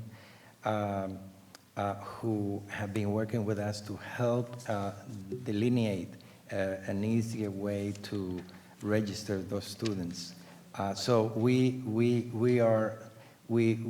think it's a great benefit for students to be able to have an opportunity to get education. Just to stay within my time. What I was looking more for is encouraging colleges or institutions to participate in these programs. I believe that the greatest encouragement is that finally we are providing financial aid for those students, and there are over 30 programs that we have, with about 60 different colleges that have this type of program, offering to about 40 correctional facility. Now that they have this incentive, more colleges, I believe, will step up to really be part of this initiative. Thank you. Senate? Senate is complete. We have 3 additional assembly members. So we go first to Assemblywoman Seawright.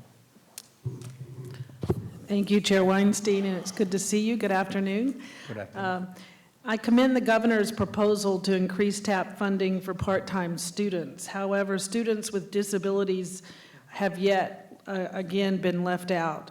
So would you support TAP for students with disabilities? I believe that when we talk about TAP, TAP is for all students, including students with disability. And if there are any impediment for those opportunities for students, then they need to be addressed. So, when we think about this expansion of TAP, it needs to include all students that could benefit from this. Including part-time students with disabilities? Yes. Thank you. Next, we go to Assemblywoman Hindman. Thank you, Dr. Lennar. It's always good to see you. Same here. Doubling down on Chair Fahey's question about the recoupment of TAP funds, when a school closes, like in the case of the proprietary college that's going through trouble now, and the steps that you delineated, that a school has to be recognized by the USDOE, has to be accredited, has to have Pell, and then receive TAP. At what point, when the USDOE puts a school on for like heightened cash monitoring, which means something is wrong, they're slowing down the disbursements, at what point does HES get involved with auditing the school to stop the TAP money that is usually given in a financial aid package to a student, number one? And as far as TAP audits, like how many TAP audits of higher education institutions has TAP done in the last year or so? I asked because I knew when schools got a TAP audit, it was like almost closure, because having to find that money instantly to pay back the state was a lot. So at what point does HESC say, a school's been put on heightened cash monitoring, we have to now intercede? When does that happen? And how does the state get its money back? Well, there is a mechanism that the state has in place whenever there are issues or questions about any given school, which was described by the commissioner earlier today when she referred to the 26 schools that have been closed. Our job is to really make sure that the students that are entitled to receive the financial aid do get it. When the process that unfolds with questions about any particular school comes into play, that's when we then can take note to address that, but we do that in concert with the process that unfolds, which is on the purview of the department, the State Education Department. So a school has lost their accreditation, the USDOE says, okay, we're going to slow down your process. That's when HES would jump in and say, we're going to get involved in the process too.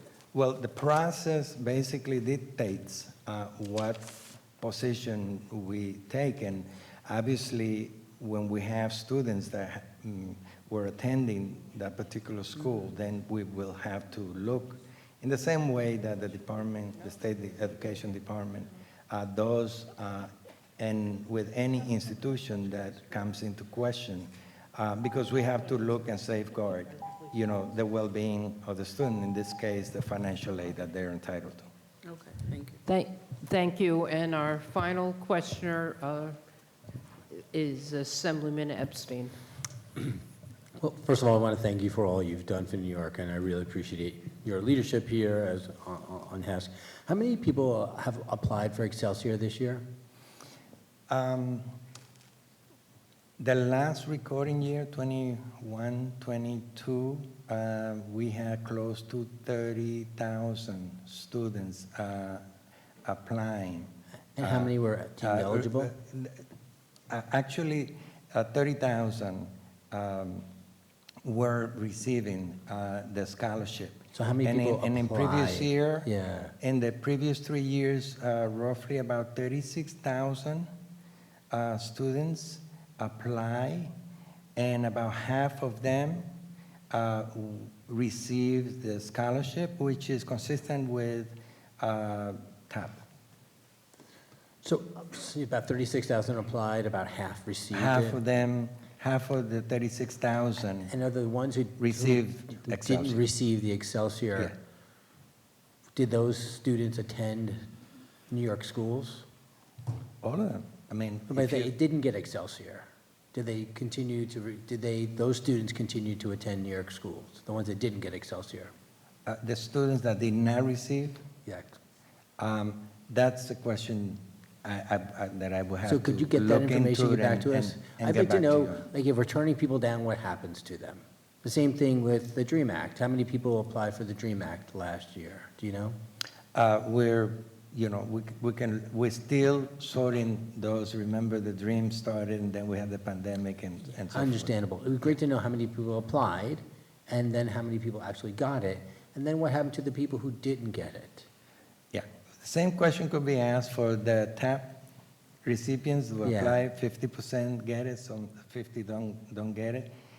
And what happens to those people? Because we're seeing a crisis in our higher ed, because we're seeing less people now attending our schools, but if we're turning people down for TAP Yeah.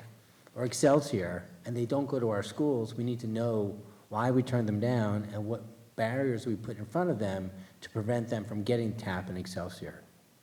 It'd be great to also know the number of students who have applied for extended TAP because they've run out. I mean, not everyone gets to be finished in college in 4 years. And I know I've heard from students who've said they needed additional TAP and requested additional TAP, but were denied additional TAP. Great to know that data as well, because I think we're hearing from our institutions that we're running out of students, but then we're also turning down students who could attend our schools. Yeah, I think you asked a million-dollar question, which needs answer in multiple places, and that's why I say the answer has to be looking especially at the two large systems that we have, SUNY and CUNY, and we have to look at the Department of Education, but we also need to look at the legislature along with the governor. I'd look forward to seeing those and writing those answers. Thank you. Thank you. Thank you. President Linares, there are no further questions for you. Thank you for being with us. But thank you here very today. much for the Look forward to continued conversations. So now we start the portion of the hearing that is the non-governmental portion. I will, and all of the witnesses from now on are in panels. So our first panel, which is listed on the witness list, is Panel B, Professional Staff Congress, CUNY, James Davis, President, Faculty Federation of Erie Community College, Andrew Sacco, United University Professions, Frederick Cowell, New York State University Police Lieutenant Benevolent Association, James McCartney, and GSEU CWA 1104, Andrew Dobbin, State President. So just as a reminder, you each have 3 minutes to make your presentation. After after all of you have presented, then there'll be opportunity for individual members to ask questions. And again, members, it's 3 minutes to both ask the question and to have the answer. So please leave time for the panel members to answer. Okay, thank you. Hi there. I'm going to start with my left, your right, and just run down, and if you'd introduce yourself first. I'm James McCartney. Welcome. Andrew Please. Dobbin. Okay. Andrew Sacco. James Davis. Fred Kowal. Thank you so much. Let's start with my left. Good evening. My name, do I have to get the mic? Still afternoon. You thought it was going to be evening. Good. Yeah, it's pretty close. Good afternoon. My name is James McCartney, and I'm the director of the New York State University Police Lieutenants and president of the PBA of New York State. I've had the honor of serving as a New York State University police officer for 23 years. This session, pension parity is our #1 priority. Our members work under an outdated and uncompetitive 25-year retirement, while 96% of police and firefighters receive a 20-year pension. Governor Hochul has twice vetoed your pension parity bills, and we are asking you to include the 20-year in your one-house bills to force the issue during budget negotiations. As police officers, we are acutely aware of the dangers modern society, including on our campuses. Just last week, a Temple University police officer was murdered while serving the community he loved, and there was also a mass shooting at Michigan State University, where 3 students lost their lives and many more were wounded. In the past 2 years, officers were fired upon at a university hospital, a student was taken hostage at gunpoint at SUNY Brockport, and a number of illegal handguns were seized on campuses across the state. In 2021, our officers saved the lives of 587 individuals through mental health custodial arrest and performed an additional 1,400 welfare checks. A major component of our community-centric policing is ensuring that we have diversity to reflect our campus communities. Approximately 20% of state university police officers are female, but we have a long way to go to achieve Governor Hochul's challenge of 30% females by 2030. In April, we lost a highly qualified female officer to the troopers, where she will receive higher pay and a 20-year pension. With the 4 upcoming trooper academies, it will be even more difficult to recruit female and diverse officers. Competing police agencies constantly advertise they accept lateral transfers from New York State University police officers, largely because of our expertise in community policing and de-escalation. Downstate, we lost a black male lieutenant who accepted a demotion to go as a police officer to a neighboring agency that came with an instant $20,000 pay raise and a 20-year retirement and credit for prior service. Over the past 2 years, we have lost 114 State University police officers, only 19 which were due to retirements. Our former colleagues tell us the 25-year retirement is the lead-in reason for their departure. Just last week, north of here, Saratoga County approved a 20-year retirement for their sheriff deputies, realizing it was critical to retaining experienced officers. While the projected cost of the 20-year retirement is $67 million, every officer that walks out the door represents approximately $120,000 lost in training and equipment costs for their first year of service, not to mention invaluable on-the-job experience.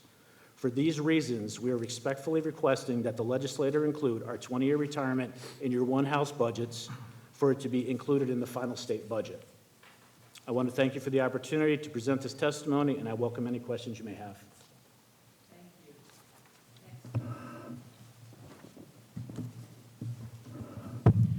Hello, everyone. It's Groundhog Day at the Higher Ed Committee because I'm here to testify about a thing I've testified about 3 or 4 times now, and probably at least 50% of you have either talked to me or someone else about this issue. And that issue, of course, is the insane prospect of having to pay between 8 to 20% of your income upfront to your employer in order to work. And that is the pay-to-work fee system, which myself and my members deal with as graduate assistants and graduate research assistants and graduate grading assistants within the SUNY system. I'm the state president of the Graduate Student Employees Union. I represent approximately 5,000 GAs, TAs, and RAs across the state, principally at the SUNY University centers. And we have a hand in a majority of the teaching or research that happens in the SUNY University Center system. Yet, we make very little money. We are paid a small stipend in order to support ourselves, and that stipend is the only form of monetary income we are allowed to earn by contract because our employment forbids us from seeking outside employment. And on top of that, we have to pay back large percentages of our income in order to be eligible as students. And this is because while tuition remission is part of our pay package, fee remission is not. Now, we have fought through grassroots organizing because the state has, in the past, refused to bargain with us over this issue, claiming it's a student issue, not an employment issue. And as a result, we have won fee remission in various ways across the state, but we don't yet have a total package of fee elimination, fee abolition for our members. And that's key because members at UAlbany are still paying fees. They're still paying large percentages of their income in fees every year. And that is pushing them from on the brink of poverty to poverty. They are selling blood plasma. They are getting food out of dumpsters. It is very, very bad. And we are asking for a very small amount of money in the broad scheme of the SUNY budget, merely $10 million, to effectively get people out of poverty, allow the people who do the backbone of teaching and research in this system to actually not have to worry about where their next meal is going to come from so that they can teach and do the research that's necessary to drive New York's economy and to educate the next generation. So I urge you all to vote for Senator Stavisky's bill that eliminates fees, make sure it gets into the one-house budget on both the Senate and the Assembly side, and yeah, it's passed through the one house several times.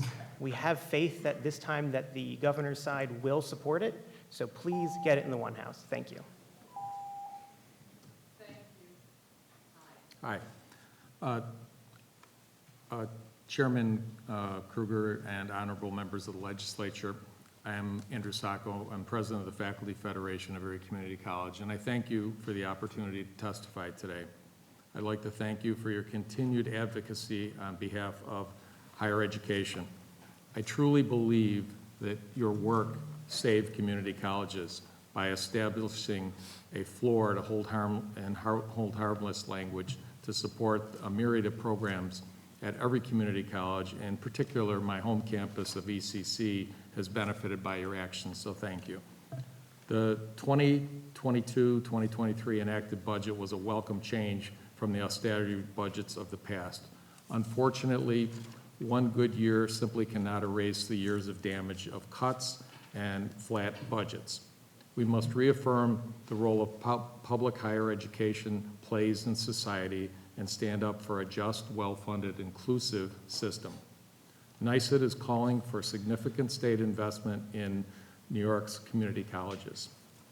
Without proper state investment, community colleges are left with no good situations and either forced to raise tuition or eliminate programs and student services, neither of which are good for enrollment. Access to quality higher education is a critical component in the state's effort to recruit and retain businesses and industries. Our community college helped fulfill that need and provide affordable, high-quality education. Notwithstanding the legislators' commitment to the community colleges, state funding is not commensurate with the state education law, which requires 40% operating costs be paid to these campuses. To make matters worse, declining enrollments, our funding continues to be based on a totally inadequate FTE reimbursement funding model. It is there's a troubling fact seeing preemptive fiscal belt tightening by community college administrators have impacted potential enrollment at places like SUNY Erie.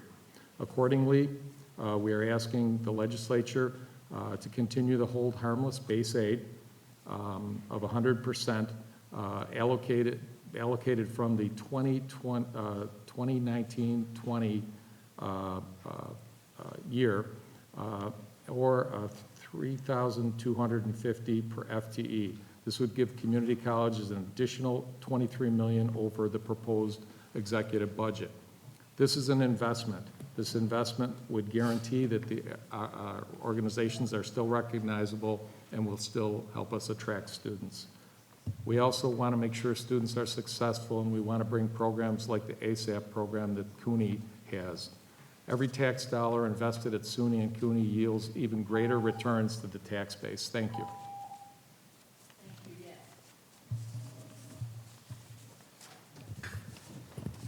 Good afternoon, Senate Chairpersons Krueger and Stavisky. Thank you to all the members of the Senate and Assembly who have convened this meeting. I'm James Davis. I'm the president of the Professional Staff Congress. That's the union that represents 30,000 faculty and staff at the City University of New York. I want to say, first of all, the PSC is very grateful for the support for CUNY in last year's budget, holding community colleges harmless, funding to hire full-time faculty, expanding mental health services, supporting child care centers, expanding TAP to part-time and incarcerated individuals. These all helped a university that was reeling from a terrible pandemic, and your determination to invest more in CUNY is critical to reviving a budget that saw public funding decline long before the pandemic. You have my written testimony, so I just want to focus on 3 areas in the time that I have today. One, how wise an investment CUNY is. You probably know this already, but I'm going to say it anyway.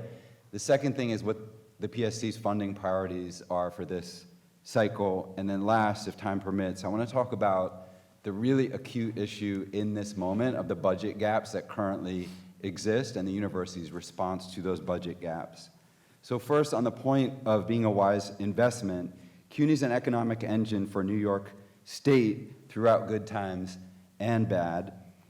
We know CUNY is a catalyst for the state economy, and it should be understood as a sound investment. In 2019 alone, CUNY graduates earned $57 billion in total and paid $4.2 billion in state taxes, according to New York City Comptroller's Office report. And support for CUNY isn't just fiscally responsible, it's widely embraced across the political spectrum. 95% of Democratic and 79% of Republican voters in New York State favor increasing public higher education funding, according to a recent Hart Research survey. In terms of the PSC's funding priorities for this year, you have them in my written testimony. We're really seeking additional funding for full-time faculty hires, $82 million to cover mandatory cost increases. These aren't discretionary points of spending. They're commitments that the university has already made. Enhanced academic advisement and mental health counseling services. Community college funding floor, as my colleague Andy just mentioned. And also we're seeking additional support for graduate education. I wanted to mention something about the budget gaps that persist today. You know, last year, the legislature and the governor came together to do an amazing thing, which was to close the TAP gap. But our systems are still reeling from a decade in which the TAP gap increased tenfold. And I'll wind up just by saying, as a result, right now, our university administration has demanded severe austerity cuts from each of our colleges in order to save an additional $100 million over the $75 million from fiscal '23. I'll be glad to follow up with any questions that you may have, and thank you again for the opportunity to present. Chairperson Kruger, Chairperson Stavisky, thank you. On behalf of the 37,000 members of United University Professions, I am honored to present to you the testimony that I believe gets to the points that are really urgent this year more than ever. My name is Dr. Fred Cole, and as president of UUP, this is now my 10th year testifying on the budget facing SUNY, and really, I can't put into words the level of appreciation my members have for each and every one of you in the higher ed committees and in the Ways and Means and Finance committees because of your staunch support for the work that my members do, my colleagues do. This time around, I believe that given the fact that our state has an $8.6 billion surplus, the resources are there to address longstanding issues. You have my written testimony. I want to draw your attention to a couple of important areas, and I will reference that testimony a couple of times. First, as you know, over last year's budget and this year's proposed budget, we did see the governor propose some increases, and they are necessary and they will bear fruit, undoubtedly. However, if you look at figure 1 on page 3 of my testimony, you will see that from state fiscal year 2008-2009 to the current state fiscal year, when adjusted for inflation, there has been a decline in direct state support of over $7.8 billion to the state-operated campuses. Moreover, if you just focus on 19 campuses in the SUNY system, 19 campuses, they face a cumulative structural deficit of $160 million. This is what happens when you have, as we had under the previous gubernatorial administration, an aggressive program to cut and strangle the institutions of both SUNY and CUNY.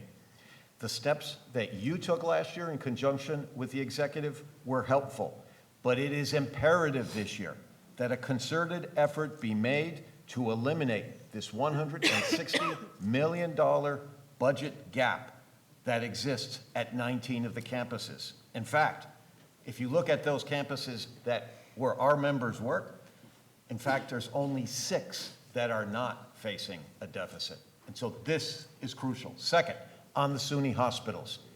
Once again, we need a commitment to take care of long-term issues of underfunding. These are hospitals that are the hospitals of first and last resort in communities of color where they can get health care nowhere else, while also these are teaching hospitals where the next generation of a diverse set of professionals are trained to fill the ranks that we desperately need. I thank you for the time I've been allotted. I look forward to answering questions on my testimony. Thank you very much. The first question here will be Toby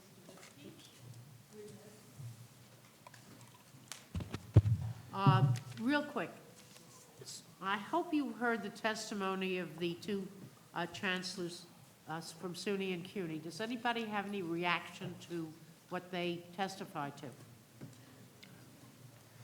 My first reaction is I welcome the fact that at various stages in his testimony, Chancellor King referenced the need for resources that are absolutely necessary.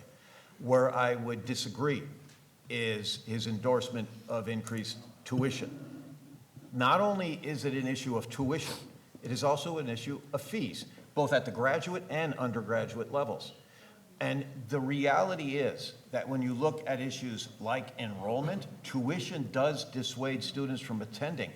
But even more so, research shows that a lack of public investment in public universities curtails enrollment. We've got the studies, I've cited them in my testimony.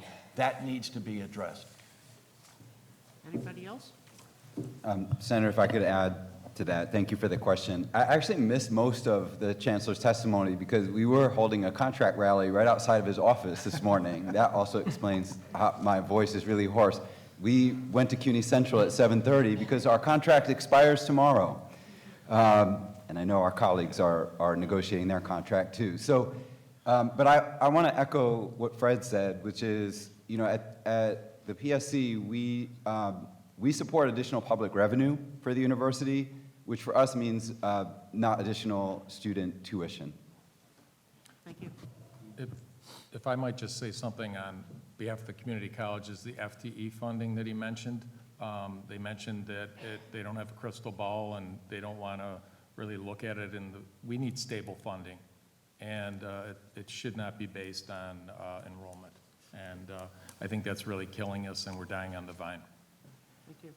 And just to jump in, there is definite need for investment in CUNY and SUNY. I think there's also a need for some oversight as to where that money is going and how is it being spent. Because in many instances, you have situations where the wage bill of the high-level administrators on various campuses is larger than my membership. And my membership do a lot of the teaching and the research. And to be perfectly honest, if a number of associate deans disappeared tomorrow, I don't think anybody would notice except the people who work in their offices. And that's an issue. Thank you.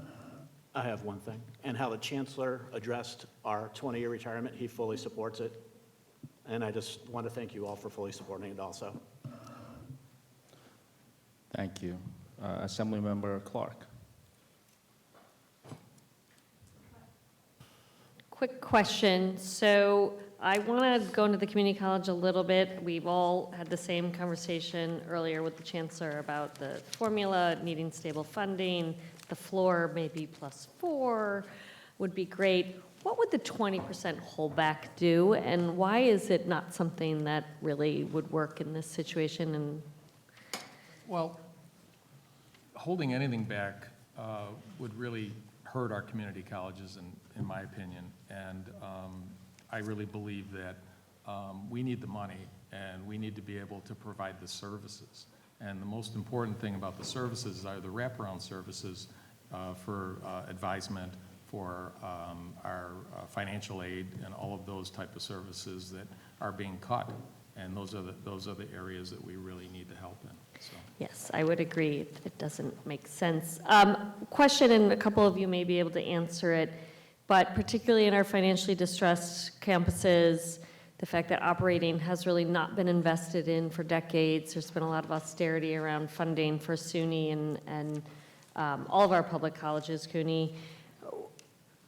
If we don't fix that piece of it, if we don't really put the dollars in it, which we all, I think, agree that it can't be done on the backs of our students and tuition hikes and their families, if we don't do it, though, what will continue to happen? I mean, we all are fighting this enrollment battle. Isn't it going to have the exact opposite effect of what we're trying to do? Because there won't be the professors, there won't be the faculty, there won't be the classroom, there won't be the operating dollars to do the things to provide the classes and the services that the students need. Well, I would begin by asserting, and I think it's more than an assertion, and that is that funding a public university system on the private money of students is totally unsustainable.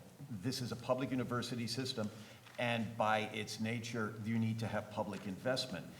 What we see also is that where investment doesn't occur, what we don't do as an institution is reach large sections of students that would address the enrollment crisis. Fully 60% of African-American students who graduate from high school in this state do not attend institutions of higher education. Among Hispanics, it's 35%. So you're talking about huge swaths of our population that don't even consider higher education. And it is clear it's because of the overall cost. And so there is a large percentage of the population that can get tapped into. The only other point I would make when we talk about the distressed campuses, I want to focus on Buffalo State.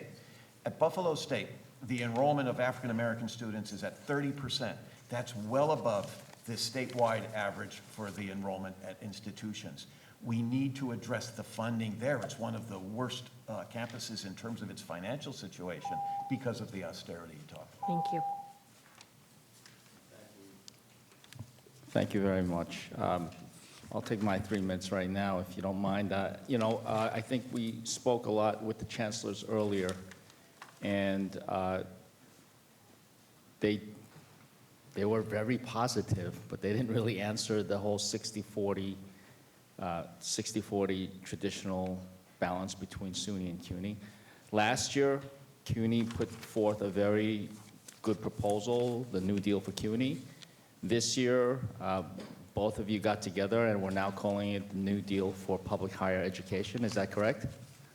So both UUP and PSC are on board with maintaining a 60-40 balance, parity, shall we call it?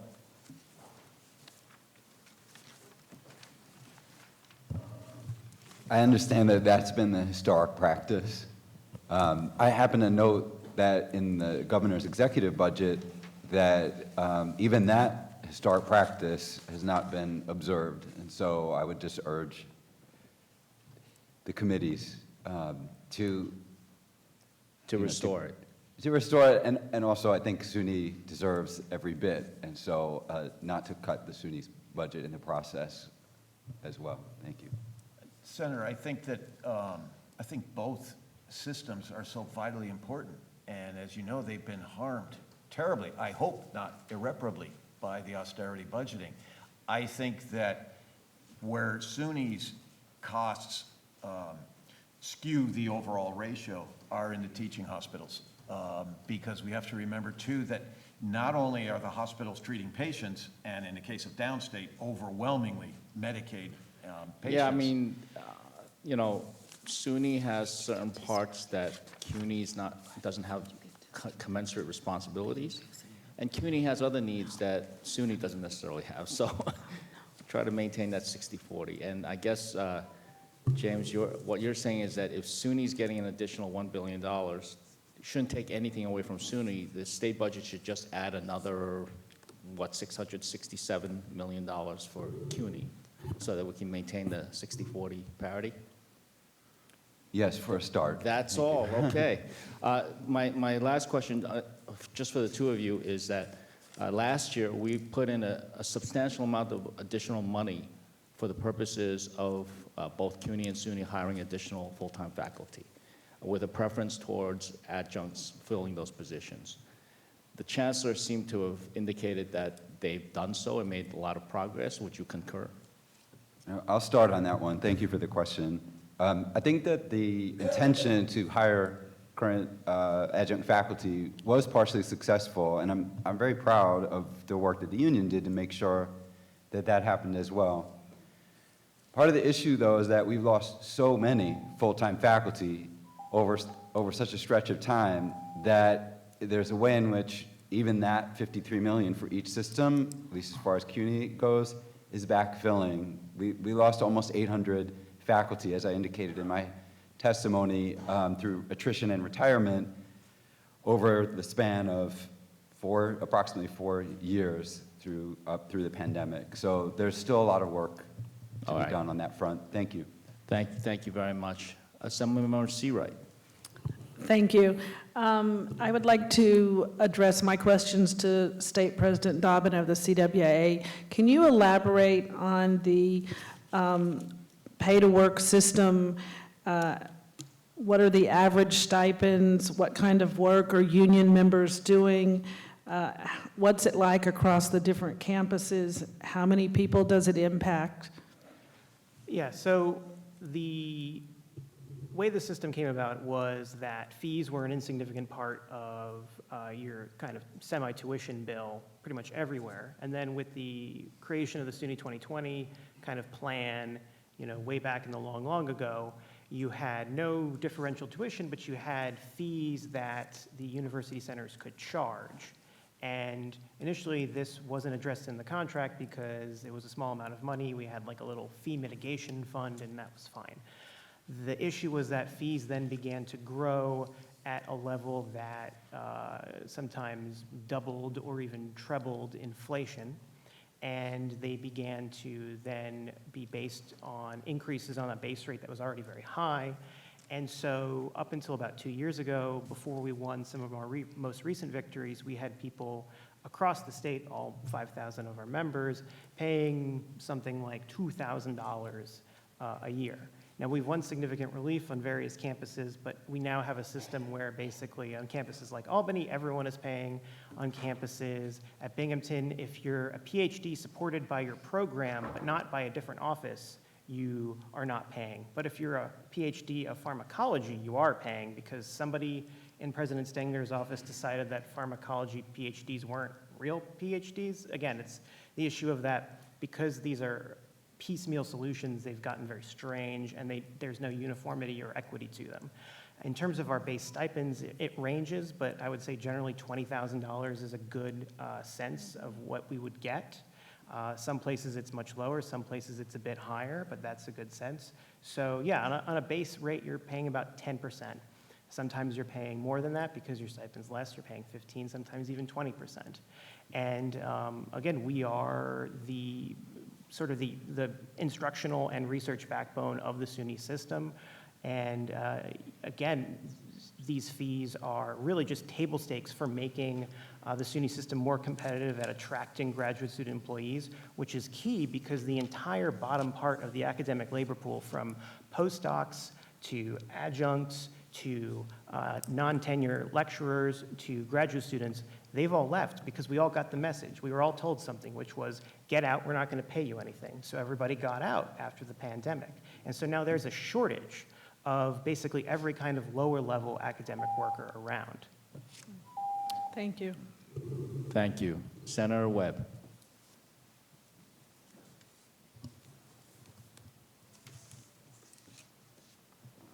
I couldn't tell if it was on. Good afternoon. Thank you all for being here. So, we've heard throughout the hearing today, there's a lot of issues around pay disparity. And so I wanted to open this question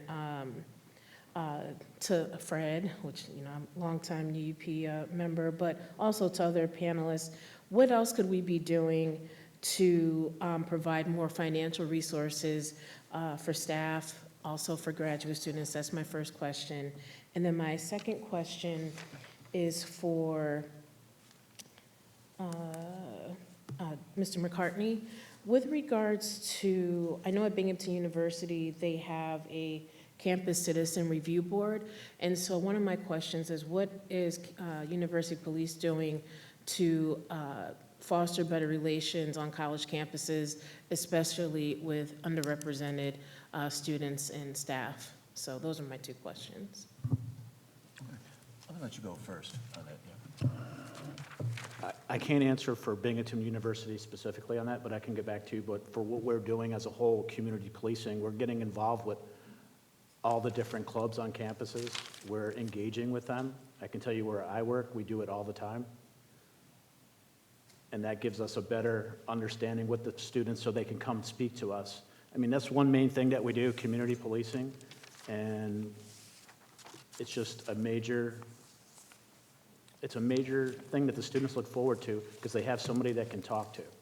A lot of times when students are in distress, they're looking for somebody to speak with, and we are the first people that they see.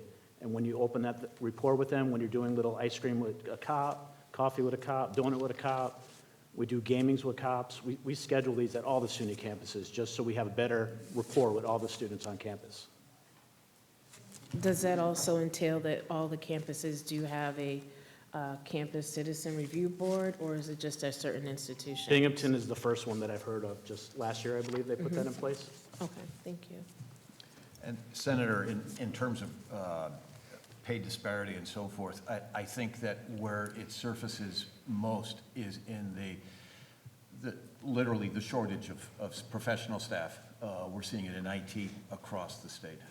We are also, obviously, as the governor herself said in her State of the State last year, that SUNY does not pay the salaries to attract and retain, especially faculty and staff from underrepresented communities of color. Third, I would again pivot back to the hospitals, where at Upstate, they are spending $14 million a month to attract traveling nurses. And the reality is, if salaries were offered to our members, we could grow the personnel numbers there, and then there wouldn't be a shortage, while also training the next generation. So it's all encompassing. Thank you. Assemblymember Wallace.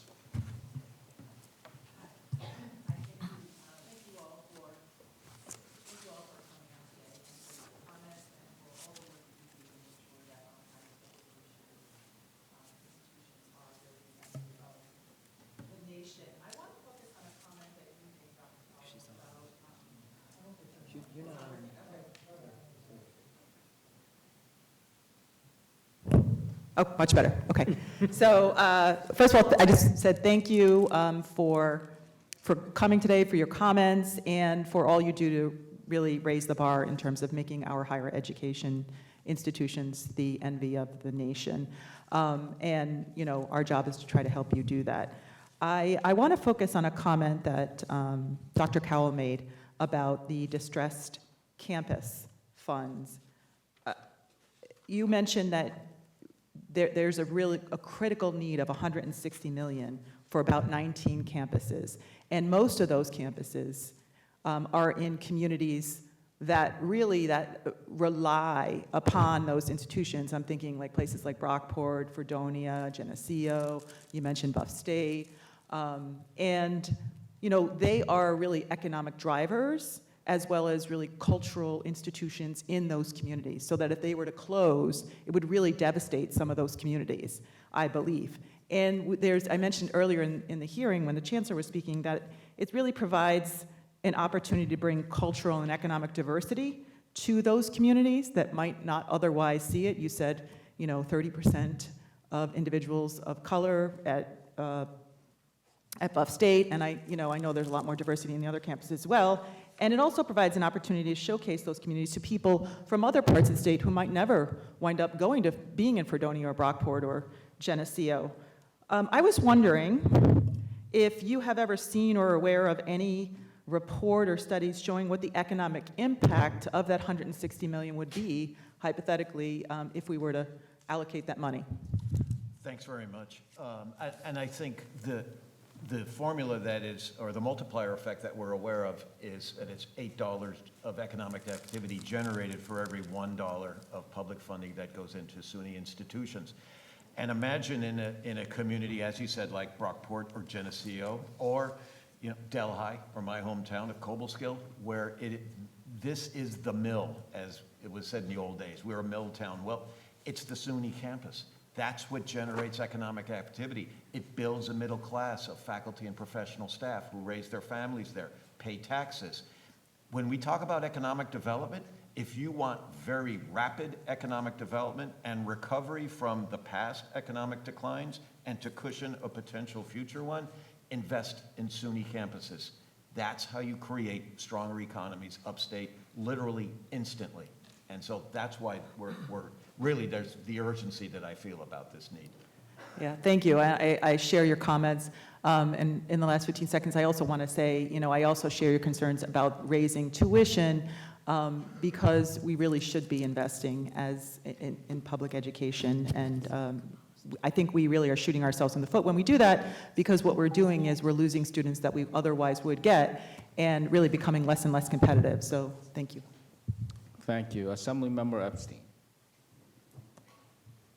Thank you. And I just want to second what Monica just said about tuition increases and losing students. Do any of you have data about the students we're losing, the students who were started but then dropped out? Do we have good data about why they've left? And Because we're trying to, obviously, we're seeing a shrinking pool of students, and we want to stop that, but we don't, no one's telling us why they're leaving. And is it because they ran out of TAP? Is it because they needed more support, they couldn't get it? Like, what are you hearing from your members about why we're losing? Assemblymember, let me start. Thanks for the question.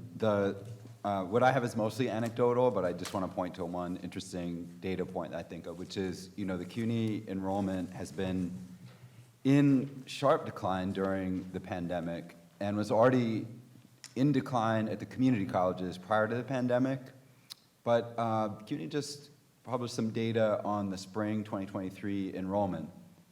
And first of all, the overall story is interesting because enrollment decline has slowed. It hasn't begun to bounce back yet in positive terms, except at the community colleges, where the year-over-year headcount from spring 2022 to spring 2023 is actually up 1%. So I think there may be something there in terms of your question about the demographics of the students who are returning. I think the senior colleges at the CUNY system will follow, but that's only a small piece, I think, of what you're after. Yeah, I think we're trying to get to a nugget here, like we're losing people. We heard the CUNY chancellor say, hey, we reached out to them, we picked up 16,000 students who dropped out, and now they're back in the system. But how do we keep them in the system? And if the one effort that we dropped, they picked up 16,000 students. If we did larger efforts, I assume there are more students, and I mean, I'm sure our grad students are hearing why students are leaving. And again, we need to stop the fees, so we're totally there. But I think we're looking for this data so we can actually do something. And I don't think anyone's sharing that data to help us figure out what to do. If I might just jump in, at the community colleges, I think it's the wraparound services, it's the fact that the financial aid and the other offices are understaffed, and in many cases, it may even be so much as marketing, but the new student, they work. They have elder care, they have children, they have jobs, in some cases, multiple jobs. They have transportation issues, they have food insecurity issues. These are all issues that are not being addressed, and we as faculty try to address those with food banks and things of that nature at our institution, but again, those are some of the reasons why people are leaving. And also, the tuition goes up a little bit. It drives some students away. And I just think, we're not doing them any service by raising tuition. Any data you all have, I'd love to see. Thank you. Thank you. Sorry, I have to cut you off. Thank you very much. Assemblymember Ekus? Thank you, Chairwoman. I don't know, you mentioned at least one of you, if not a couple of you, were not here earlier. I am a SUNY graduate, both in a bachelor's and a master's degree, very proud of that. I am also 40 years a high school teacher, so education needs all the funding it can get without question. I also want to thank all 5 of you for being able to survive COVID. That was my one shot at teaching in a college, and I lasted 1 semester and I couldn't handle it anymore. So, but I also was for 12 years an Orange County legislator, so just think county legislator. And we were always told that there should be a 1/3, 1/3, and 1/3 cut between the state, the county, and the tuition. And I'm certainly for that completely, but I question about we need a set budget every year, because I'm going to watch these SUNY and CUNY schools just absolutely explode with students. It's coming. Just hold your breath. It's coming. And if that happens in a particular year, aren't you going to be short-circuited if you have a set budget instead of basing it on the number of students? Well, if you look at first of all, thank you for the question. If you look at community colleges, we have, in the years that we had the highest enrollment, the governor at the time cut us twice. And that's what started a lot of this stuff. So to say— Those times are over. I'm just saying, and I always go back to that we got cut twice, and that's what started a lot of this dying on the vine. I think there has to be a discussion of the FTE reimbursement and how that affects colleges and community colleges, and if they go above a certain level, there should be an accelerator. Obviously, we need more sections, that type of thing, that needs to occur. But when you're talking about a flat number of faculty, all the costs that go along with that, I think you need to have a certain amount of money like we would in our own homes. I understand that, and we just want to always be careful about what we ask for and make sure it's going to work, not just short-term, but long-term. Yes. And also, I'm very conscientious about the whole business of the loss of faculty and all that you had mentioned. I'm one of those. I got out. I retired, so I understand that. But thank you. Thank you. Senator Pat Fahey. How about Assemblymember Pat Fahey? Although it has a nice ring to it. Thank you, thank you, Senator. And I apologize, I had a call, I prearranged event and had to miss some of the testimony here. And it looks like a number of my questions were already answered, but I do just want to pick up on, and maybe on the community college issue and the FTE, the way it is based. But if you could just elaborate a little bit more on if you think we need to look at formula changes there, or what else we need to do to increase enrollment. And I am glad to see that generally there's a small uptick, but we have a lot of work to do. And as you know, we spoke a lot this afternoon about what it's going to take at the secondary level as well to make sure that we turn this around. But is the formula the correct formula as well? Either of you is fine, please. The formula, I believe, is antiquated, and I do believe that there needs to be a funding level where we can continue to grow. There also needs to be an accelerator as the growth of enrollment needs to occur. I don't have a particular one in mind, but what I'm saying is I do believe we need to come up with stable funding for community colleges. And had we been doing it at the 40% that open enrollment campuses require over the last 50 years, we might not be in this situation. And I'm not trying to throw anything at all of you. I really respect everything you've done for us in many, many years, but the funding has not been there, and that's really, I think, part of what has happened here. Okay, I think I got reduced on the minutes, so I'm going to be very brief there. Everybody's 3 minutes when you get past the government. Got it, thank you. Okay, I talk fast, so that's fine. Anything else that we should be doing with regard, across the board, with regard to some of the distressed campuses and turning around this enrollment issue? And what else it might take in addition to the funding to stabilize the distressed campuses? And again, this enrollment issue that I think is, you know, the horizon doesn't look good with losing so many secondary students. Well, I think, research has shown that when funding increases, enrollment increases. Not only that, retention improves. You need those wraparound services that Andy was speaking of a little while ago. We see the same thing in SUNY. I saw it in my 25-plus years of teaching. Students who, had real capability of success, and they do succeed in the EOP program, which unfortunately the governor, once again, has cut that budget, which makes no sense. But where we see those services in play, students succeed. And what we are desperately in need of is to reach those students in the communities of color who have simply given up the entire concept of going to college. We can reach them. We need to get them into school and to make them successful. And I think until we do that, we're going to get wrapped up in the idea that, well, it's demographic and there's nothing we can do about it. We need to get to those students and bring them in. Thank you. Thank you, Chair. You're welcome. Thank you.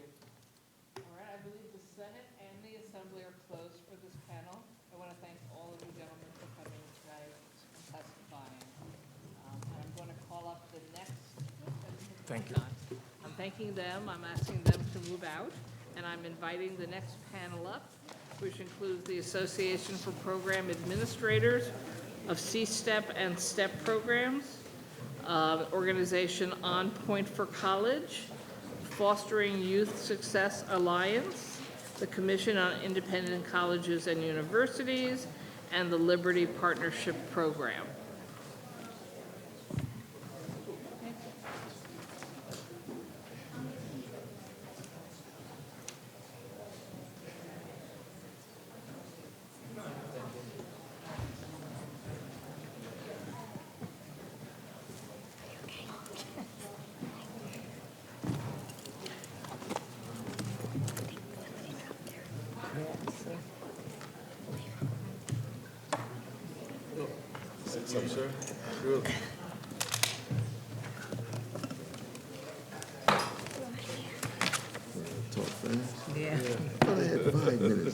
Everybody's in their seats, and everybody take your conversations outside so that we can politely listen to the next panel.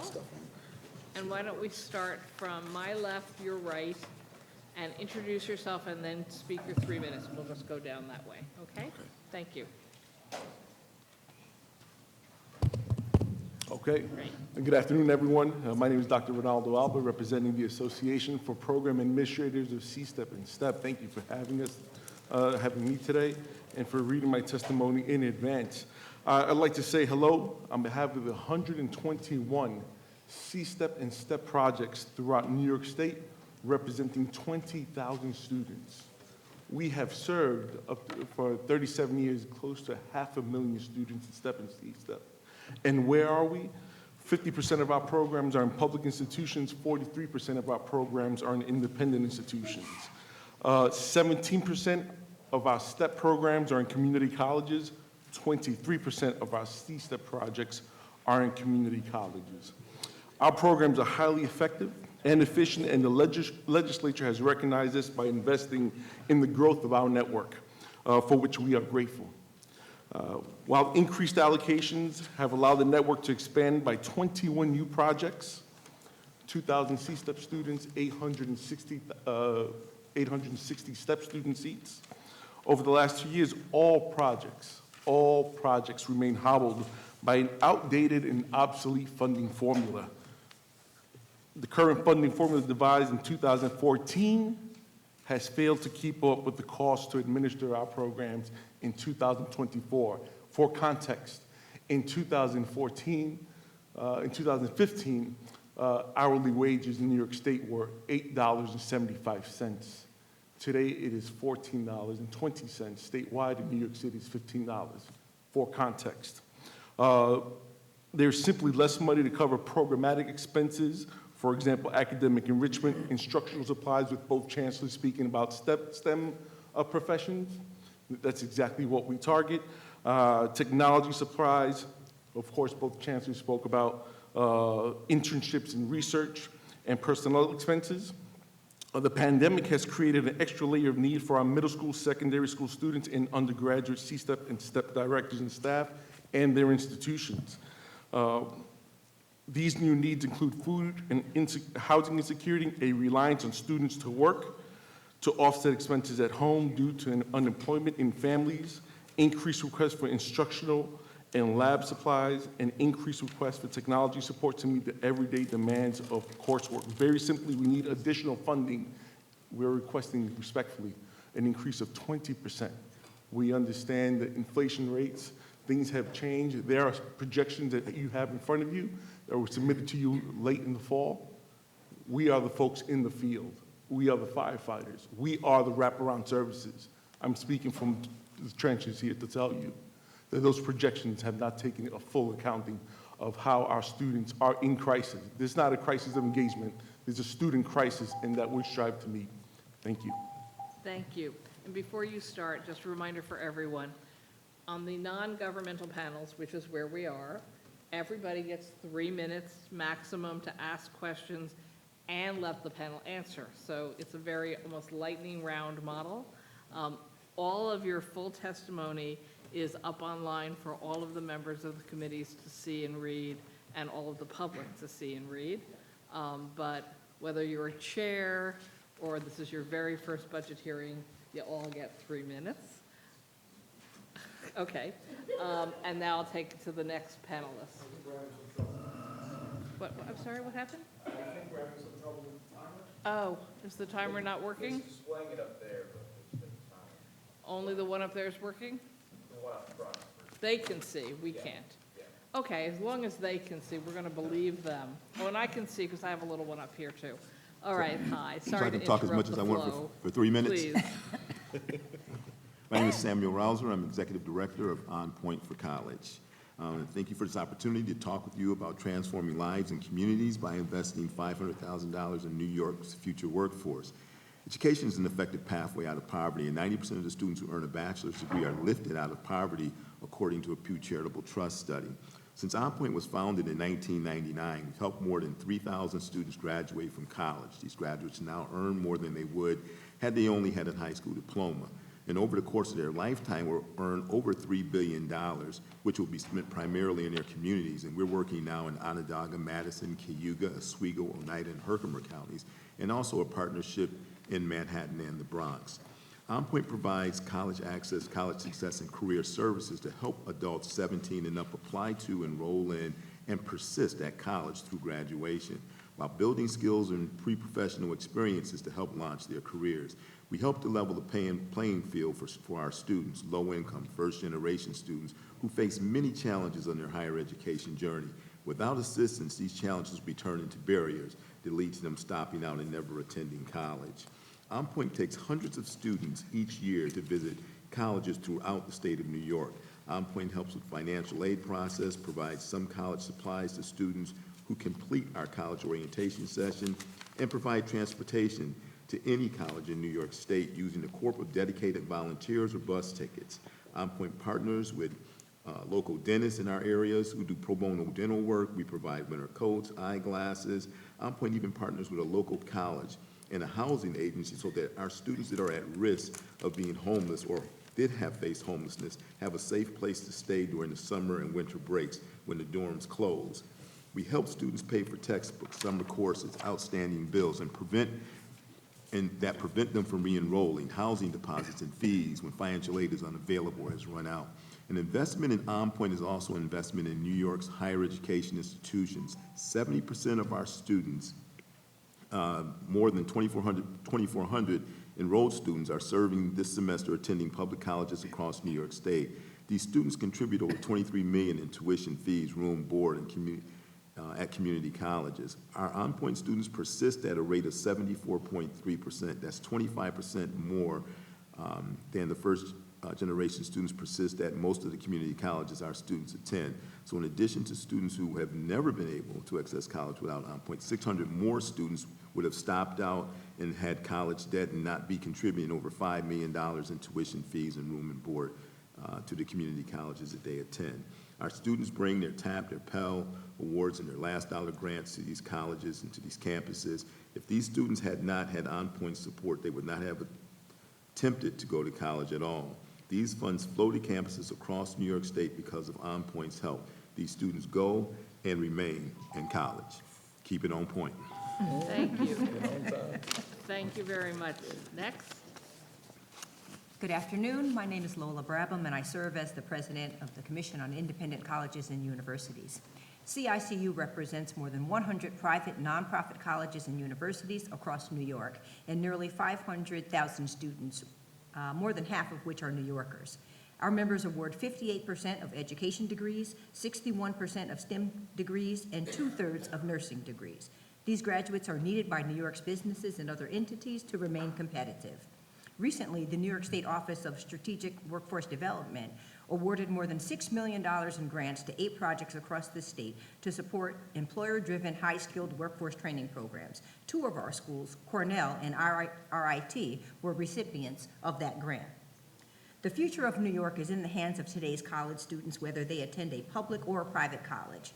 They are the next generation of entrepreneurs, healthcare workers, and educators, but they need your help to realize their full potential. The most effective way to help students is to invest in student aid. 2/3 of students at CICU member colleges are from families that earn less than $125,000 annually. Of the nearly 50,000 independent sector students receiving awards through the tuition assistance program, half have annual family incomes of under $20,000. While I represent the independent sector, I want to emphasize that the public and private higher education sectors form an ecosystem that together, and only together, will be able to educate and develop the skilled workforce that New York State needs. For that reason, CICU members, SUNY and CUNY, recently united to support legislation which we hope will be enacted to address the urgent nursing shortage. As you know, New York has a serious healthcare workforce crisis. Colleges and universities, both public and private, must play a significant role in addressing this challenge. We're working closely with the State Education Department to develop a pathway to utilize simulation education to alleviate the bottleneck created by a lack of available clinical placements. It is imperative that the state bolster student aid and increase support for proven education programs that benefit New York's college students. So we're asking the legislature to provide that support by expanding the tuition assistance program, investing in Bundy Aid, supporting opportunity programs and student well-being, and investing in funding for HECAP and research and development, the details all of which are in my written testimony. New York State should continue to partner with colleges to support the local economies that rely on them. This includes support for higher education capital, which spurs investments and creates jobs in communities across the state. So we're asking you to restore the $30 million that was left out of the state budget for higher education capital. Lastly, New York can solidify its position as a national leader in higher education and R&D by expanding partnerships with its world-class universities. And again, there's details about how we can best do that in my written testimony. Colleges and universities need the state's support to prepare the next generation of leaders, and we look forward to working with you in partnership on behalf of New York's college students. Thank you. Thank you. Next. Good afternoon. My name is Liz Altman, and I'm honored to be here today in my position as the friend or president of the Friends of the New York State Liberty Partnerships Program, Inc. Yep, closer, bring the mic closer. Okay. Liberty is celebrating its 35th anniversary this year as New York State's only state-funded dropout prevention program. We provide high-quality, academic-based, comprehensive programming. Services such as social-emotional learning, experiential learning, academic remediation, college prep, career and workforce readiness, and mental health services to over 15,000 marginalized and at-risk youth across the state. Last year, LPP helped to graduate 91% of our senior cohort with a less than 1% dropout rate. The first ask is that you consider removing the per-pupil cap proposed by the Board of Regents and supported by the governor. With the removal of this fixed cap, it would enable us to provide services that are weighted and more equitable to the diverse populations that we serve. The second ask, respectfully, if you consider a 20% increase in funding, and we'd like to thank you for the previous increase in funding. This year, it enabled us to grow from 46 to 51 programs, and therefore essentially serving more students across the state. Liberty has been administering social-emotional assessments for over 7 years to each and every single one of our students. History, and more recently the pandemic, has reminded us that we need to refine programming and curriculum to meet our students' needs. We use the SEA results to identify the needs of our students to develop and implement responsive and effective programming. With the additional monies, we can continue to ensure that Liberty is hiring, training, and retaining qualified individuals to provide these mental health services. I feel that Liberty is in a unique position to support the governor's mental health initiative, specifically as it relates to providing services or mental health services at the K through 12 level. As I understand it, there currently is no state license that permits clinicians like myself to push into the K through 12 setting to provide services. So Liberty provides a really unique position for us to partner with LEAs and through the addition of MOAs to provide these services. And lastly, I just want to bring awareness to the fact that we're chronically experiencing late access to our funding, often in the second fiscal year. And this year, it looks like it's going to be no earlier than our third fiscal quarter. This jeopardizes the continuity of necessary and effective services to our at-risk youth. And I'm hopeful that by expressing this concern, it will provide an opportunity for further inquiry, perhaps by way of a task force or something similar, with the goal of addressing this concern. And I thank you for your time today. Yes, you did. Hi. So, Is it on? Okay. My name is Deidre Nesbeth, and I'm here today on behalf of the Fostering Youth Success Alliance. We'd like to thank the chairs, as well as the rest of the members of the committees, for the opportunity to testify here today. This testimony seeks to address funding for the Foster Youth College Success Initiative, or FYSE. FYSE was first established in the 2015 to 2016 budget and aims to bridge the gap from foster care to college success.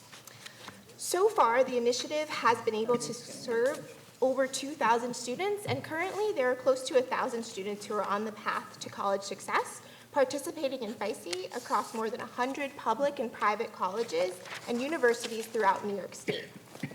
While we appreciate that Governor Hochul's executive budget proposal included $7.92 million in funding for FYSE, there is still more to be done. We ask that the legislature support an additional $2.0 million in funding for a total of $10 million in funding for the Foster Youth College Success Initiative. As more students with a foster care background become aware of and utilize FYSE, it is essential that we ensure that support they need to make it both to and through college is available to them. FYSE resources allow young people to cover expenses and access support such as tuition, housing, transportation, books, medical, and personal expenses. Knowing that the support is available allows young people with a foster care background to view higher education as an accessible pathway.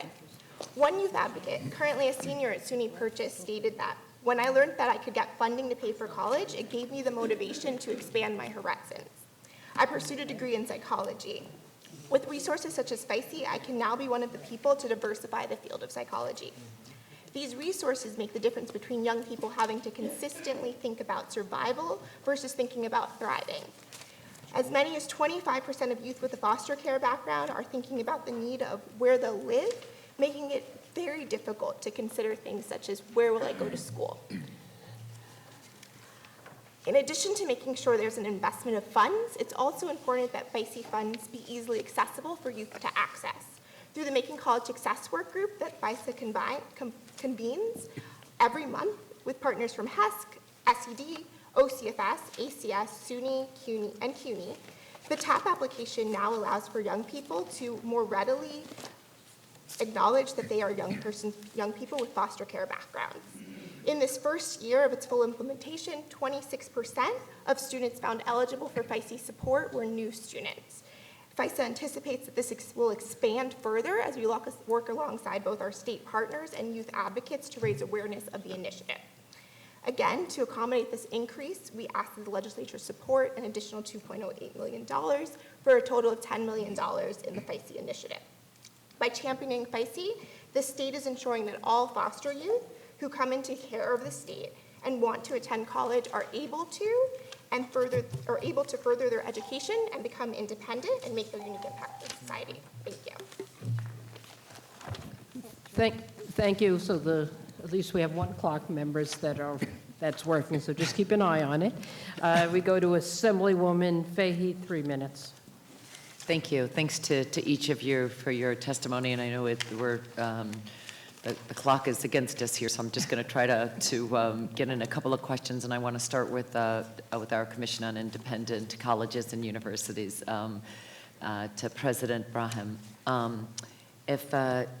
Enrollment, we heard a lot today, we've talked a lot today with SUNY and CUNY and others about enrollment, including the out years with numbers down across the board, including in secondary schools.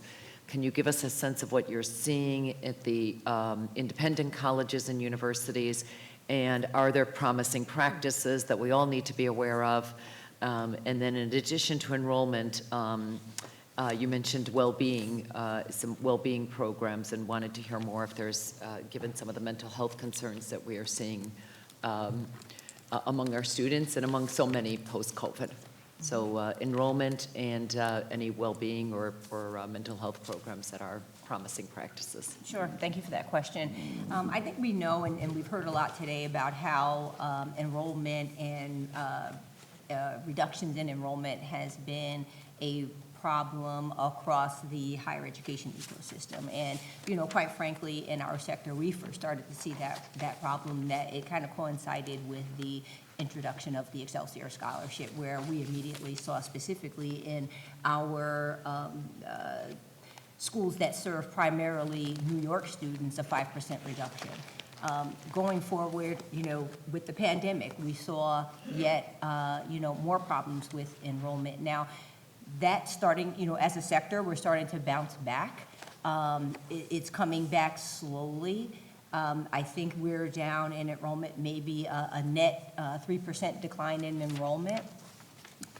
But where we're seeing that the enrollment start to tick up again is, primarily in our larger schools with international reputations where it's a little bit easier for them. Our regional schools that serve primarily New York students are still struggling with that and looking for ways to recruit students onto campus and to retain the students that are there. And the best way to do that, every year when I come here, I say the best way to do that is by providing adequate student aid. Thank you.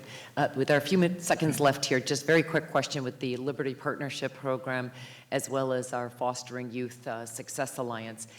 Any comparison data, especially with the foster care program, which, as you mentioned, is quite new in the last 8 years or so. Any comparison data to show if it's truly working and has made a difference? It's great that we're serving 1,000 students currently. We don't yet have comparison data, but we are working with SUNY, CUNY, and SED, speaking with them about how we can access information so that we can make those statements. Okay. Thank you. Thank you, Chair. Thank you. Senate? Thank you. Senator Toby Stavisky. Thank you. Dr. Brown, let me ask you a quick question. First of all, thank you for your help with the simulation bill for to improve the number of nurses. You're very welcome, Senator. The issue that was just brought up of declining enrollment, I know that you've had some closures of some of the independent colleges. How is that progressing? Or let's hope it's not. Let's hope it's not progressing. Let's hope it's not, but how are you, meeting the challenge of... Yeah, it's a challenge, and, most recently, we heard the announcement about Casanova, that is scheduled to close. Yeah. When we have that situation, the college will put a teach-out agreement in place to help students identify either, other schools that they may want to transfer or how they might want to handle those transfer arrangements. It's to my knowledge, Casanova has, I think, 19 agreements in place right now where they're working with their students to enable those, to facilitate those transfers. Yeah, they had a long history, and it was, really unfortunate to see any college go. Absolutely. Too close. One last question. Student debt. Do you find that students are graduating with increasing debt, or are you finding ways to reduce the debt of students? So I will speak for our sector and say that we're doing everything we can to hold down student debt. In fact, our schools provide 89% of all of the financial assistance, student aid that our students get. Another 7% is provided by the federal government, and 4% comes from state aid. So we're doing everything that we can. Again, it comes down to student aid and making sure we have enough of it. I would say, to your point specifically, though, about student debt, the students that are most at risk for not being able to pay their student loans are students who do not graduate and can't find jobs and don't have the money to pay back their debt. The other part of it are students that are seeking to pursue graduate study, where there's not enough student aid available for them to do that, so they're borrowing more. Thank you. We go to Assemblywoman Clark, 3 minutes. Hello, thank you all for testifying here today and bringing your expertise. We've had a long day talking a lot about college affordability, doing things that we can to increase enrollment, but also why we're losing students, why we're losing those who have enrolled and leave or apply and never make it to our campuses for a variety of reasons. And so through all the services that you guys provide, I feel like we should be doubling down on what you do. You are critical at a moment when we know we're losing students in college. You offer all those services we know our students need, and at the same time we know our workforce needs them to graduate. So I first just want to say thank you, and you do have a lot of support in our legislature to really, I think at this critical moment, be doubling down on what you do. I also really am thankful for KQ's support of increasing TAP eligibility. We did hear about that today, and understanding that we haven't really raised income threshold or minimum on it in decades, and that really hurts definitely our lower middle class families who have not had access to that as tuition relief. The one thing I want to touch on, and there may not be answers today, maybe these are conversations we have to have. You know, over the last couple years, we've been hearing a lot more about food insecurity on campuses, and we think that's sort of reaching a level with many of our college campuses are partnering with food cupboards and various organizations to help that. But what we're now hearing more than ever is a housing crisis, and wondering if there are, given working with the foster youth coming out of foster care, housing is a big issue, but I'm guessing you're all seeing it now. It's not just about staying in dorms, because so many people can't afford to do that. And if they do stay in dorms, it's then that issue of breaks and what are we doing, and really looking for some unique ways that we can support as a state legislature, different kinds of ideas to support those kinds of students. We have more students at our community college that are living in shelters now than we've ever had before. So, you know, maybe there are unique ways that we can start looking at housing to address this, and just wanted to know if any of you have thoughts to start that conversation, but also willing to follow up with all of you. Thank you. Some thoughts that we've seen across our network, and what would be helpful at our institutions, just resource centers. And so they're food pantries, but resource centers as well, connecting students that are in need of public assistance, SNAP benefits, Section 8 housing. Those are benefits that are available widely, and making response teams, mobile teams available, or a call center that can help resolve a lot of that, can alleviate a lot of the issues. What we're seeing with the pandemic, people are now moving back home and are taking on additional boarders in their home. And so that creates a stress that's fairly unique, and we're seeing it in our counseling sessions at school. Thank you. Senator? Thank you. Senator Gounardes. There we go. Thank you, Senator Krueger. Good afternoon, everyone. I want to talk, I have questions for CQ. As we know, the Supreme Court has heard arguments on 2 of the affirmative action cases, Students for Fair Admissions. I think many people expect that the Supreme Court will eliminate the ability to consider race as a diverse factor in college admissions. So I'm curious, what are your member institutions doing to plan for creating a diverse student body without the ability to consider race in their admissions practices? So I would answer that by saying that our schools, even before this issue came up, before the Supreme Court, are always working to create a diverse and inclusive atmosphere. But to the second point of your question, you know, race is never used as a primary factor for recruitment or for admission to any of our schools. So I don't know that they would be doing anything differently in light of whatever the decision is that the Supreme Court makes. Sure. My concern is that we have some of the most exclusive institutions of higher education here in the state, private institutions of higher education, many of which get state dollars to support research grants and tuition assistance and a whole bunch of other things.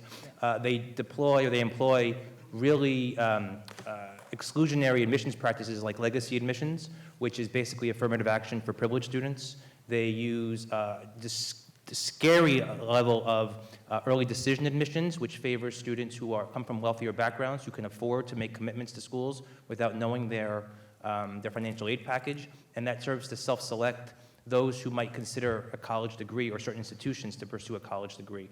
And so in losing the ability to consider race as any factor through affirmative action, I'm very concerned that we're going to lose diversity on our private institution campuses here in New York State while they continue to use legacy admissions and early decision practices, which by their very definition are exclusionary to the most privileged and wealthy students in our state. So I would love to follow up on that conversation. If your schools are not thinking about that, I think they should be starting to think about it, because this is a national conversation that we need to start having at this point. Really quickly, I just want to respond and say that our schools do not use, again, legacy admission would never be a primary factor for college entrance. And also, I'd say that it's not used to keep people out, it's used to bring people in. Because primarily, you know, our regional schools use that to say, hey, if you make the grades and you meet the criteria for entrance to the school and you've had a parent or a relative who has attended here, you know, we welcome you. So I don't believe that it's used as a tool to keep people out, but I understand the spirit of your comments, and I understand, you know, this complex issue has so many different layers that I would like to circle back and, you know, talk to you about this. I've spoken with Assemblyman Epstein about this, and I'd love to continue the conversation. Thank you. And now we go to Assemblyman Epstein. Andrew, thank you so much. So I'd love to keep talking about legacy admission. You know, I think it's got a historical discrimination and racism packed right in there. So I think we should end it, to be honest, and I hope that we can get Kiku on the same page around ending it, because I don't think it serves the students of New York well. Yeah, so one comment that I will make about that, and again, part of what makes this so complex is that, you know, obviously our schools will comply with what the legislature decides, right? Gladly. But I do want to say that taking away early decision, for example, from New York, but the surrounding states still have early decision, you're putting New York State and its colleges at a disadvantage, because there are students that seek early decision that will be looking outside of New York. Andrew's bill has legacy and early, mine just Yeah. has legacy, so Well, not to I'm be speaking on distinguished the whole ourselves. thing. I'm capturing it all. Okay, so I want to talk about how we're losing people, because we keep talking about the enrollment numbers going down, and I think we're not really having good data. I'd love to get good data from everyone here to figure out why we're losing students who, are we losing students because they've run out of tap? Are we losing, and what percentage of are we losing because they've run out of tap? What are we losing because they need more support, they're not getting it? Well, who are we losing for what reason, and how do we recapture those students? Because I think that's part of what, I think that's what we're missing part of the conversation. I'd love to hear from folks. I know we only have a minute and a half, but I'd love to hear from folks now and love to hear from folks later about what we can do to figure out who we're losing, why we're losing them, and how we get them back into finishing college. Well, I would just say really quickly, you know, what On Point is providing those wraparound services, providing the services that students need that we aren't generally looking at. When you're talking about housing challenged students, you know, I come home over the winter break and I really don't have any place to stay, and I'm staying somewhere every place, and I don't have transportation to get back to school. I mean, some of those things are part of the problems that students have. I'm on campus, I can't buy all my books, I have no one to go to help me get those books. Right. So those wraparound support services, if you have them there, keep them there. And that's part of what we try to do, is make sure more students can stay on campus that are there. So I'd love to get that data about like who we're getting that, and if we got more of these wraparound services, who could we keep on all our campuses? I've been hearing your questions throughout the day, and I really appreciate them. And I have a simple answer: invest in the pre-college programs that you have in New York State. Right. LPP, the STEP programs, those are programs that those students are nurtured. And we talked about a lack of student engagement. We provide communities for our students at our institutions. So STEP programs have arrangement for the most part where their C-STEP counterpart are preparing to receive those students. It's a pipeline of 7 through 16. Invest in the pre-college student programs that are working. LPP has a tremendous track record. STEP has a tremendous track record. STEP graduates, 80% of them pursue professional degree programs of study in college in STEM, health, and licensed fields. They get handed over, an on-point student gets handed over to a C-STEP program, into an HEOP or EOP program, or there's a foster youth program that is able to come on campus and support it. We retain our students, we recruit our students. So a quick answer to your question: invest in STEP and C-STEP, invest in LPP and your foster youth program. Thank you. To the Senate? Thank you. Senator Murray. Thank you, Chairwoman. So the TAP issue was one of the issues I was going to bring up, so I'll just bounce this idea off of you. I'm from Long Island, where the cost of living is a bit higher. What would you think of We haven't changed the TAP threshold in forever, and 80,000 for a household is ridiculous. And on Long Island, it's really ridiculous. What would you think of tying it to either the federal poverty level, similar to what we're talking about with childcare, or tying it to the regional medium income or something like this to raise the threshold up? I mean, is there a better way to do this? Anyone? Yeah, the better way to do it is to adopt the proposal that we put on the table, which is to raise the income limit to $110,000. And we know that right off the top, we will capture another 24,000 New York students that would be eligible for the program. Right, I'm wondering why we don't just take it to 125 to match Excelsior, but that would make a little more sense, I think. But moving on to, when you mentioned things like pre-college programs, BOCES, we've been talking about that a lot, and I've been preaching about the fallacy that it's an either-or situation regarding go to BOCES or go to college. Are you seeing any kind of an increase now, since we're putting a little more attention to BOCES and CTE? Are you seeing more of an increase of BOCES or CTE students enrolling in college or going on to college? We've served. Yeah, we do. What? No, please. I was gonna say, so we work in a lot of the, in upstate and in a lot of rural. We're in Oswego County, Cayuga County, and many of those students are in the BOCES program, and they're getting those college credits now while they're in the BOCES program, and they're completing that program going on to college. So it is a combination of, and it's happening now. And to your question, it shouldn't be mutually exclusive. It's not an either or. Clearly, students that are inspired in BOCES go to college and continue their program to study. I've had a student that was a BOCES student, came from Yorktown, and he graduated Columbia Medical School. Wow. And so, it's not an either or. So the narrative on that, I think, needs to be examined a bit more. Those students go to college and they're supported at college programs like ours. With 1 minute left, any suggestions on how we can get rid of that fallacy? I know we're making steps and we're making progress, but anything we can do better to remove that again, that fallacy that has to be an either or? I think that just comes down to a local issue, right? I know superintendents sort of supervise BOCES, and it's about the messaging that's created in those home communities. I think that's exactly, a lot of it is local, along with politics, right? And success stories like you just said, Oh, those are great. So thank you very much. Keep up the great work. Thank you. Assembly. We go to Assemblywoman Hindman.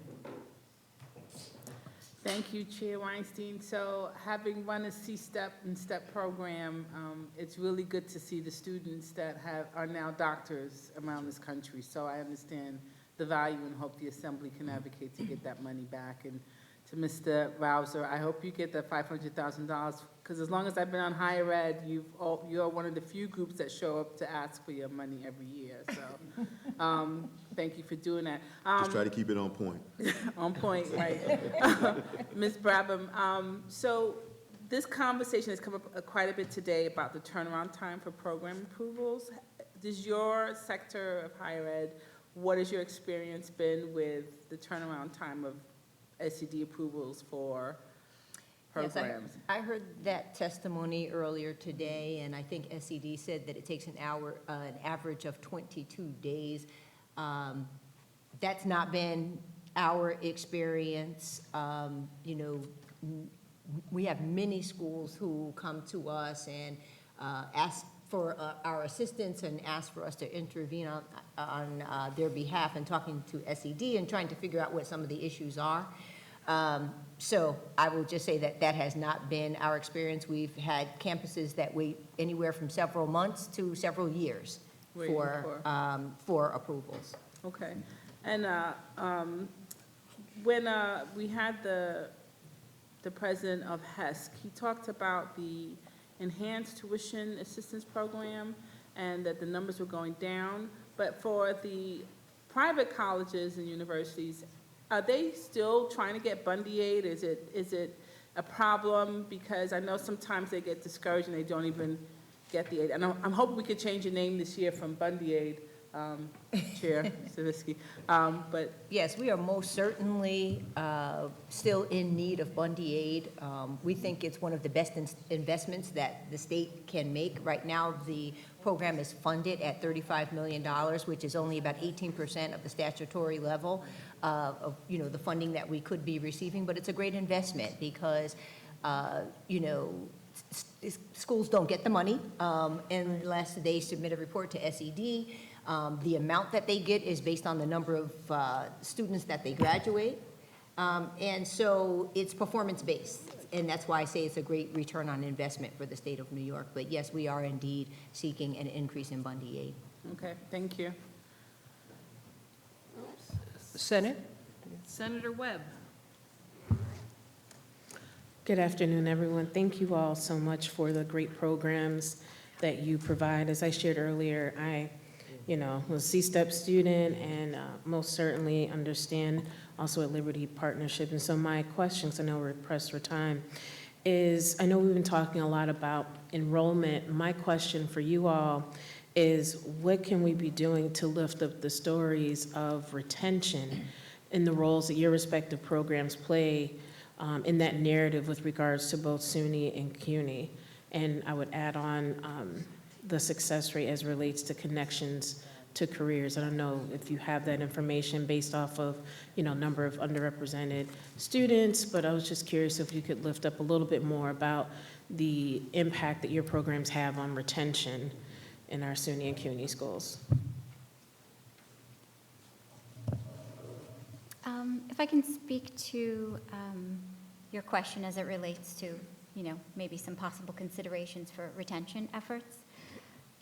Although Liberty Partnerships program serves primarily 5th through 12th grade students, we do have and we are performance-based, but part of that program is, post-secondary.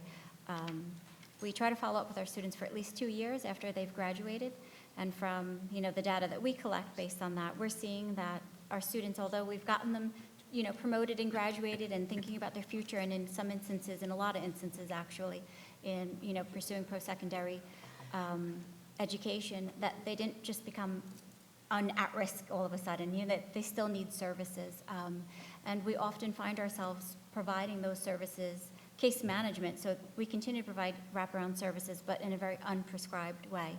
Whereas, we find students will be assigned a counselor if they're lucky to at an institute of higher education, and during that very prescribed setting, it's a certain amount of minutes, right?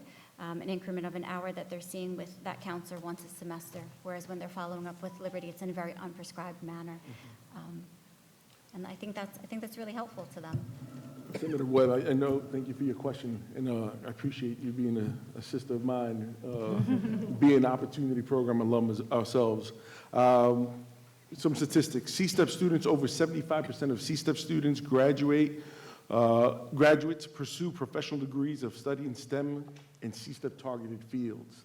At the STEP level, the pre-college level, over 80% of our STEP graduates pursue professional degree programs of study in college. So those are some clear data points there. What can we do to support and lift up the stories of retention? We need an increase in funding of 20% of all opportunity programs. You have a 5 through 12 program in LPP, 7 through 16 program in STEP and C-STEP, and of course, we have our brothers and sisters in HEOP, EOP, and of course, SEEK. That's how we uplift the narratives of retention. We have the academic model at institutions that come with ready-made professionals, with services and funding that address the specific issues that appear in our campuses. We provide the community, we provide the direct support, and we have the outcomes to prove that. I hope I answered your question. Bolster the marketing of people understanding how impactful these programs are with relation to retention. Absolutely. Thank you. I think the way to market that, increase the funding and the RFPs will come. Yes. Thank you. We go to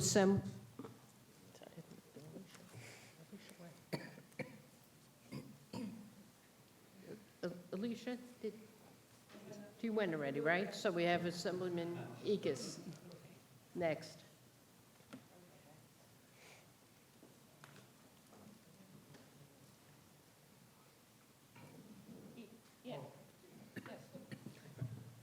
Thank you, Assemblyman Chris Ekus. I'd just like to, you actually covered some of the stuff that I was going to go through, but the first thing I'd like to say is I mentioned that I grew up with 13 foster brothers and sisters, and I'm very proud of that. These services that we're talking about here, all 5 of you represent, and I will reiterate what I said earlier in this hearing, these are life-saving programs. They are. The high school I taught, Liberty Partnership Program, I'm glad you mentioned. We're not just talking about, we are in higher education, but we're not just talking about higher education. We're talking about getting kids, actual individuals into higher education with these programs. And they do work, and I will vouch for that. C-STEP, STEP program, keeping them in the programs, retention. And we have made reference to that, quite a bit all along. I would like to, I know you were asked about BOCES, and, how can BOCES, you're in BOCES or you're not. One of the best ways that we can get rid of that stigma, shall we call it, almost, is like a high school that I taught in a very urban environment. We are a cooperative high school. We have our BOCES programs in the school.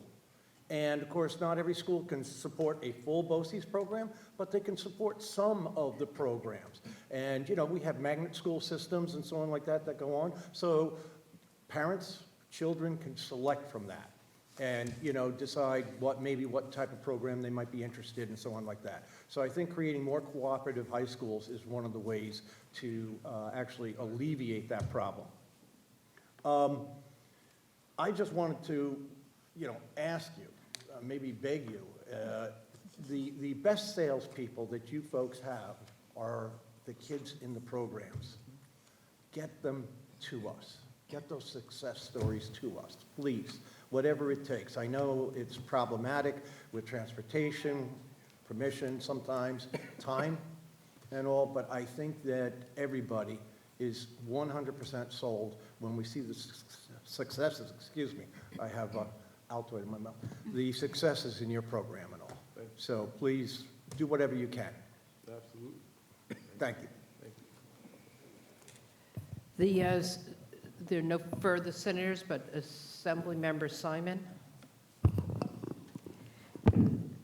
Thank you. It was good to see so many of you a couple of weeks ago when we were talking with you and some of your students. You should have been there, Chris. So I have just a follow-up question, because for some of your programs, I know that you are also working with students with disabilities.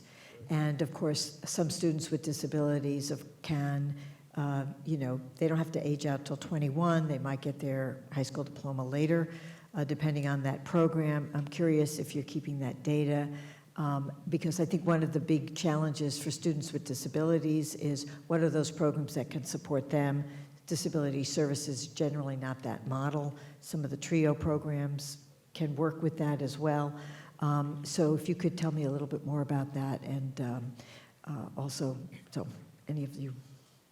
I can speak to the work that we do at the college level, and C-STEP program serve as sort of advocates of a unique nature where we bridge all offices of the university or college that we're housed in to ensure students receive the support. So a lot of the work that we do is making sure that students are aware of the services that are needed and of course the paperwork that's required. If they in fact enter college, because a lot of these students sort of overcompensate by the pure talent that they have, and they need to receive evaluative services, we try to help them and assist them with pointing them, with consultation with people on our campuses to get them evaluated at the college level. Some of the disadvantages are if you don't come in with paperwork into a college, you then have to get evaluated. And that's a very expensive proposition. And so a lot of the C-STEP programs on college campuses, as I'm sure it is not unfamiliar to our HEOP brothers and sisters as well, we really try to coordinate with our disabilities office. And then of course, based on a student situation, we provide service either through bridging them with campus offices or help offset some of the costs there. At the college, I don't want to take time away from LPP. In regards to helping address students with, special needs and concerns, we worked in the past, prior to COVID, and things have changed, but one part of our program was a service that we provided at the pre-collegiate level where we would take, let's say like the AccuPlacer, the college placement test, and we would prep our students for that test as early as their junior year. So this way, at least they're familiar with the test, because we want to try to at least help them overcome some of the barriers that are getting them, preventing them from getting to higher education. So enabling them to take these tests earlier, just to be exposed to them, provide the necessary remediation, and get them to where they need to be so that they can place at college level. And then, we foster, relationships between the IHEs and the LEAs where we're, introducing them to the various services that are available to them at the collegiate level early on. And promoting services, of Yeah. course, and awareness. Thank, Thank you. Well, anybody else, if you want to tell me what you're doing, let me know later. Thank you. thank you. We have one assembly member. Monique Chandler. Assembly Member Chandler Waterman. Hello, thank you, Madam Chair. Thank you to everyone here. I just had a question as a former educator, both in high school and for a professor as well, and having 4 children, one in CUNY, one in SUNY, and one about to go to CUNY or SUNY, right? So a lot of college tuition, right? So I see here when you talk about C-STEP and STEP need additional 20% in funding in order for programs to exactly, respond to the needs that may cause barriers, right, for people to get into STEM health. And I don't know if you know with behavioral health and mental health, we have a lack of staffing there, right? So then that's something, I don't know if y'all was thinking of kind of really highlighting that, because we need incentives to people. We have beds, but no staffing for that, and the correlation, I don't know if that was a thought-out process you had when So putting this together. social work, licensed mental health counselors, psychologists, those are C-STEP targeted professions. This young lady at the end of the table, she would be a C-STEP eligible student interested in psychology. And how C-STEP would respond to that is try to connect a student to professors in labs to get them a research experience. We know that that's important. And of course, they have to volunteer. We have budgets that are set up to provide a living stipend to make sure they're not taking off and having to work at a retail store to pay bills. Yeah. So we're a legislature program. That's why I say we're sons and daughters of the legislatures, because you all have created us and continue to fund us and provide a gold standard throughout the country of how intervention models like this work for STEP and C-STEP. Nationwide, no one does what STEP and C-STEP does. Nationwide, no one really does what New York State does in terms of opportunity programs. This is a highly developed model of working with students from historically underrepresented groups to move them along, provide social upward mobility, and of course, create future taxpayers. Because that's part of what it's about, but having actualized young people thinking about the world around them, that's exactly what we are, and lend their talents and services. So that's exactly how we respond. I would love to see more of that when you're talking about Absolutely. this. I'm a yes. trained mental health professional. That's a trained mental health Especially professional there. culturally responsive. No Especially question. in the Black and That's the brown only way to community. do it nowadays. Right. Because we know what the harm that has caused not being responsive to cultural nuances. That's an oppressive kind of format of moving forward. So I appreciate your comments. All right. And we're on the ground doing that great work. All right, thank you. Thank you. Thank you. I don't believe that we have any more questions for this panel. Thank you Thank for you for being your time. here and spending time with us. If you're keeping score, we're up to panel D, New York City Alliance Against Sexual Assault, Reproductive Justice Collective and Advocates, and Swipe Out Hunger. And I would just advise the speakers for panel E, NYPIRG, Association of Private Colleges, National Council of State Boards of Nursing, and Columbia Health to make your way down to a lower chair so that you'll be ready for the final panel.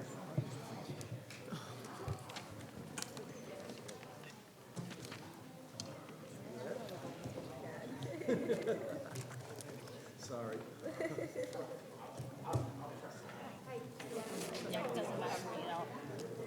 How's it going? Can we have quiet in the hearing room, please, so we can continue? Feels far away. Thank you. Can we start with the New York City Alliance Against Sexual Assault?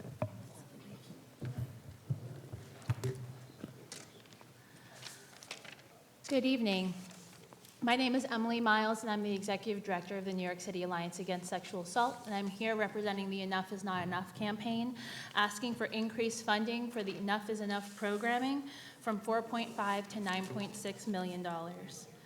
In July 2015, Enough is Enough, or EIE, was established to address sexual assault, domestic violence, and stalking on college campuses. In addition to much-needed advancements in New York state law, the legislation created an EIE funding initiative for rape crisis programs, which now supports 53 organizations across the state to work collaboratively with college campuses to prevent sexual violence and provide appropriate intervention when sexual violence does occur. Let me start by saying that the Enough is Enough program is truly incredible. Every day, EIE coordinators are on campuses across the state, training thousands of students, faculty, and administrators, providing technical assistance to ensure campuses are abiding by federal and state regulations, and connecting survivors to trauma-informed services to begin the path of healing. But despite the strength of this program, there remains a number of gaps in program delivery and access to students across the state. EIE has been flat funded at $4.5 million since its inception, and each year the purchasing power diminishes. Over 60 colleges across the state are not affiliated with an official EIE program, accounting for 92,000 students not connected to these critical services.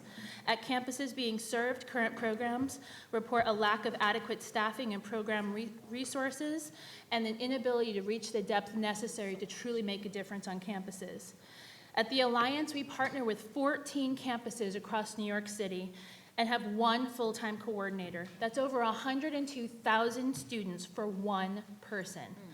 I have to say that my coordinator is amazing. She's a fantastic individual, and her dedication and skill is beyond anything I can imagine. But there are only 24 hours in a day, and there's no real way for her to conduct the level of trainings and outreach necessary to meet the needs of those 102,000 students. And unfortunately, our story is not an outlier. In each of your districts, there is an EIE program that is not receiving the services that it needs. In each of your districts, there are students that are not being connected to these critical resources because the EIE programs do not have critical funding. To fill these gaps, we are asking the state increase its annual investment to $9.6 million to expand the reach of EIE programs, to invest in culturally responsive and linguistically appropriate prevention materials, and to enhance training and technical assistance to EIE programs. Many of you have heard the statistic that 1 in 4 women report a completed or attempted sexual assault in their lifetime, but what you might not know is over 80% of those assaults occur before the age of 25. We have the tools to stop this level of violence, and I ask for your investment in order to do so. Thank you. Next, Reproductive Justice Collective. Good afternoon. My name is Niharika Rao, and I'm a student abortion doula and the lead organizer of the Reproductive Justice Collective, a coalition of New York student and youth organizers from Columbia, CUNY, NYU, and SUNY schools. I also work at Advocates for Youth, a national nonprofit that works with young people to champion youth rights to bodily autonomy and health equity.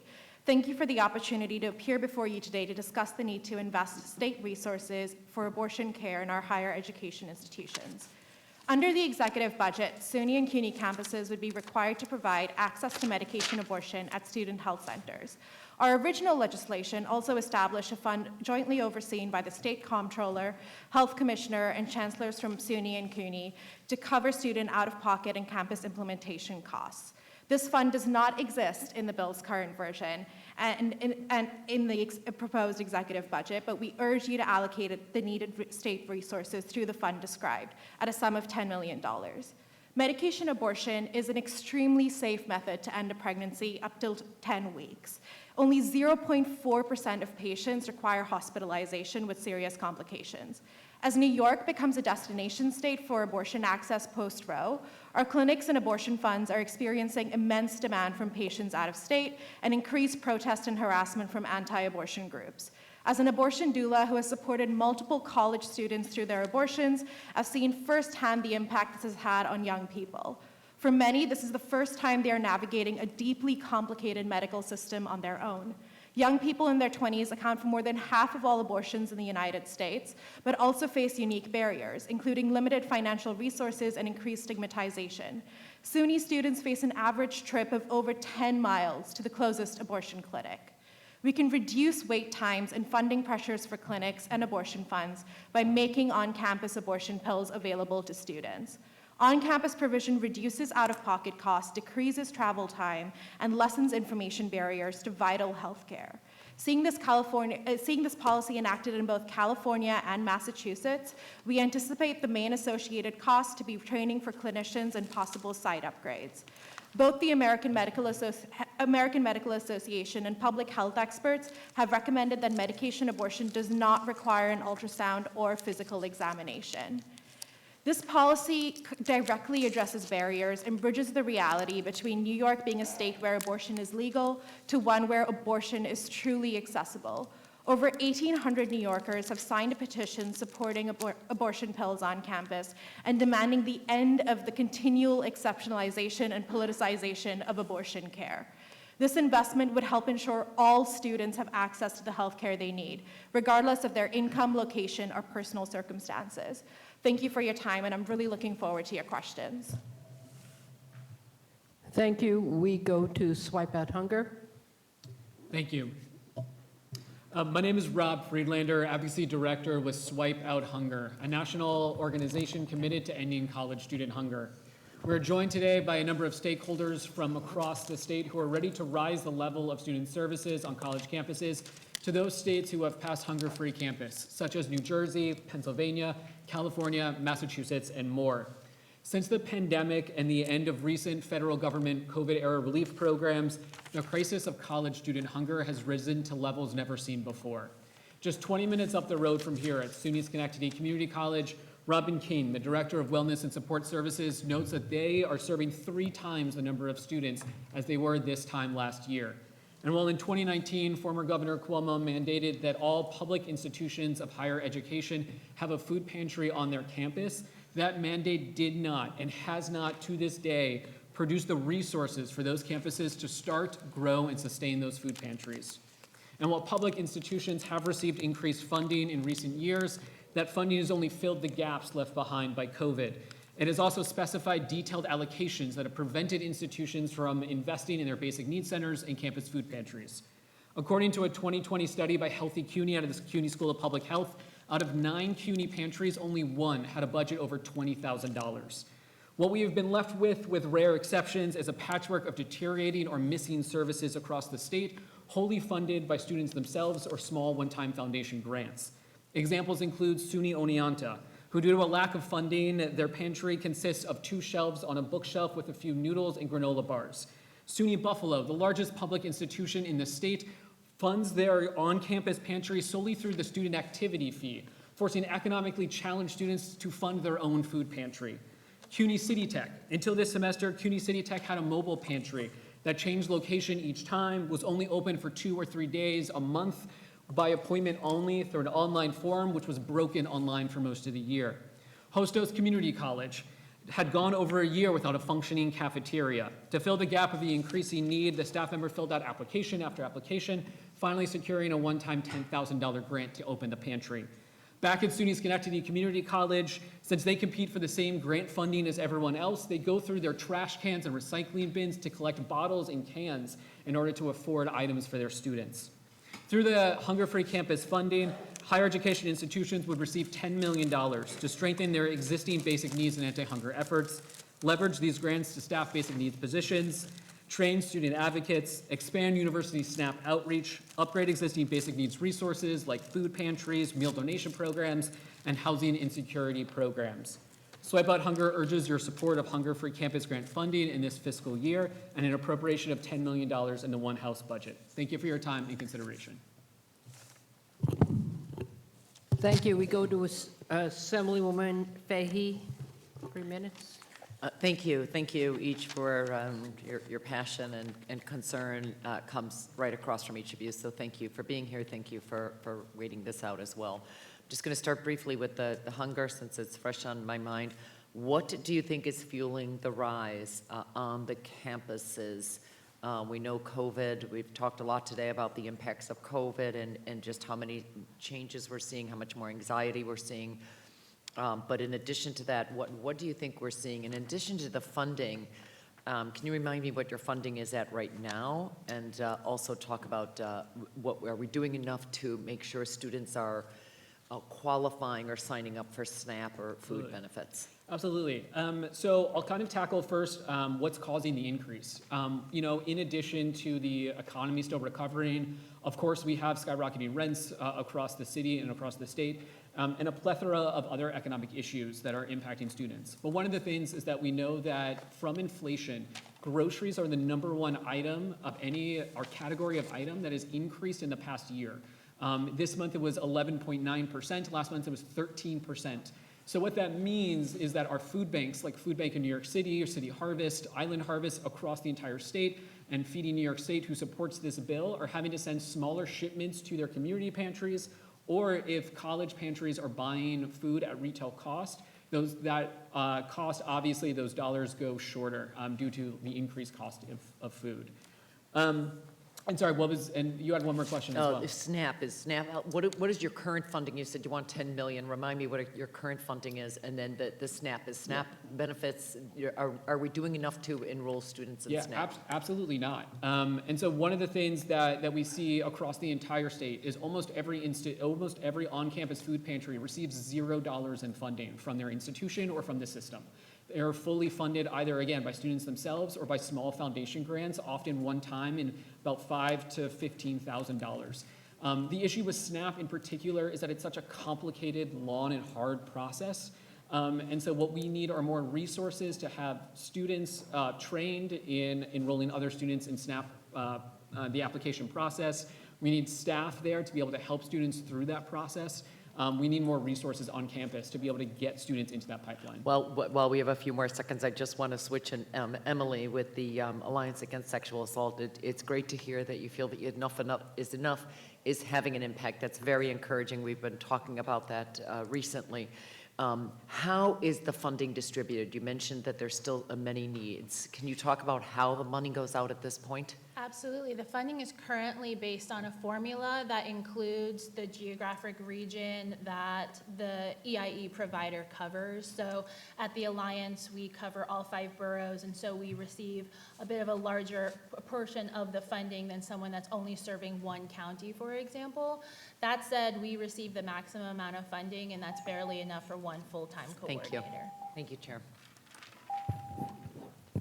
Senator? Hi, Senator Webb. Yes, thank you all for your testimony and for the work that you do. I want to start with Swipe Out Hunger. I've actually done a lot of work on food insecurity, and one of the things I was always fascinated by is that we have a significant number of students who rely on food pantries in order to actually have food to eat, and yet we're talking about raising tuition. So one of my questions is, do you have a breakdown on the number of students that are food insecure across our campuses and who are dependent upon food pantries? Yeah, in 2020, the CUNY School of Public Health engaged in a report called the Real College Report. In that report, they found out that 48% of all CUNY students were food insecure. That goes up to 51% at the community college level. According to the 2019 SUNY Food Insecurity Task Force report, on average, 40% of SUNY students were food insecure, and that goes up to 54% on the community college level, with even higher numbers at the EOCs on SUNY campuses. And then I know I have limited time left, just to go to both reproductive justice and New York City Alliance Against Sexual Assault. What are some additional supports that we could be offering with regards to expanding access to your program? I know you're asking for additional funding, but I was just curious, what are other ways that we can even promote awareness about the resources that your programs actually offer with regards to our campus communities?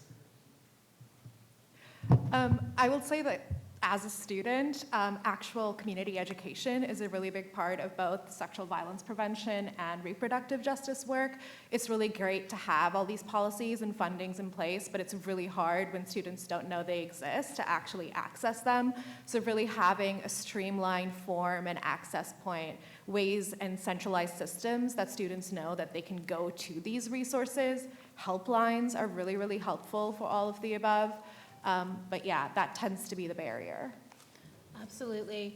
And as I said, when you have limited staffing, those EIE coordinators are really only focused on the training and such on campus, so they're not able to do the outreach that's really necessary to bring people into the program. This additional funding would allow that to happen and allow it to happen to communities that have historically been difficult to reach, and bring in expertise from those communities to actually do that outreach, which I think is critically important.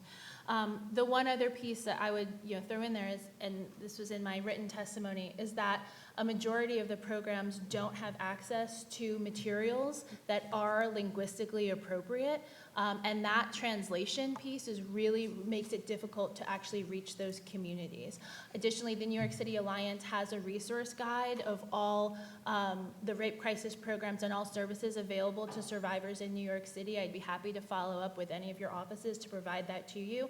And the state coalition has something similar. I'd be happy to connect anyone to their local EIE program. Thank you. Thank you. We go to Assemblyman Epstein, 3 minutes. I also want to thank you for all you're doing for New York and for our college students. And Niharika, thank you for your advocacy on this work. I know it's been great to collaborate with you. So $10 million, is that for the campuses, did you think? Is that for the students? Is it a mix? And how do you break that down? Yeah, so this funding model is based on what passed in California and Massachusetts, which really functioned off of a grant-based program. So the state allocated the funds, and then individual campuses applied for a certain amount of money. We anticipate the money going both for site upgrades. So despite an ultrasound machine not being needed, there could be a speculum or an exam table in case a physical exam is needed in the exceptional cases, and also training. But really importantly, which is something California didn't do, but we're trying to be pioneers at, because where New York is trying to allocate fund for out-of-pocket costs as well. A really big barrier is that a lot of states are now preventing the coverage of abortion. And we have a lot of students who come from these states and are paying $600 out of pocket for a medication abortion. So we actually really want to provide part of these funds to cover those unexpected costs as well. Thank you. And just for all of you, I know we only have a little time left, but we've been talking a lot about losing college students, where they're dropping out, we're not getting them back into the system. Are these part of the reasons why we're losing people? Is food insecurity, we're losing people, sexual assaults on campus and not having enough training, people not having access to abortion early enough? Are these some of the reasons we have? And in putting resources here, could that help us retain college students longer so they can graduate? Yeah, absolutely. And I'll also add, in the 2019 report that Healthy CUNY and the School of Public Health did as well, they found that food insecure students were 2.5 times likely within the CUNY system to either fail or drop out of school as well. So when we talk retention, we are really talking about all of the basic needs, from health to housing to food security. And so in the past, we've kind of given CUNY and SUNY lump sum amounts of money and said, hey, here's a lump sum, do what you want. If we were able to do that this year, would that help your issues? Or do you feel like we really need to be more tailored in our approach to funding? I think for us, the rape crisis programs are the ones that have the expertise to go on campus and do this work. That expertise largely doesn't exist on campuses. So you can give them funding, and we support a strong and robust higher education system. But if you don't have the rape crisis programs on campus providing those services, you're not going to be reaching survivors in a trauma-informed way. Yeah, same here. I think we're really working with a lot of advocates and students around implementation of this policy itself, and I think it really helps to let the people who know best do the work that they know how to do. And I'll just quickly add, those lump sums are not getting to basic needs centers, so that's something that we need directly allocated resources to these services, because those lump sums, for a multitude of reasons, are not actually going down into the actual programs on the ground. Thank you. We go to Assemblywoman Simon.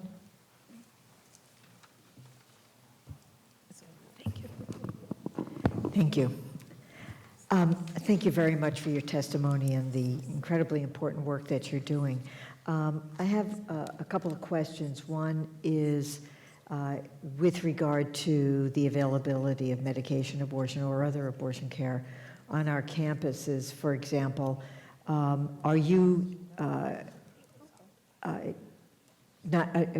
concerned about those states where there's private insurance. The private insurer may not cover it because of the state requirements, and whether there is an issue on campuses with regard to fear of liability if they provide that care for somebody whose state that they come from does not provide that care.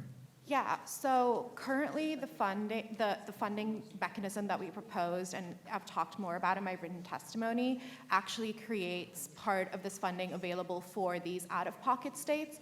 An alternative we've also really encouraging CUNY and SUNY campuses to implement is a really codified referral process to abortion access funds and practical support organizations that can help with these type of concerns and help provide coverage for out-of-state folks. These abortion funds are primarily working with out-of-state folks who are coming to New York for abortion care.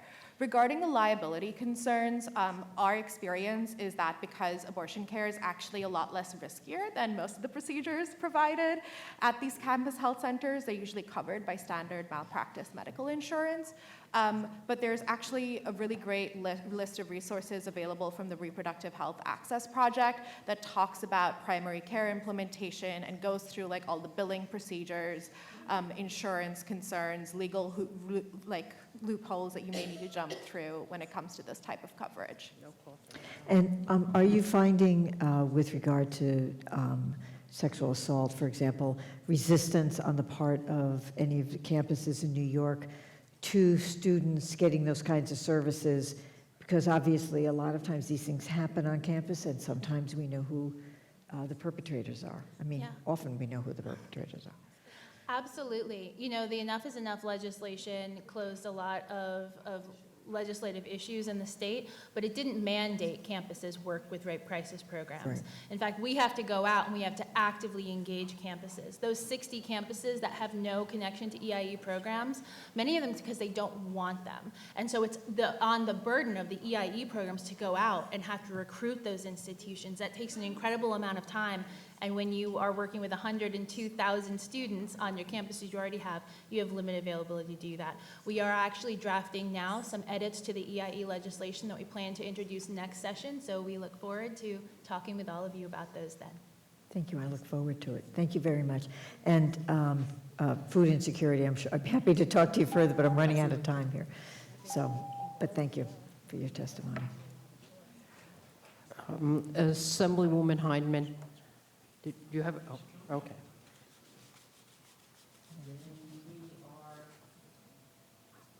We have no more further questions for this panel. Thank you very much. And thank you for being here, the work you folks all do for the students in New York State. Next, we call our final panel, Panel E, NYPIRG, Association of Private Colleges, National Council of State Boards of Nursing, and Columbia Health. And I'm sorry? I think we'll go out of order with this group and start with Columbia Health.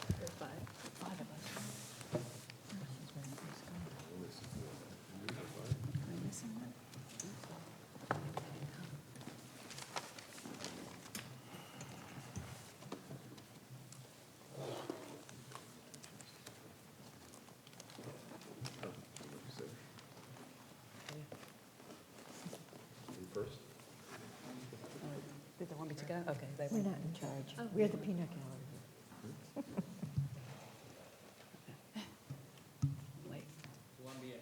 Great.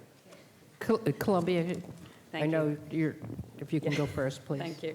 Madam Chairs, ranking members, and members of the Assembly and Senate, my name is Dr. Melanie Burnitz, MD, and I serve as the Senior Vice President of Columbia Health, which is the student health service for the 32,000 students at Columbia University. Pull the mic closer.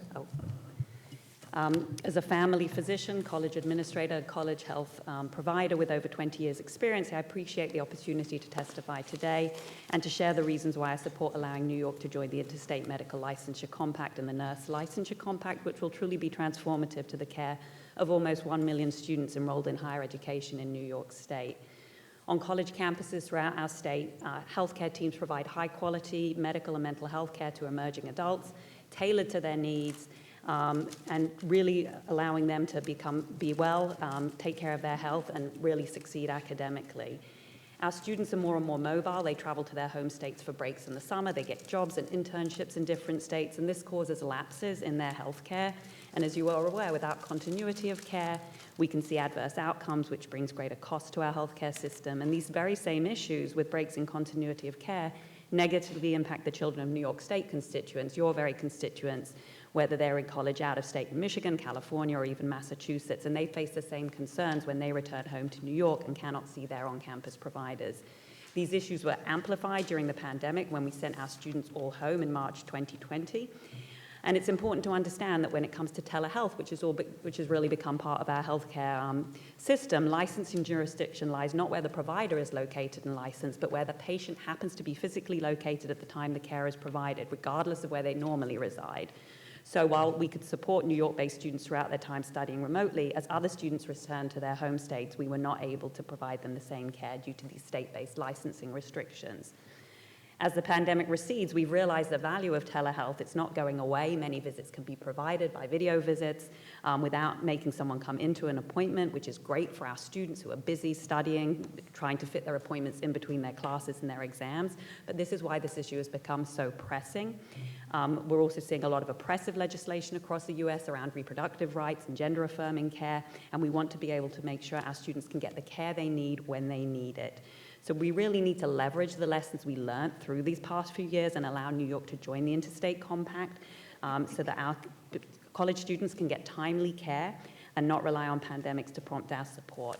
Healthcare doesn't take breaks for vacation, prescription needs are year-round, and healthcare needs for our students are often unpredictable. So we hope you'll support this compact to allow simplification, streamlining, and expediting of the processes for our physicians and nurses to become licensed in multiple states. This reduces risk to our patients, reduces risk to the healthcare system as a whole, and allows continuity of care for our students, expanding quality, cost-effective healthcare. So I really appreciate your support and look forward to answering questions. Thank you. So why don't we go to Blair Horner, NYPIRG?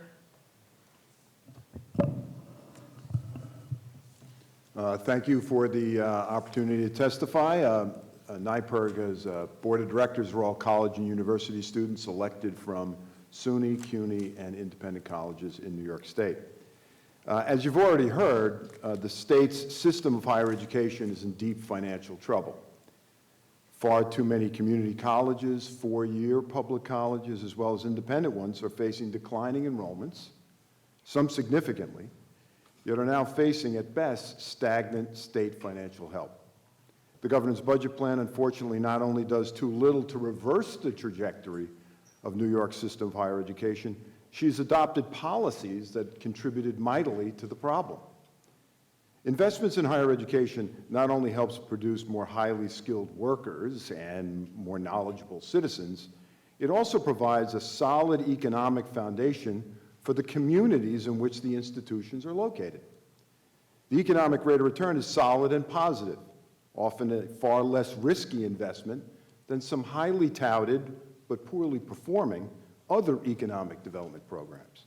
NYPIRG urges you to reject the governor's tuition proposal to raise tuition. You've heard today that it's a predictable way to raise revenue.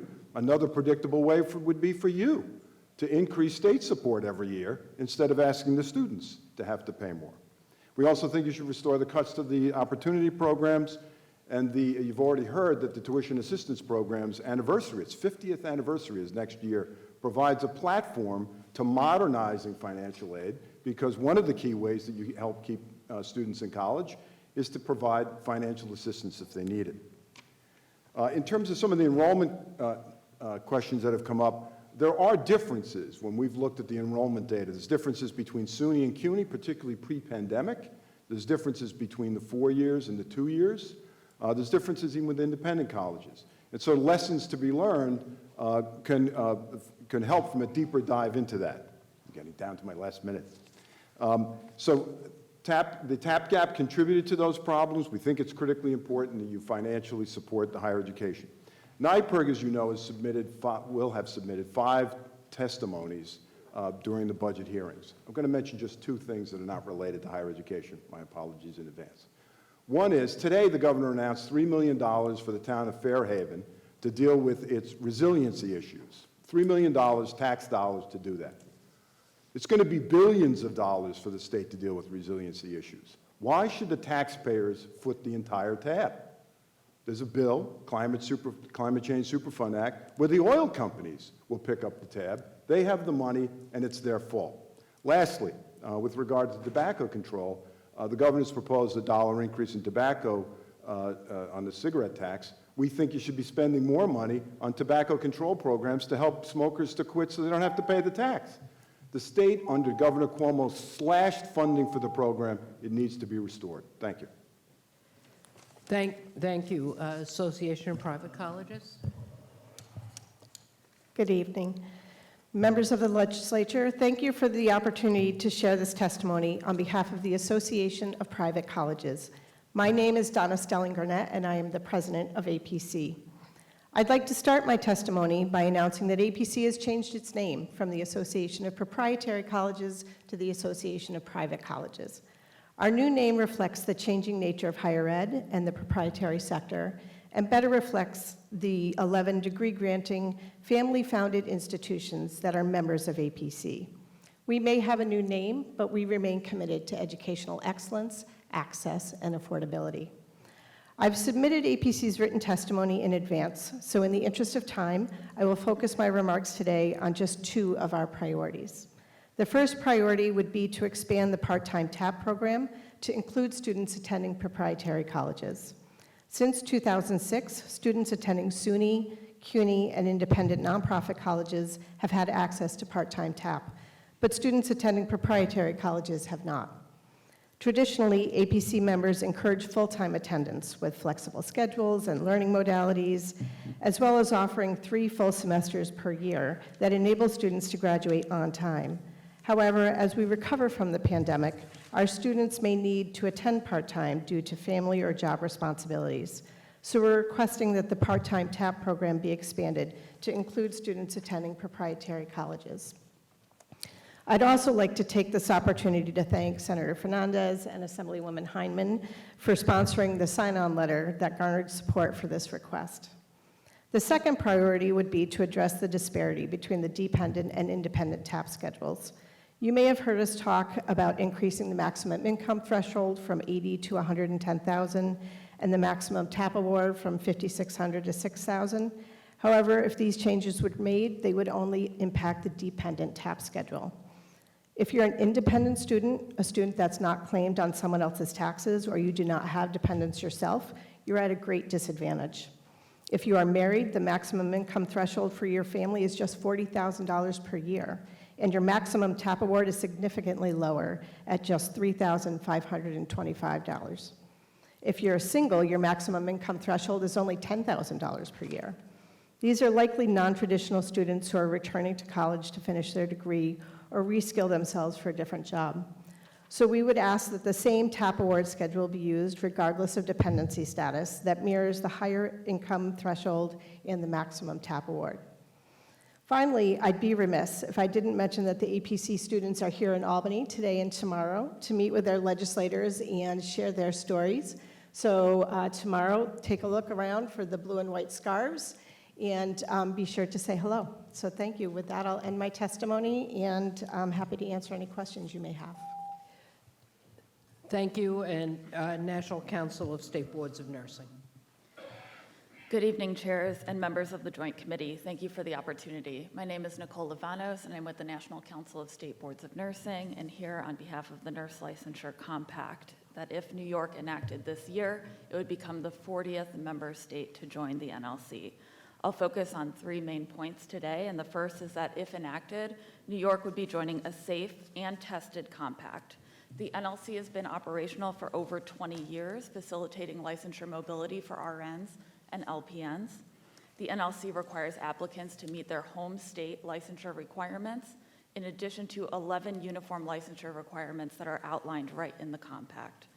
For member states, the compact mandates communication between states to ensure that significant investigatory information is shared among party states. And the compact requires all of this while still maintaining licensure, enforcement of state practice laws at the state level. Second, the NLC is an important tool in the toolbox for addressing the nursing workforce shortage in New York.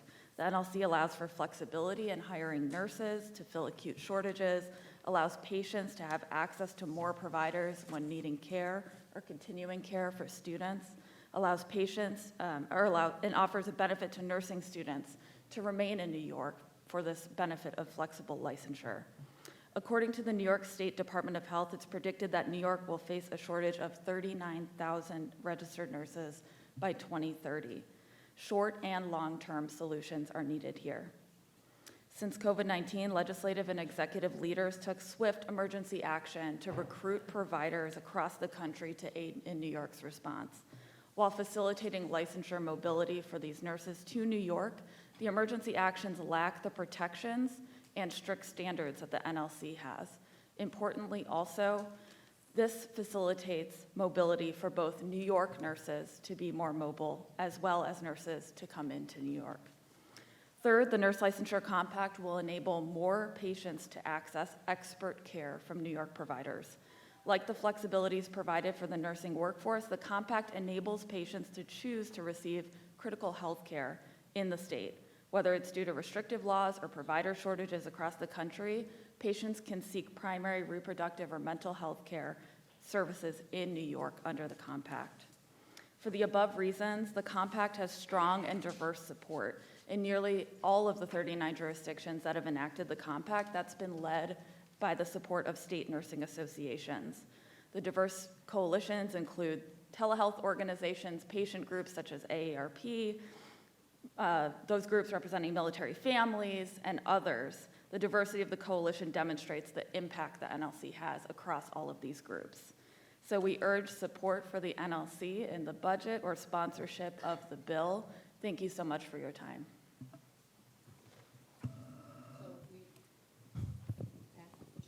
We go to Pat Fahey.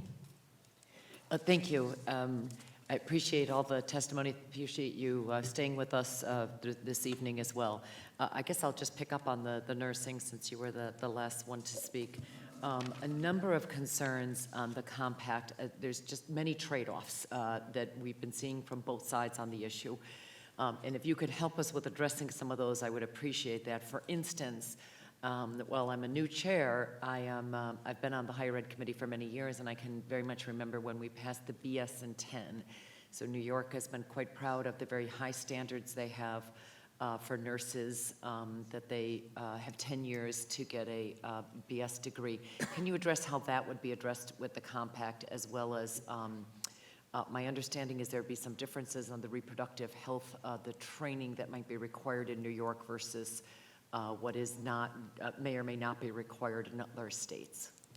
Thank you for that question. Sure, thank you. So I'll address the first part. Nurses that have a primary state of residence in New York will need to continue to meet New York's licensure requirements. So the compact is based on your primary state of residence. So long as you are a New York resident, you still have to meet those requirements that New York has set into law. In addition to the 11 uniform licensure requirements that ensures all compact nurses have met at least those baseline 11 requirements. And so for nurses that are practicing from other states coming to New York, as soon as those individuals would move to New York and change their residency, they would be subject to meeting the requirements such as the BSN in 10 or any of the other requirements that nurses must meet to maintain and obtain a license here. Okay, thank you, and look forward to more conversations on that as we grapple with this issue. I'm going to switch gears to the Association of Private Colleges. Thank you as well for your testimony. You mentioned you represent 11 degree granting programs, and we spoke a little bit this morning or this afternoon about a recent article that addressed some concerns on loans. Can you talk about if that's your 11, or I actually don't know how many other colleges there are, proprietary colleges that are not a part of your association? If you could maybe give us a little data on that. Sure. So APC represents 11 degree granting, Yes. primarily family-founded institutions. So yes, they are proprietary. And I believe there's about 20 overall, so we do have a majority of them. Of the institutions, they represent about 25,000 students, of which about 20 attend APC member colleges. So we do have the majority of the students attending our institutions. And do you want to address the issue of the student loan debt or default that, again, was raised in Yeah, this absolutely. article? The most recent one was the Chalkbeat. Right. Thank you very much. I Sure. appreciate you bringing that up. You know, it's interesting because we did work with the reporter before the story came out. And one of the things that we had cautioned her on is conflating the outcomes of the non-degree proprietary schools versus the degree granting colleges. And that default rate at 5 years does have both mixed together. So Thank you. it's not just the degree granting Thank you. colleges. Very helpful. Thank you, Yes. Chair. Thank you. Senator Murray. Thank you, Chairwoman, and thank you for being here. I'm going to ask a question that I started the day with the two chancellors. When I asked them if they knew the percentages of students, of graduates, that remained here in New York. Do you have similar? I do. Actually, over 90% of our students that are currently enrolled in APC member colleges are from New York, and over 80% of those that graduate stay here in New York to live and work afterwards. Okay, that's great to hear. And the reason I bring this up is now we'll go on to the TAP issue. And in discussions, we've said it's expensive to raise the thresholds. But I'm a small business owner. I differentiate between spending and investing. I think this would be an investment. I brought up in the last panel the 80,000 threshold for families. The statewide thresholds, we're a very diverse state with different economies in different areas. The income, the median income down on Long Island is quite higher. So 80,000 threshold is really. Correct. What would you think, and I'd ask anyone, what would you think of tying it maybe to the regional median income and doing a percentage to that, maybe 200% of the median regional income? Would that be a fairer thing? Would that get more students in? What would you think of that first? Well, I mean, we are recommending that you raise it from 80 to 110,000, or maybe even 125, I think I heard you mention earlier, so it's more in line with the Enhanced Tuition Awards program. I mean, I'd have to look at it. I'm not sure what the data would show, if it would get more or not. It's hard to tell. We'd definitely get more Long Island, I'll Yes, guarantee yes, that. you would.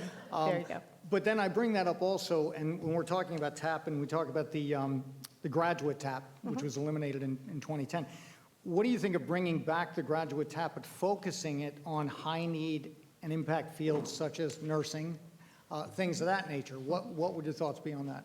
APC would absolutely support that. It's actually part of my written testimony.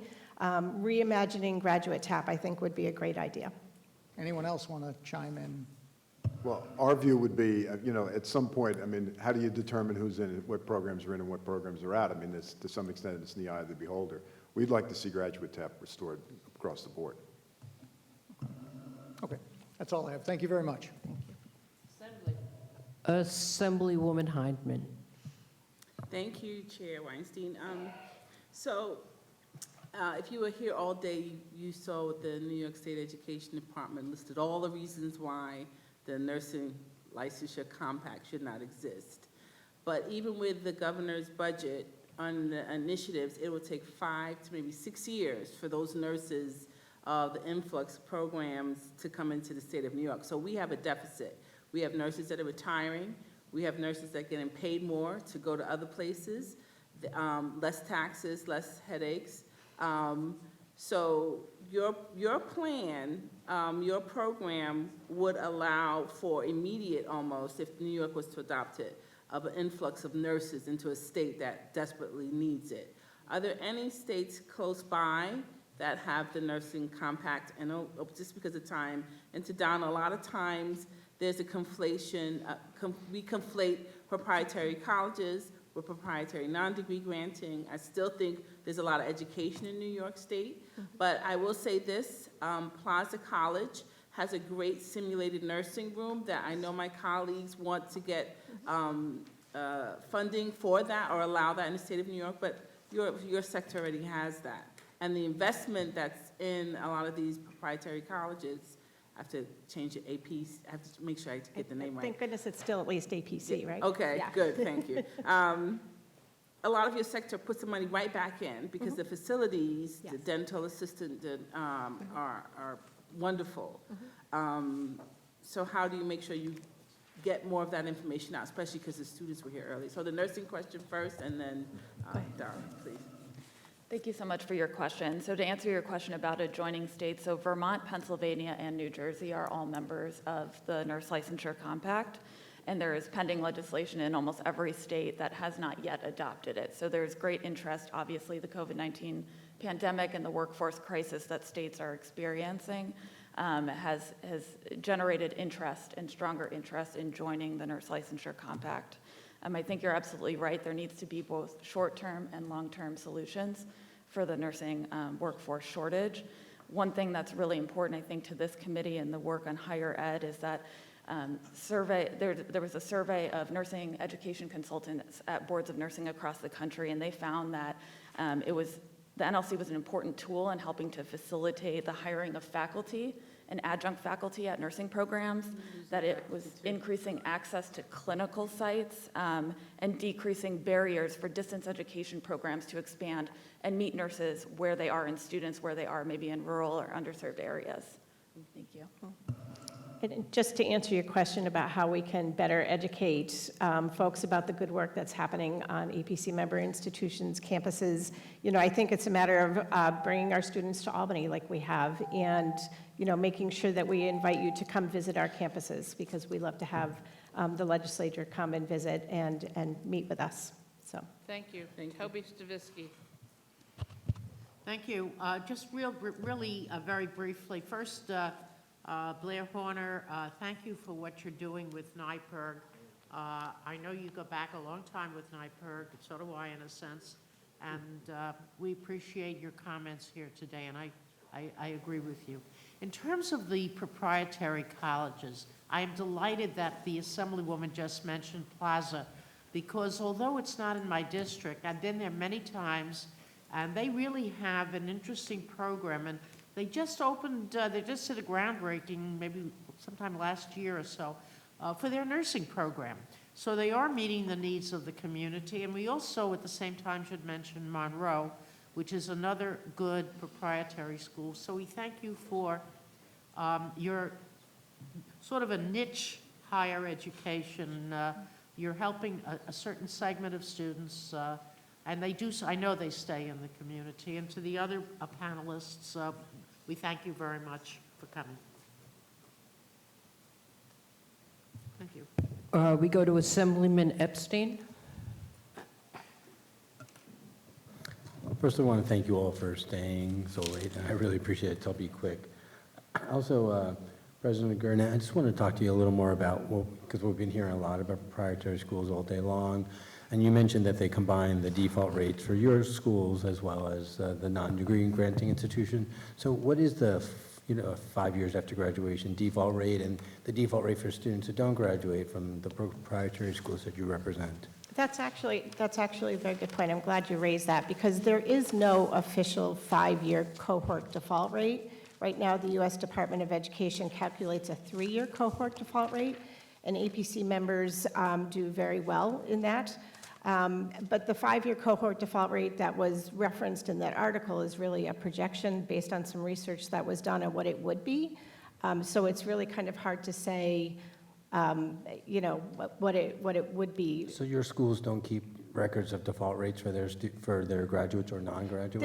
They do. So, What I'm saying is the you don't U.S. maintain Department of those? Education doesn't necessarily calculate that. But there's 11 institutions. I assume that you have that kind of data, so Could you share what that is?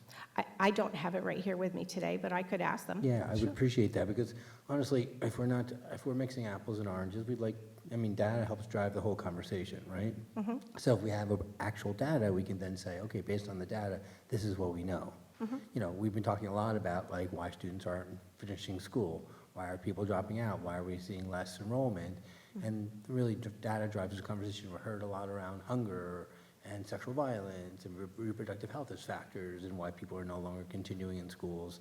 And so that I assume applies not just for the public institutions, but also in the proprietary schools as well. So if you could get us data, that'll help us understand what those issues look like, so we can really make informed good policy decisions, because you asked to extend TAP, but I don't know if that's a good or a bad policy decision, because I don't have any data to go along with that. Right, right. So until we have that data, it's really hard to make good, informed decisions. So it'd be great to see, you said there's 3-year, but 5-year, and also maybe your 4-year or 5-year graduation rates for your students, how many, people who apply get in, and then how many people drop out, and kind of what issues students have with getting TAP or not getting TAP. We've heard earlier from HESC around kind of, half the people who apply for TAP don't even get it, and we don't know why. So we need to know why people aren't getting TAP when they might be eligible, and what barriers that we may need to put into place. Maybe it's what you raised earlier about people being, in their taxes being labeled as independents, and then the threshold's too low. And that might be it, but we just don't know until we have all the data. Right, absolutely.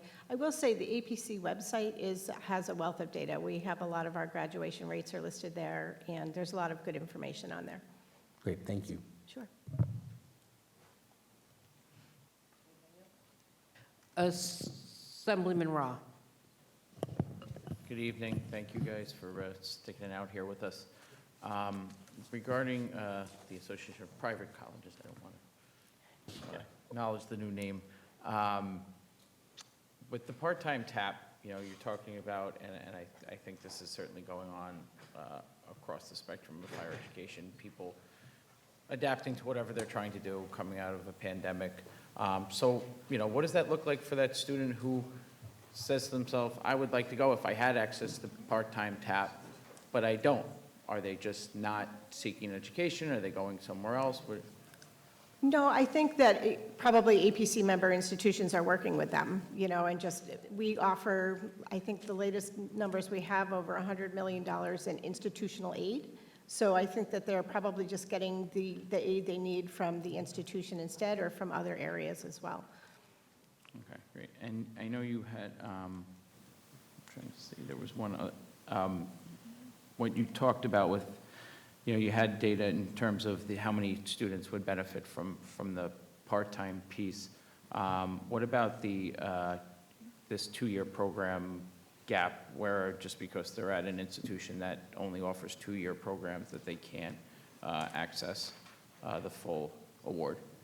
Do you know how many students might be I think it's a able to very benefit? small number, to be honest with you. There's only 2 institutions that I can think of. One is Island Drafting on Long Island, which has about 100 students. And the other, and this is not an APC member, so I'm not sure, but Long Island Business Institute, I believe, also offers just 2-year programs. Again, maybe 200 or 300 students. So I'm glad that you asked me that question, because that's it's an important piece. It was a change that was made, I believe, in 2014. And we would love to see that restored. So small financially, but I'm sure Yes, it would be a definitely. major But it would have a difference huge to those impact to the students. students. Absolutely. Well, I just had an opportunity to go say hi to a bunch of your students That's right. outside who were all Good. from Long Island and Yes. the Bronx and Westchester, so it Mhm. was nice to meet them. So thank you. Great, thanks. Thank you. Senate? Thank you. Hi. For Nicole from the National Council of State Boards of Nursing. So you're not a New York organization, you're a national organization, right? Correct. So New York State has historically not wanted to join this compact or the Doctors Compact. Can you explain to me why we've historically not been interested and why we're wrong? How much time do you, no, just kidding. Thank you for your question, Senator. So I think that when we're talking about what decisions were being made and what opinions were being formed 5 years ago versus today, we have to consider what we've been through in the last couple of years and what the COVID-19 pandemic has shown, and that is that we need flexible licensure. I think across the country, one of the first executive orders that governors passed or emergency legislation that legislatures considered was licensure mobility and creating immediate flexibility for licensees, knowing how important it was that they be able to cross borders, whether it be physically or through telehealth, since all health went that way. So I think that we're living in a different world now, and so I think states that may have been concerned, as Chair Fahey mentioned, about what standards our state requires versus the state next door, that some of those standards or some of those conversations are being heard in a different light now, knowing the great need and the fact that for registered nurses and licensed practical nurses, licensure standards across the states are very uniform. Practice and scope of practice laws for registered nurses and licensed practical nurses are very standardized. That's different from other professions that still have a lot of lack of uniformity, but for nursing, that is there. So I think that as we're facing the shortages that we are today, states across the country are looking to compacts, and compacts are gaining more popularity. More and more healthcare professionals are looking to them to really meet the demands of modern healthcare and also have it as a tool in the toolbox for emergency responses. Heaven forbid we run into something like COVID again. Thank you. So you're not at the wrong hearing because it's scope, practice, and licensing. But tomorrow, we're going to spend the whole day here at a health committee meeting, and I'm hearing starting at 10 a.m., not 9:30 a.m. Just everybody know that. And I'm going to look for someone tomorrow to ask that same question. What's changed and why aren't we doing this now, or why should we? So thank you for your response. Thank you. We go to Assemblywoman Simon.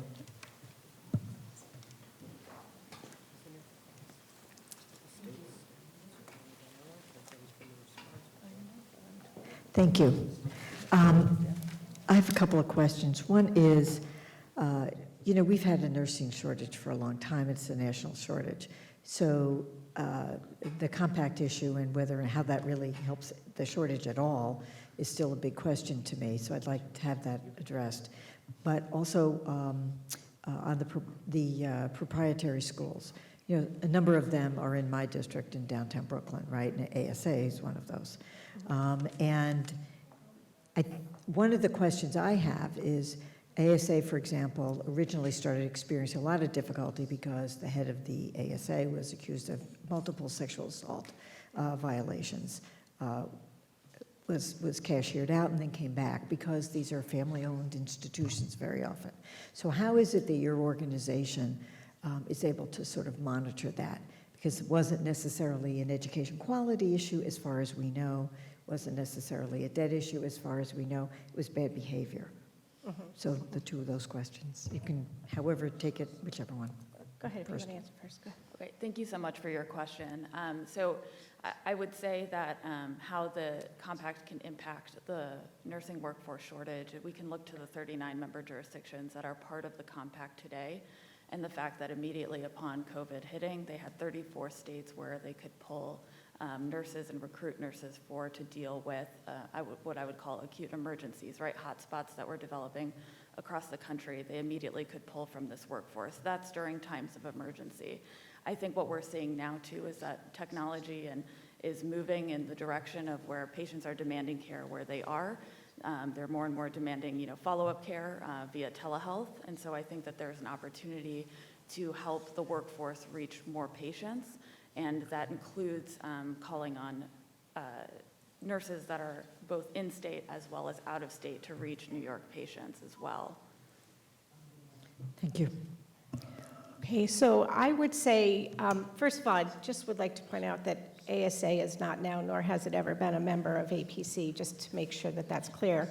Thank you, I understand. I appreciate you mentioning that. Yes, just to be clear.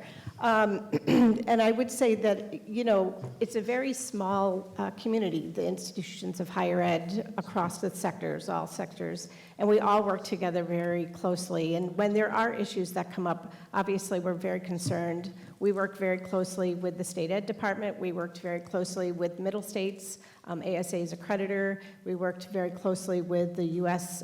Department of Education as well, expressing our concerns and letting them know what we're hearing and seeing in the field, from students that are coming to our institutions to, faculty or other staff members that wanted to move to a different institution.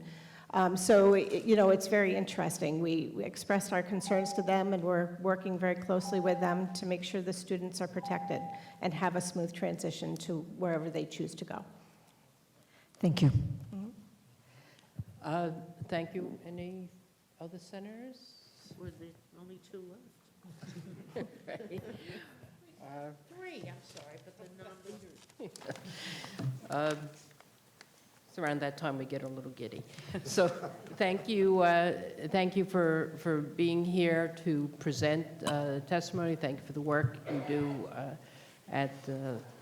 in the community. And this will be concluding the higher education hearing. A reminder that tomorrow at 10 a.m. We will be starting the health committee the health hearing. That's a change from what was published. So it'll be 10 a.m. for the health hearing here in this room. Thank you again for being here, and this officially concludes the higher education budget hearing.